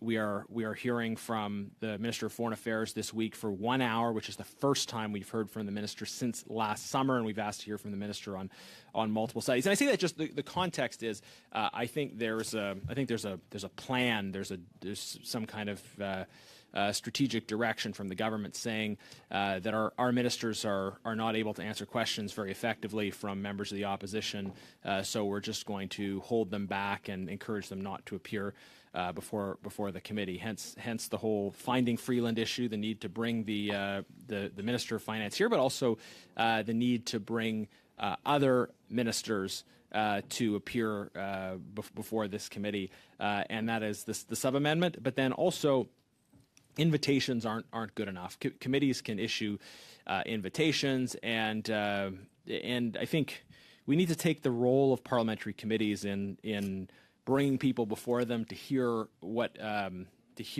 they have to say more seriously, because we have this problem of people just blowing off committees that need to hear from certain witnesses who are doing important work, and we don't as Mr. Blakey pointed out, we don't have the opportunity to compel ministers to appear before committees. And as he pointed out, you could have you have a debate about the provisions around that anybody else can be compelled. Private citizens can be compelled. Political staff. There's debates around the merits of that, but the powers of the committee include the power to compel political staff, deputy ministers, any of these folks, and anyone in Canada can be compelled to appear, except elected officials. So the irony is that our system is supposed to be built around the idea of ministerial accountability, that ministers are supposed to be accountable. And so, typically the back and forth that occurs is if one says, well, we need to hear from a deputy minister, or we want to hear from political staff, or we want to hear from then the government will say, oh, no, you can't. You can't compel those people to come because it's ministerial accountability. The minister is the one who's supposed to be accountable for the department. And then the ministers decide not to appear, and they have this unique privilege of being able to choose not to appear just because. So there needs to be some kind of just a quick point of order, if you don't mind, Mr. Chair. Blakey, yes. I know at one point Mr. Genuis indicated he was moving a sub-amendment, and I respect that it may be me that missed it, but I was just wondering if he had moved it already, in which case I missed the substance of his amendment, and if he wouldn't mind sharing it with the committee, I think that would be helpful. If not, fine. I expect then that he is coming to it, but Yeah. I think it would be useful to know whether we're debating a sub-amendment or the amendment right now. Thank you. MP Genuis, if you can answer that. Thank you, Chair. We've gone from finding Freeland to finding the sub-amendment. I haven't read it out yet, but in deference to my honourable colleague who is honouring me by his close attention to my remarks, I will now proceed to read the sub-amendment and then speak further to it. The sub-amendment, as I indicated, seeks to make two substantive changes. One is I believe that the committee should hear from the Public Safety Minister as well on the issue of the Budget Implementation Act, given the issues that we're dealing with around foreign interference and the fact that this budget deals with efforts to combat foreign interference. It creates an Office of Combating Foreign Interference. And so I would like to hear from the Minister of Public Safety as well. And then I would like to establish that the clause by clause would not begin unless both of these ministers have appeared for 2 hours. So the sub-amendment is adding after the word finance and Minister of Public Safety. And again, adding after the word finance and Minister of Public Safety. And then changing, later on it reads that this appearance, that should be changed to that these Mr. Chair, appearances. Sorry, my apologies to my colleague. Sorry? Quorum. Yeah, exactly. Just a point of order here. Point of order. I'm just wondering before if we can, if this sub-amendment has already put it in and the process is already complete, that's fine. But I'm wondering. This is a sub-amendment to MP Blakey's amendment. Yes, Yeah. exactly. If we could hold court on that, go back in time and pretend it didn't exist. If Mr. Beach would be okay with suspending the meeting and negotiating off until Thursday in a good faith way. I'm perfectly fine with with continuing forward. I think we need to get to a vote, and I'm interested to hear what this sub-amendment is. But certainly there are negotiations that are going on, and I would say that this is probably unhelpful. Thank you, P.S. Beach. Now we're back to MP Genuis and a sub-amendment to MP Blakey's amendment. Thank you, Chair. No problem at all. Mr. Lawrence does great work here and on his excellent private members bill, which we hope will pass into law soon. But anyways, so the sub-amendment adds and Minister of Public Safety after the word finance, and then it changes the term this appearance to these appearances, just to, for grammatical clarity. And I should add, it adds before the word appear the word each. That's earlier. So after finances and Minister of Public Safety, and then be invited to each appear for 2 hours. I should say each appear separately, just because otherwise sometimes they'll show up together and that isn't as effective. So each appear separately for 2 hours on the bill, and that these appearances, and then just continuing with the language of the sub-amendment as it was written, and then adds the full phrase afterwards, and that notwithstanding the proposed date, clause by clause, not be scheduled unless both of these ministers have appeared for 2 hours. So have both appeared for have each appeared. Have each appeared. But both of these ministers have each appeared for 2 hours. So the revised sub-amendment will read as follows.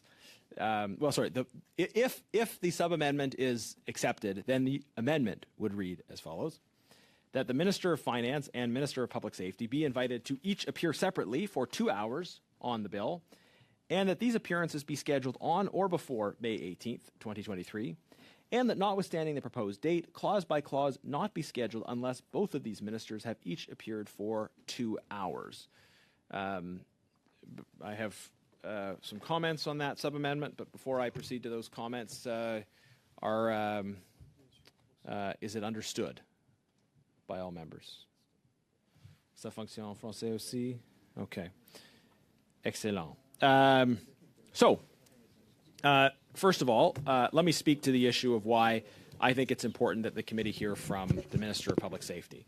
So, as I said, yes, this is a Budget Implementation Act. Yes, it's a budget bill. Yes, it's proposed in the House by the Minister of Finance. But it is also the case that the budgetary framework of the government, the budget or Budget Implementations Act we've seen, they cover a broad expanse of different issues. And so I could have proposed any number of ministers, I suppose.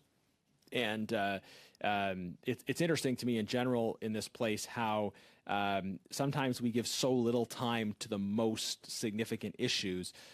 So much of the decision making of the government and the legislation work of government is packed into one document, which is the budget, which there's some expectation that we rush it through quickly, and then committees spend substantially more time doing studies which lead to recommendations but don't even necessarily lead to legislation. So when the committees are at their peak in terms of exercising real hard power, perversely, sometimes we seem to spend less time on that and substantially more time on issues that are they may be important issues in terms of the philosophical matter that they raise, but they don't actually involve committees exercising their hard power. So it is important that this committee, in the process of taking the time it needs for the study, hear from ministers and hear from ministers, I think multiple ministers that can speak to the importance of this. And I think let's acknowledge, though, in terms of the full spectrum of possible commentary we could hear from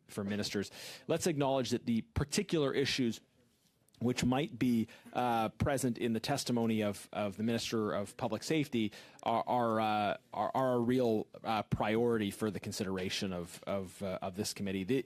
This budget and Budget Implementation Act come in a time where I think there's really significant heightened concern about the issue of foreign state-backed interference in our country, which is the defining national security challenge of our time.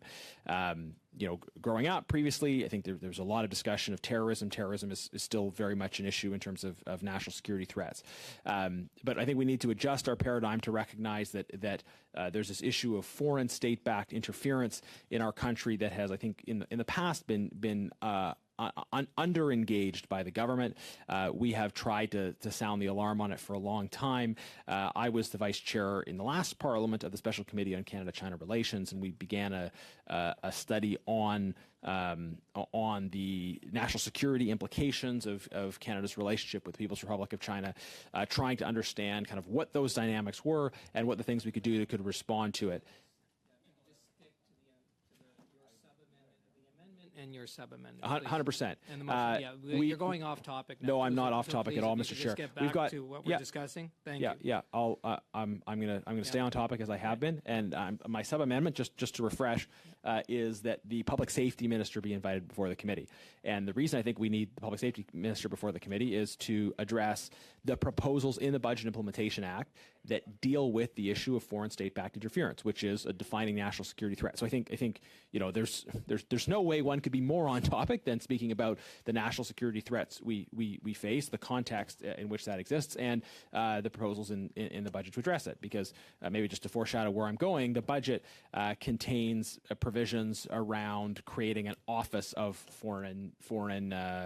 It's not an office of foreign influence. There's a few other offices that are of foreign influence, but it's an office of combating foreign influence ostensibly, or an office of responding to foreign influence. Mr. Chair, the budget has this proposal, and I think it's sort of ill-defined, and it's I think it generally misses the point. I mean, obviously, there's a lot of work that needs to be done on foreign interference. There's a lot of expertise out there, but so much of the problem has seemed to be political will. The problem has been that we have intelligence agencies, especially CSIS, that are waving the flag, that are saying to the government, "We've got these big issues," that raised concerns with the government about multiple things that were happening, and the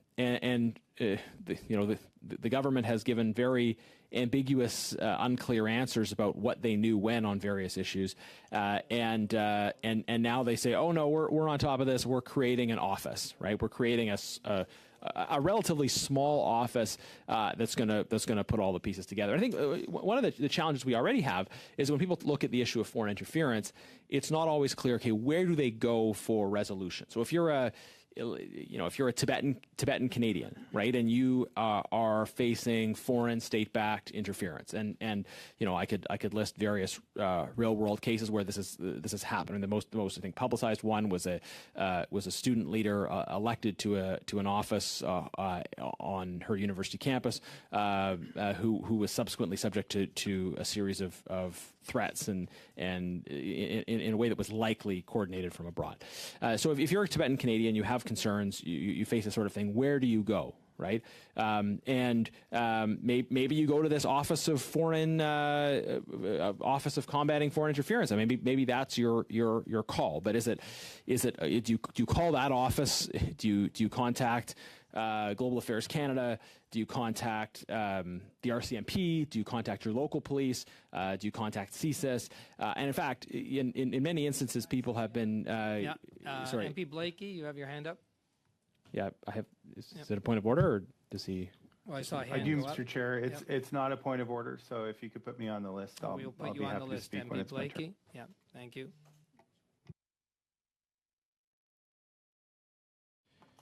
Thank you, Chair. So, if you're a person that is facing these kinds of issues, and you're a victim of this, and you're looking for support, where do you go? Who's responsible for coordinating this response?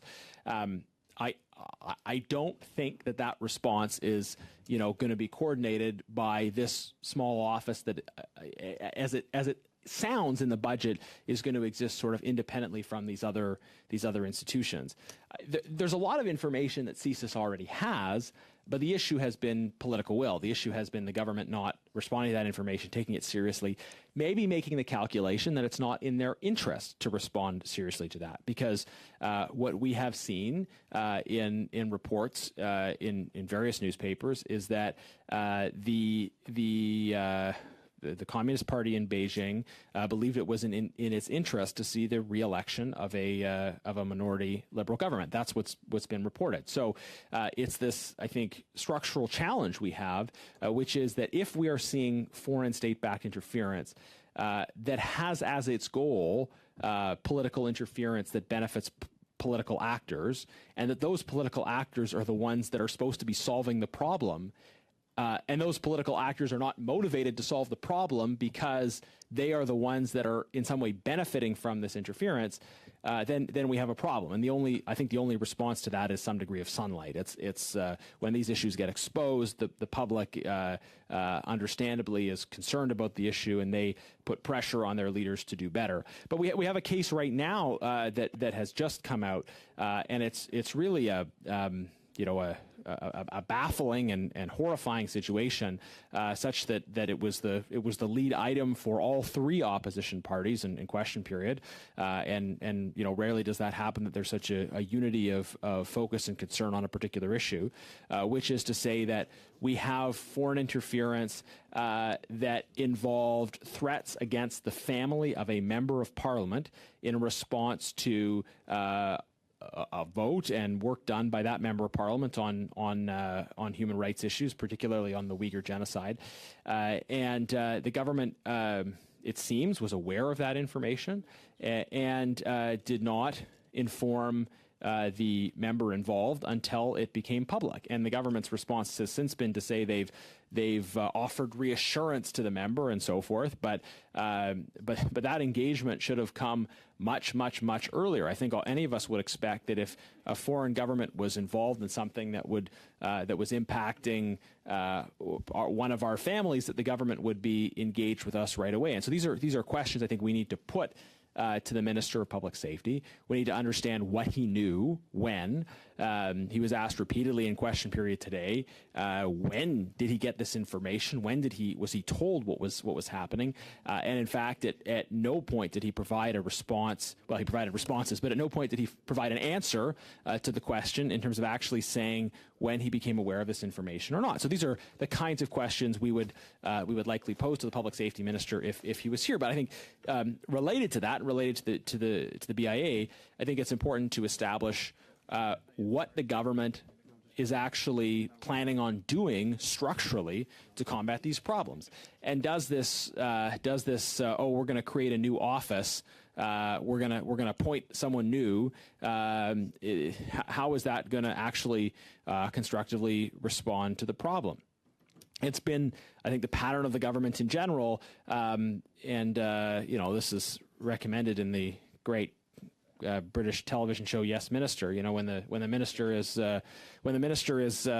sees a problem and he says, his officials ask, "What are you going to do?" He says, "I'll appoint someone." He almost says a special rapporteur, but he's not at that point yet. So this is the tendency, but it's not actually if you could just move resolving away from the mic, just give it some distance. So because the feedback and the translators are affecting their sound.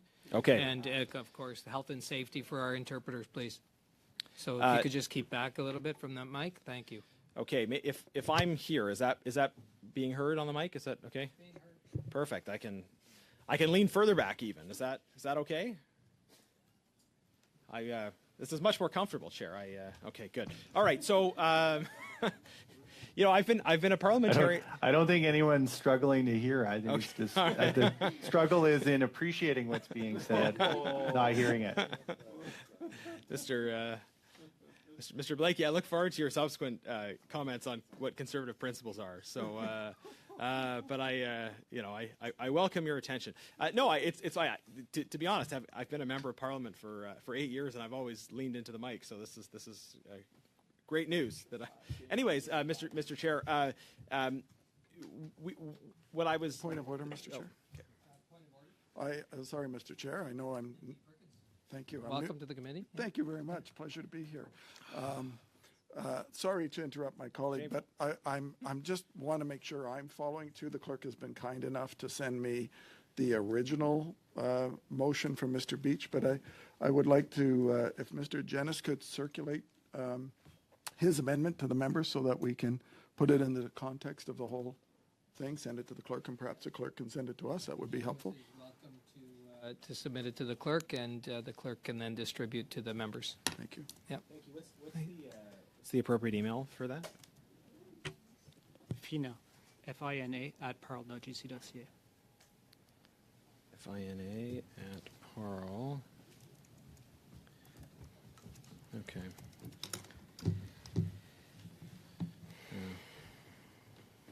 Just a moment here.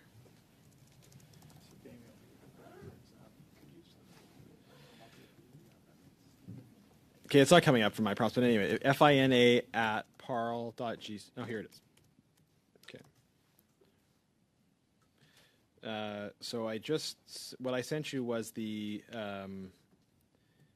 it's the text of, I bolded and underlined the additions that I'm proposing and used a strike through for the bits that I'm removing. And then otherwise, it's the text of the amendment from Mr. Blakey. Is that?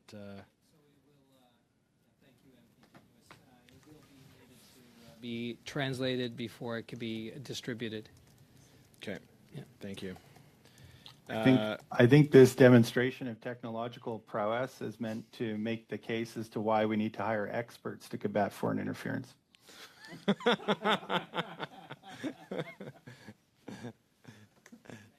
Thank you, MP Blakey. We appreciate it. Mr. Blakey will open a chess.com window once somebody else is. No, it will no doubt be a great source of disappointment to members. I say I have to duck out at 6 o'clock, so I'll just quickly conclude my remarks, and I think others may have some points to make. But if the discussion is still going on after 7, to quote the great General MacArthur, I will be back. And I may have more to say at that point. But just to conclude, I think the issue of the Minister of Public Safety, the importance of his role, the important moment we're going through right now in terms of concern about this issue, I think the Budget Implementation Act would have been wiser to allocate funds for a full inquiry into what's going on. That would have been, I think, the more appropriate approach. We need to actually look at what has happened, get to the bottom of it, hold accountable the people that need to be held accountable, and might I say that national inquiry should not be led by someone who works or has worked at the Trudeau Foundation. I think there are still some Canadians out there that have not worked for the Trudeau Foundation, and I'm sure one of them would be available to lead such an inquiry. But again, this speaks to the importance of having the Minister of Public Safety speak on the Budget Implementation Act and answer some questions about what he's been up to, what the spending plan is around strengthening our police response to these issues. I think we'll probably have some other questions from the Minister of Public Safety about challenges this country faces in terms of crime and how the budget seeks to respond to those. The government is devoting enormous resources to targeting law-abiding firearms owners while failing to directly deal with the issue of repeat violent offenders that can be directly traced to changes the government made to the parole system. But I will say as well that the sub-amendment that I put forward, it does deal with the fact that ministers should appear. They shouldn't just be invited to appear, but they should be expected to appear. And indeed, the sub-amendment does say that the clause by clause will not proceed unless the ministers appear. And so to explain that a bit, I mean, there's no way of compelling ministers to appear, as has been said. Members know we can't compel ministers to appear. As I said, that's the one exception. You can compel anyone to appear. You can't compel ministers, who ironically are the people that should be appearing most often and most fully accountable for the work being done by their departments. That's the principle of ministerial accountability. We can't compel ministers to appear, but if we say that the committee expects them to appear before the committee proceeds to clause by clause, I think that sort of just enshrines the principle that I guess to say it uses the leverage that we have. Right, the committee doesn't have the ability to legally compel ministers to have the Sergeant at Arms drag them here, but the committee can say if the government wants to proceed with its legislative agenda, then it has to explain that legislative agenda to committees. It has to make its ministers available for a reasonable period of time. I think 2 hours is a reasonable period of time to answer questions and at least respond to questions, if not answer them, and then if they do so, then the clause by clause will proceed.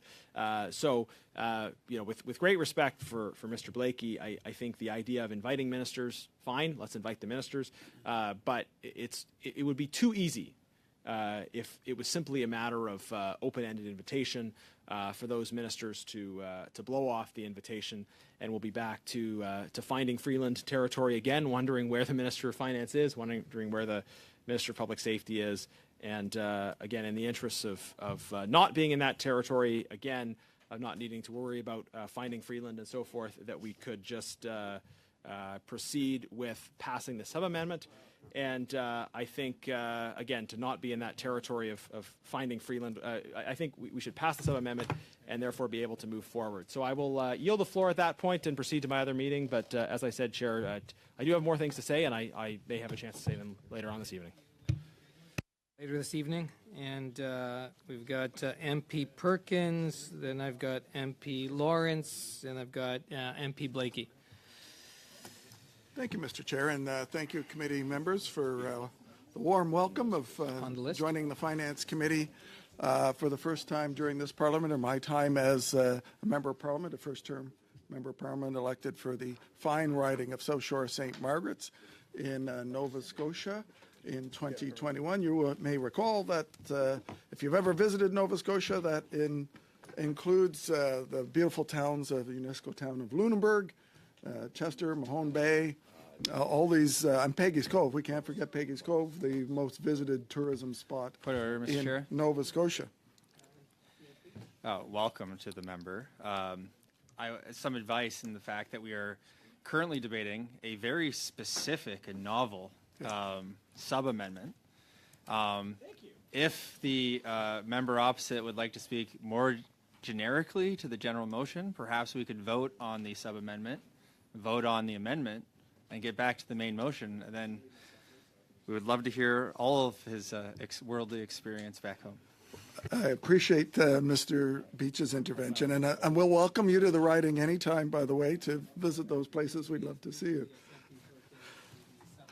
Please. The sub-amendment to the main motion, which is a question about finding Freeland, and whether or not the minister will appear, or the Minister of Public Safety. Frankly, there are a few other ministers I'd like to see appear on this important omnibus bill. Remember, omnibus bills were something that were promised that would never happen under this government, but are now part of every budget. The effort to get the Minister of Public Safety... Point of order, Mr. Chair. Point of order, MP Blakey. Before Mr. Generous leaves the room, I want to thank him for demonstrating some of the hazards of subbing in a committee. And I hope to be able to say more soon, but I fear he may be gone. So I didn't want him to leave without my having the opportunity to offer that thanks. MP Blakey, he is exiting the room, but he will read the blues, is what he has said about what you have to say. And MP Perkins. So on the sub amendment, please. And then sub amendment was to add the Minister of Public Safety, and that's what was being spoken to. I appreciate Mr. Blakey's intervention, and must say that I appreciate the work that he does in the House. I did know his father. I was a young staffer in the Mulroney government when his father served in Parliament very effectively. A large, imposing man in the House as Mr. Blakey is as well, and he represents his father well. On the amendment, the Minister of Public Safety, there are a lot of questions asked the Minister of Public Safety. He is part of the cabinet that oversees a number of important things, including the expenditure of our police forces and the parliamentary appropriations to the budget for that. Of course, there are a lot of questions around the issue of the effectiveness of the expenditure from my province of the RCMP, and the RCMP in terms of community policing. I think the minister would have some insight, in particular to the recent Mass Casualty Commission report on the Port-au-Pic mass murders in my community of Nova Scotia, where 22 Nova Scotians and an unborn child were murdered, and the fact that it took the RCMP 45 minutes to get to the site after the phone calls were first, within minutes of the first murder, were reported. I would also like to understand why the RCMP took so long to set up a security corridor so much so that the mass murderer was actually out of the community before they had actually set that up. I would also like to know from the Minister of Public Safety how a person with a 72-page rap sheet known to the RCMP and to the Halifax Police for a variety of crimes like assaulting and being convicted of assaulting a 15-year-old and putting him in hospital, of an individual who also had threatened to kill police officers, who had been reported to have illegal firearms many times, who had been reported to have provided spousal abuse many times, how that individual actually managed to get a Nexus card. And as we know, if you have read the report or attended any of the Mass Casualty Commission hearings, as I did, that individual got the Nexus card from Canadian Border Services Agency, which the Minister of Public Safety is responsible for, after he had committed all of these assaults and had all of these complaints, assaulted his father, threatened to kill police officers, and yet still got a Nexus card. And why is the Nexus card important in this discussion? The Nexus card is important because 4 of the 5 firearms that were found in his vehicle after the RCMP located and killed the mass murderer were brought in illegally from the United States, bought at gun shows in the United States, by an individual friend, not him directly, but he was there, who then resold them to him, and he brought them across the border. He brought them across the border in his truck with his partner, occasionally in the vehicle, across the border, using his Fast Pass Nexus card to get through the border and not have his truck inspected. And he brought these firearms that way. I think the Minister of Public Safety has to be available to answer questions around how does the agency he's responsible for expend its dollars in this budget in order to ensure that we are kept safe at our borders. Probably a fairly fundamental element of the sovereignty of a nation is your ability to police the border. Our inability to police the border is evident with how a Nexus card was given to the mass murderer. I think the Minister of Public Safety needs to answer for those questions. In fact, I think he needs to answer for the questions, as my colleague Mr. Jennis said, around the issues of foreign interference, which we heard in the House today, and when they were notified about that personal threats against a member of Parliament. That again goes to the expenditure of RCMP, Canadian Border Security, CSIS, our intelligence expenditures, which that minister is responsible for. So I think it's vitally important that he appear and answer those questions. In fact, some may even remember that during the public inquiry into the blockade, the trucker convoy, it was discovered that, of course, no police service had actually asked the Minister of Public Safety to invoke the Emergencies Act, and he has never answered properly in the House for his claims that in the House of Commons that he was actually recommending that to Cabinet because police forces had actually asked for that. So I think there's a lot to account for in the expenditure of the responsibilities of the member. I think he's from one of the Toronto ridings, the Minister of Public Safety. I know that it's a difficult situation to actually go the fine line for him, as any public safety minister, between being careful about what the minister can say publicly and cannot say publicly about national security issues.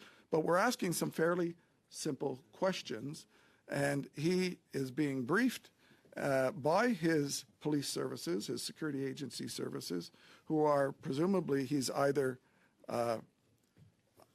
publicly representing the advice that he's gotten from them, or that he perhaps in some cases has overturned them. But the question is, if he's getting advice that says that it's okay to give a Nexus card to somebody with a 72-page rap sheet, we like to know how that Canadian Border Service Agency budget is being monitored in terms of its effectiveness, its performance. Did the Canadian Border Service Agency executives get bonuses in those years that the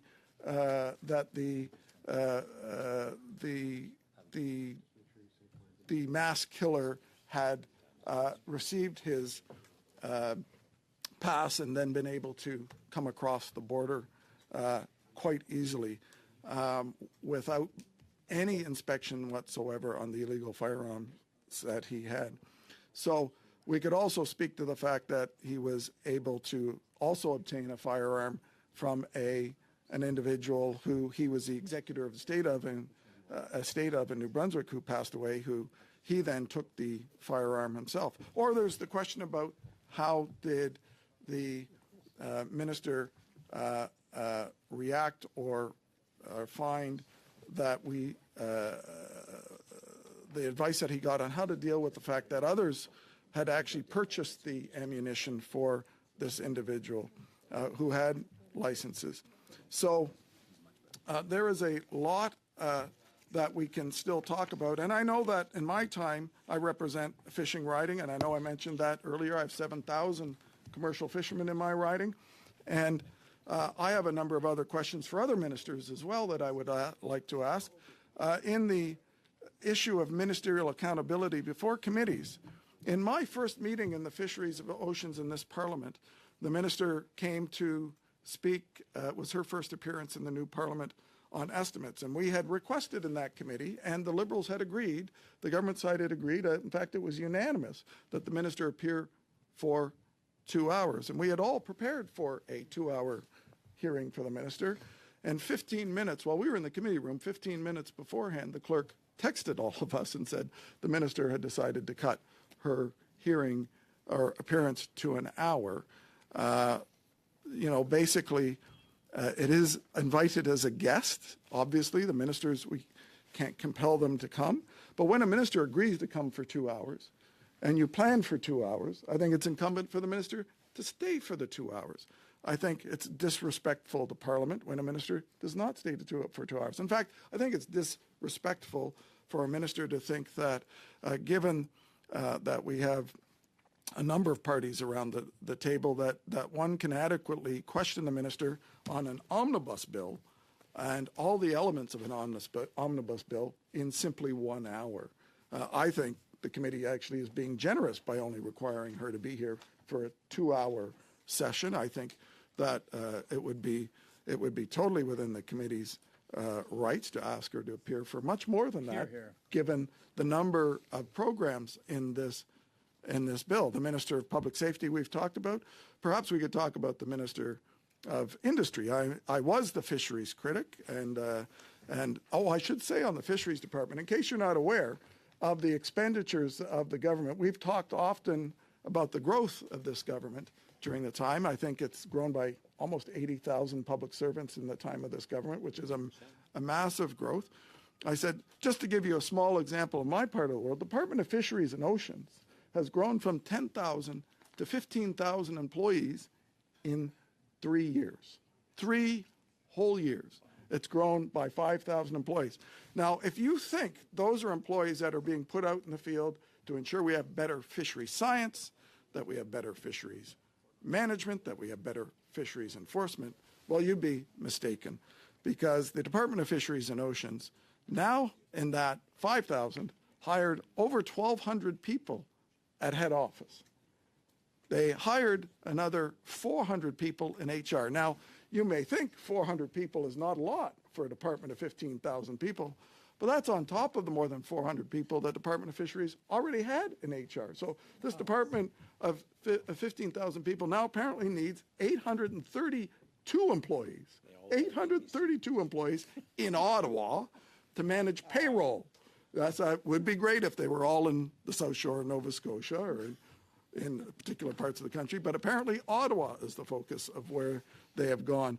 Now, not to be outdone, because of course the people in the finance part of the fisheries department actually control where everyone goes, the finance department in fisheries and oceans is now over 1,000 people of the 15,000 people in the department, of which 200 were hired in the last 3 years just for corporate strategy.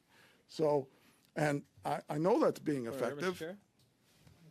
Sorry, I just stepped out for a second, so I assume the sub-amendment has been resolved now that we're talking about fisheries? I just wanted to check and make sure that we're still dealing with the sub-amendment. Well, thank you, Mr. So again, on the sub-amendment, MP Perkins, and the sub-amendment was about public safety. No, you didn't MP miss. Perkins. Sorry, you didn't miss a Yeah. vote. Yeah. We would have called you, and I think we would have given Mr. Beach that could have said. We would have waited. We would have waited. That's true. But I'm sorry. this is in the context of ministerial accountability, of which we're discussing Public safety, yes. both on public safety and on the finding Freeland motion, main motion. If we can find a way to make sure that we're not only finding Freeland, but we're finding the Minister of Public Safety in this, I would venture that, and I will probably move a sub-amendment in a little while to say that the finding Freeland effort should be complemented by the finding Champagne amendment to move forward, because the Department of Industry as well has a huge amount in this. For 10 minutes, we had a changeover going on here with the interpreters. Okay. I thought I was thinking.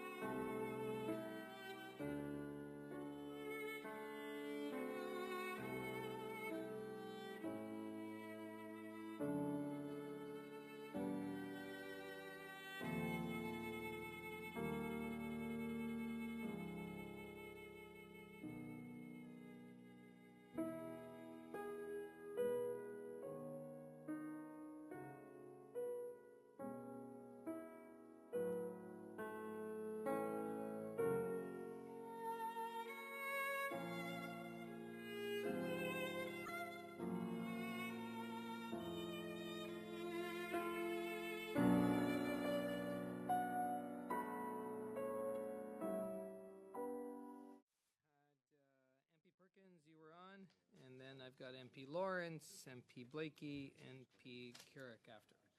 Yeah. Kirk will take my Kirk, spot. yeah. Will take my spot. Oh, okay, so after MP Perkins, MP Carrick, If MP Blake is okay. and then MP Blakey, okay. Yep. Okay, thank you, Mr. Perkins, Chair. Thank you. As I was saying, part of the accountability of the Minister of Public Safety obviously is on the spending in the budget or the plans for our security agencies that he oversees. And it might be of some interest. I was referring to the RCMP and the experience of the inadequate community policing they give in at least in my part of the world in Nova Scotia, the community where the mass killings were. It took 45 minutes for the RCMP to get there because they're not actually stationed in that county, and most of the residents there know that at certain times of the day and certain days of the week that it's easy to speed because the RCMP aren't there, even though they have a contract with the Nova Scotia government to provide adequate policing services. And I know that the RCMP has, since 2004, has received about $1.5 billion in taxpayer money.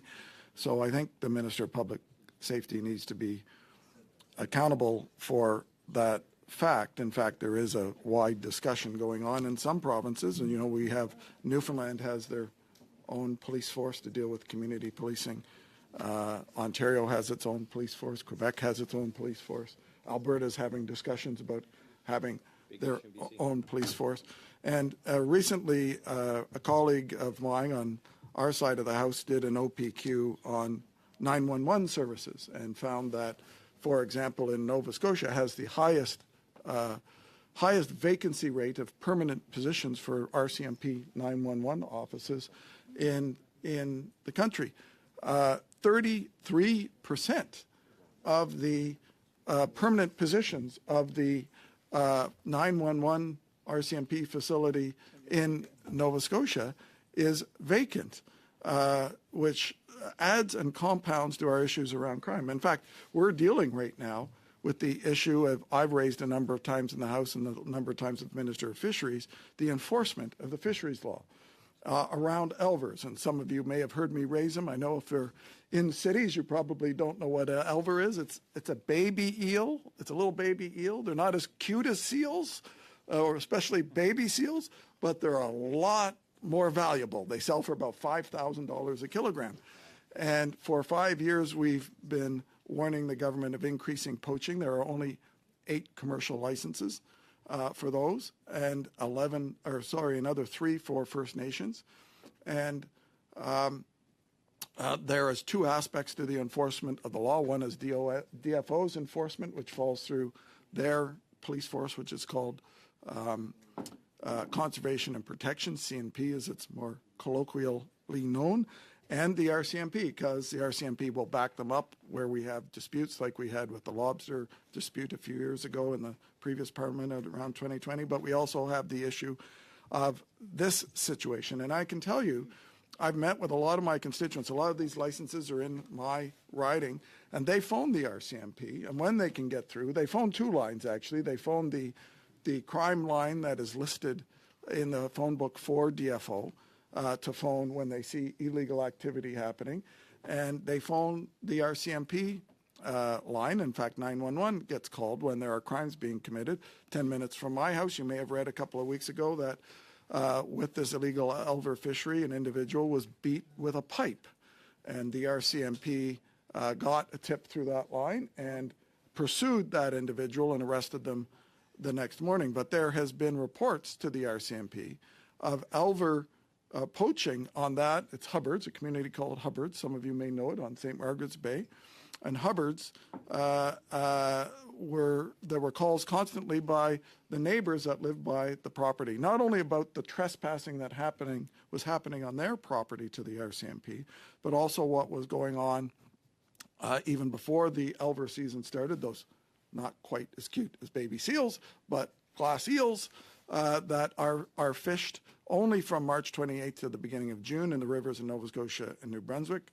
They are then sold as live fish that get transported essentially to Asia to be grown up as full-size eels and used for seafood consumption. So the baby eels, the elvers, and the RCMP is that we have been constantly complaining to the RCMP over the last 5 years that this was going on.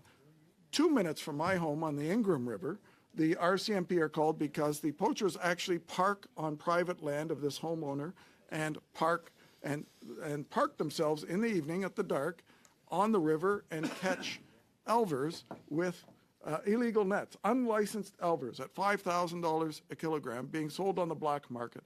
And the homeowner has called me many times and called the RCMP many times and complained. I have visited her a number of times since both while the legal elver season was on and 17 days ago in the last 2 weekends as the minister 17 days ago had closed the entire elver fishery. And you know what happened when the minister closed the legal elver fishery? All the license holders, the legal harvesters, they left the rivers. But guess who stayed? Guess who stayed? All the poachers were given free rein. In fact, they moved into all the prime spots that the legal license holders were. And I have visited those sites in the evenings on the weekends I've been home and stood beside these poachers. So this is not the first year. Last year, a number of them were charged with trespassing by the RCMP. Good for the RCMP. And when they went to court, the court fined them $7 for trespassing. $7. $7 to go on. No zeros missing. $7. The maximum fine for trespassing on private property in Nova Scotia is $500. So when you're fishing a fish and you can pull 12 to 13 kilograms out a night at $5,000 a kilogram, you know, $7 is just the cost of doing business. It's not much of a deterrent. And it's a tip. Yes, it's a tip. It's a tip. It's not a very good tip. $7 on $5,000 a kilogram, but nonetheless, it's a tip. And so the community Hubbards, where this assault happened and where the RCMP arrested the person, this past weekend saw again more poachers. And so the homeowner where they were crossing phoned the RCMP and complained and said, will you please come down here and get these illegal trespassers who are poaching a fish illegally off my property. And do you know what the RCMP call center, which is understaffed by 30% in Nova Scotia, do you know what they said? They said, if you keep calling here, we'll arrest you. So the RCMP on the call center are getting so many calls about the illegal elver fishery that they're actually threatening law-abiding citizens with arrest for calling and reporting crimes. Is that ironic? Like, only under the administration of this Minister of Public Safety, who needs to be questioned in this committee, could the RCMP actually have the freedom to threaten to arrest people for reporting crimes and not do the job of actually arresting the people who are actually out on the rivers. And the other aspect of this that the RCMP and the minister needs to be held accountable for in the expenditure of these budget dollars is the fact that many of these poachers who are coming from the United States, they're coming from the fine city of Toronto, they're coming from Quebec, they're coming from New Brunswick. How do we know that? Because they are bold and they drive around in their trucks with their license plates and they're parked right by the rivers. And you can see them. You know what else they have when they're in their trucks on the rivers illegally? And this was reported by the legal license holders. But also one of the reasons why the Department of Fisheries and Oceans told their enforcement officers not actually to enforce the law and go on the rivers and enforce them, because they're carrying firearms. They're carrying long guns. 4 weeks ago in West Nova, in my colleague Mr. D'Entremont's riding, in a dispute on a river between two poachers on a favorite spot, one of them shot the other. And this is what's going on. And so, well, you know, our job as a police force is not to stop violence. Our job is just to observe. At least that's what CNP at DFO has been told. So in the last week of the legal elver fishery, the legal elver fishermen have GPS locators on their nets. And it's sort of like, I I think for the police forces, it's like finding Freeland. Like, where do you whack-a-mole here? Do you whack-a-mole here? Because we've got thousands and thousands of them on the river, poachers. And while the poachers are present, maybe it's easy to find a poacher than it is to find Freeland. But the issue going forward for the RCMP has been, how do we deal with this? Well, an Alver fisher had his nets stolen, a legal one. And the legal one had GPS locators in the net.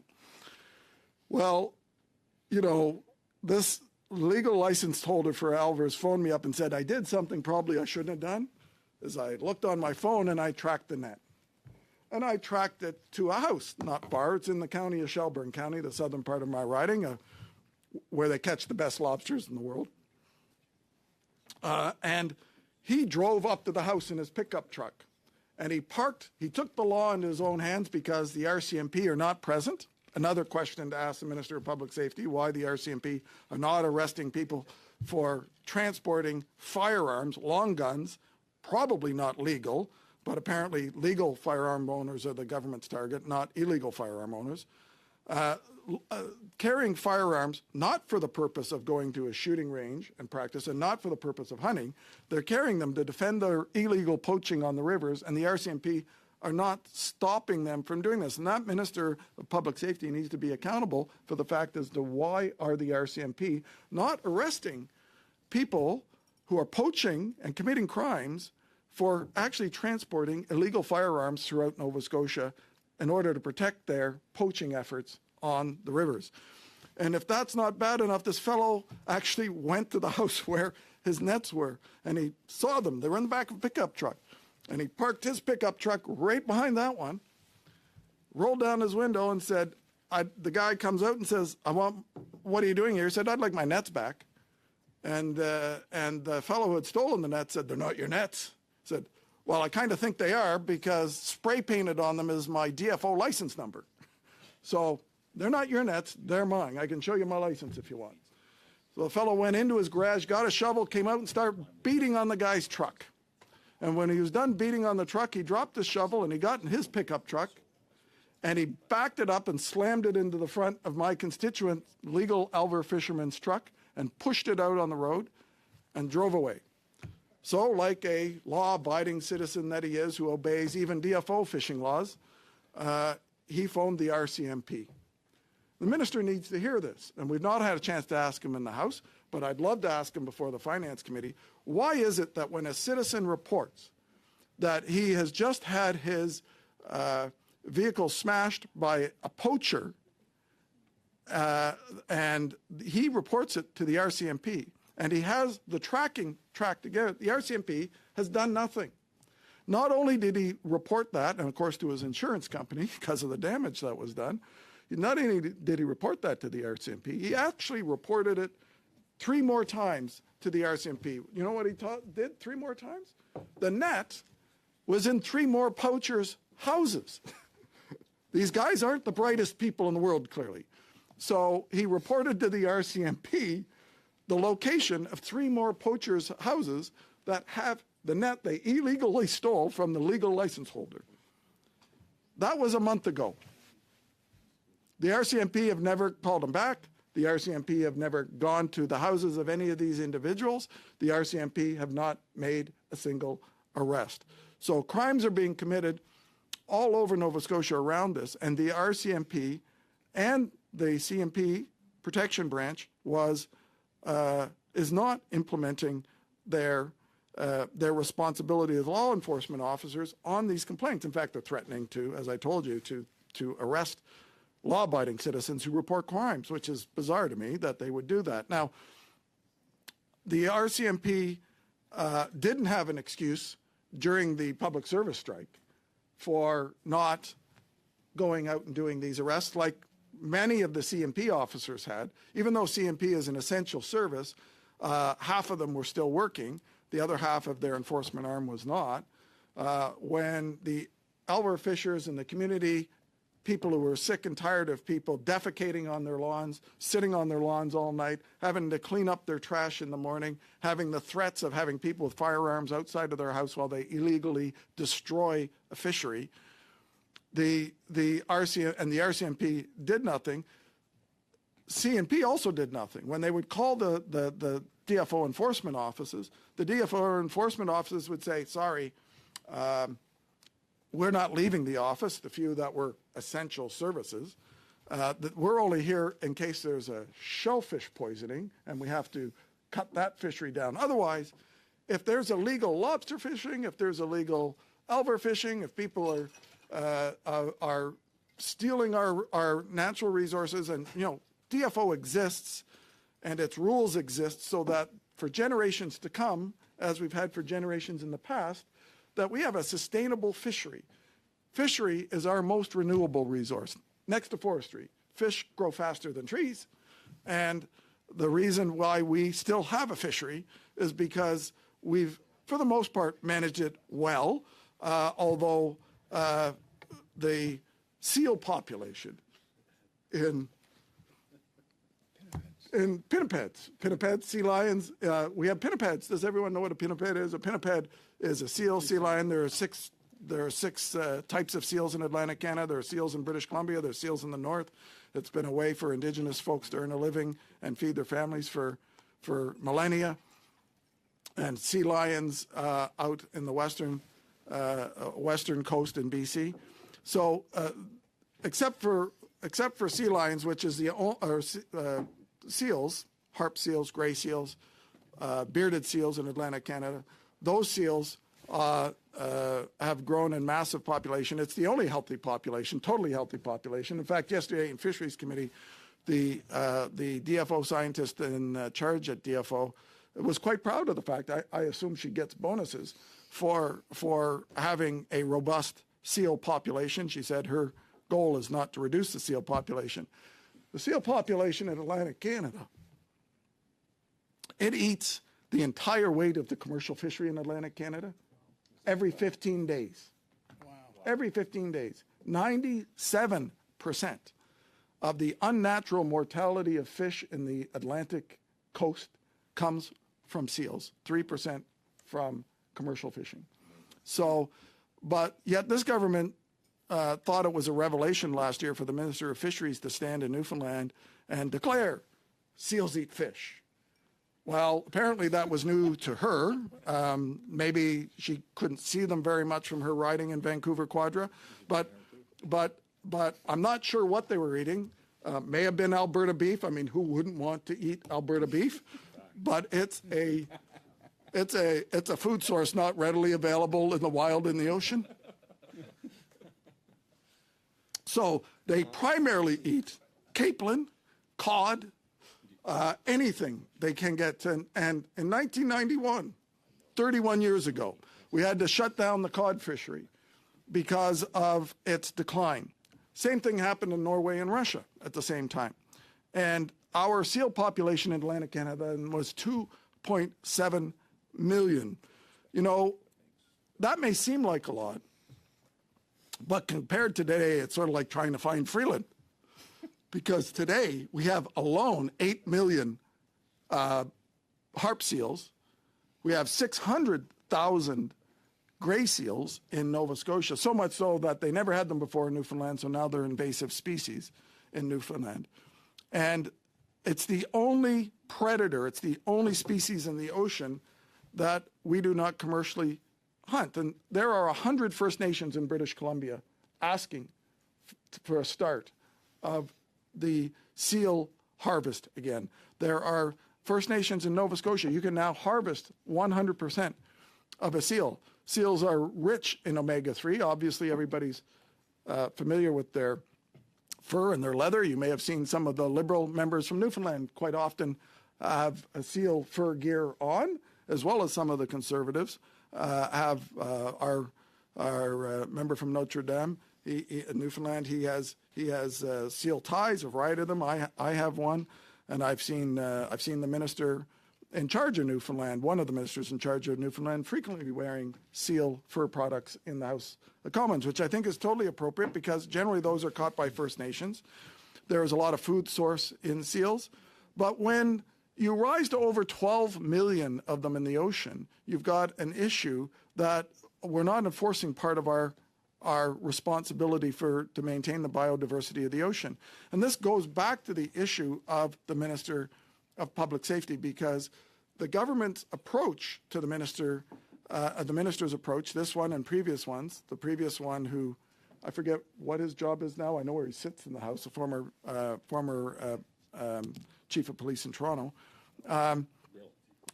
is emergency preparedness, right? The Minister for Emergency Preparedness. This has been fascinating, wonderful. Really been. I miss Fisheries and Oceans Committee. I was on FOPO for 3 years. I used to be the parliamentary secretary. It's been very educational. You may have even convinced me. We won't know until we get to a vote. Well, we had a vote. Out of mercy and goodwill, be happy to suspend. Yeah, I think we will suspend at this time, so we'll suspend to our next meeting. Thanks.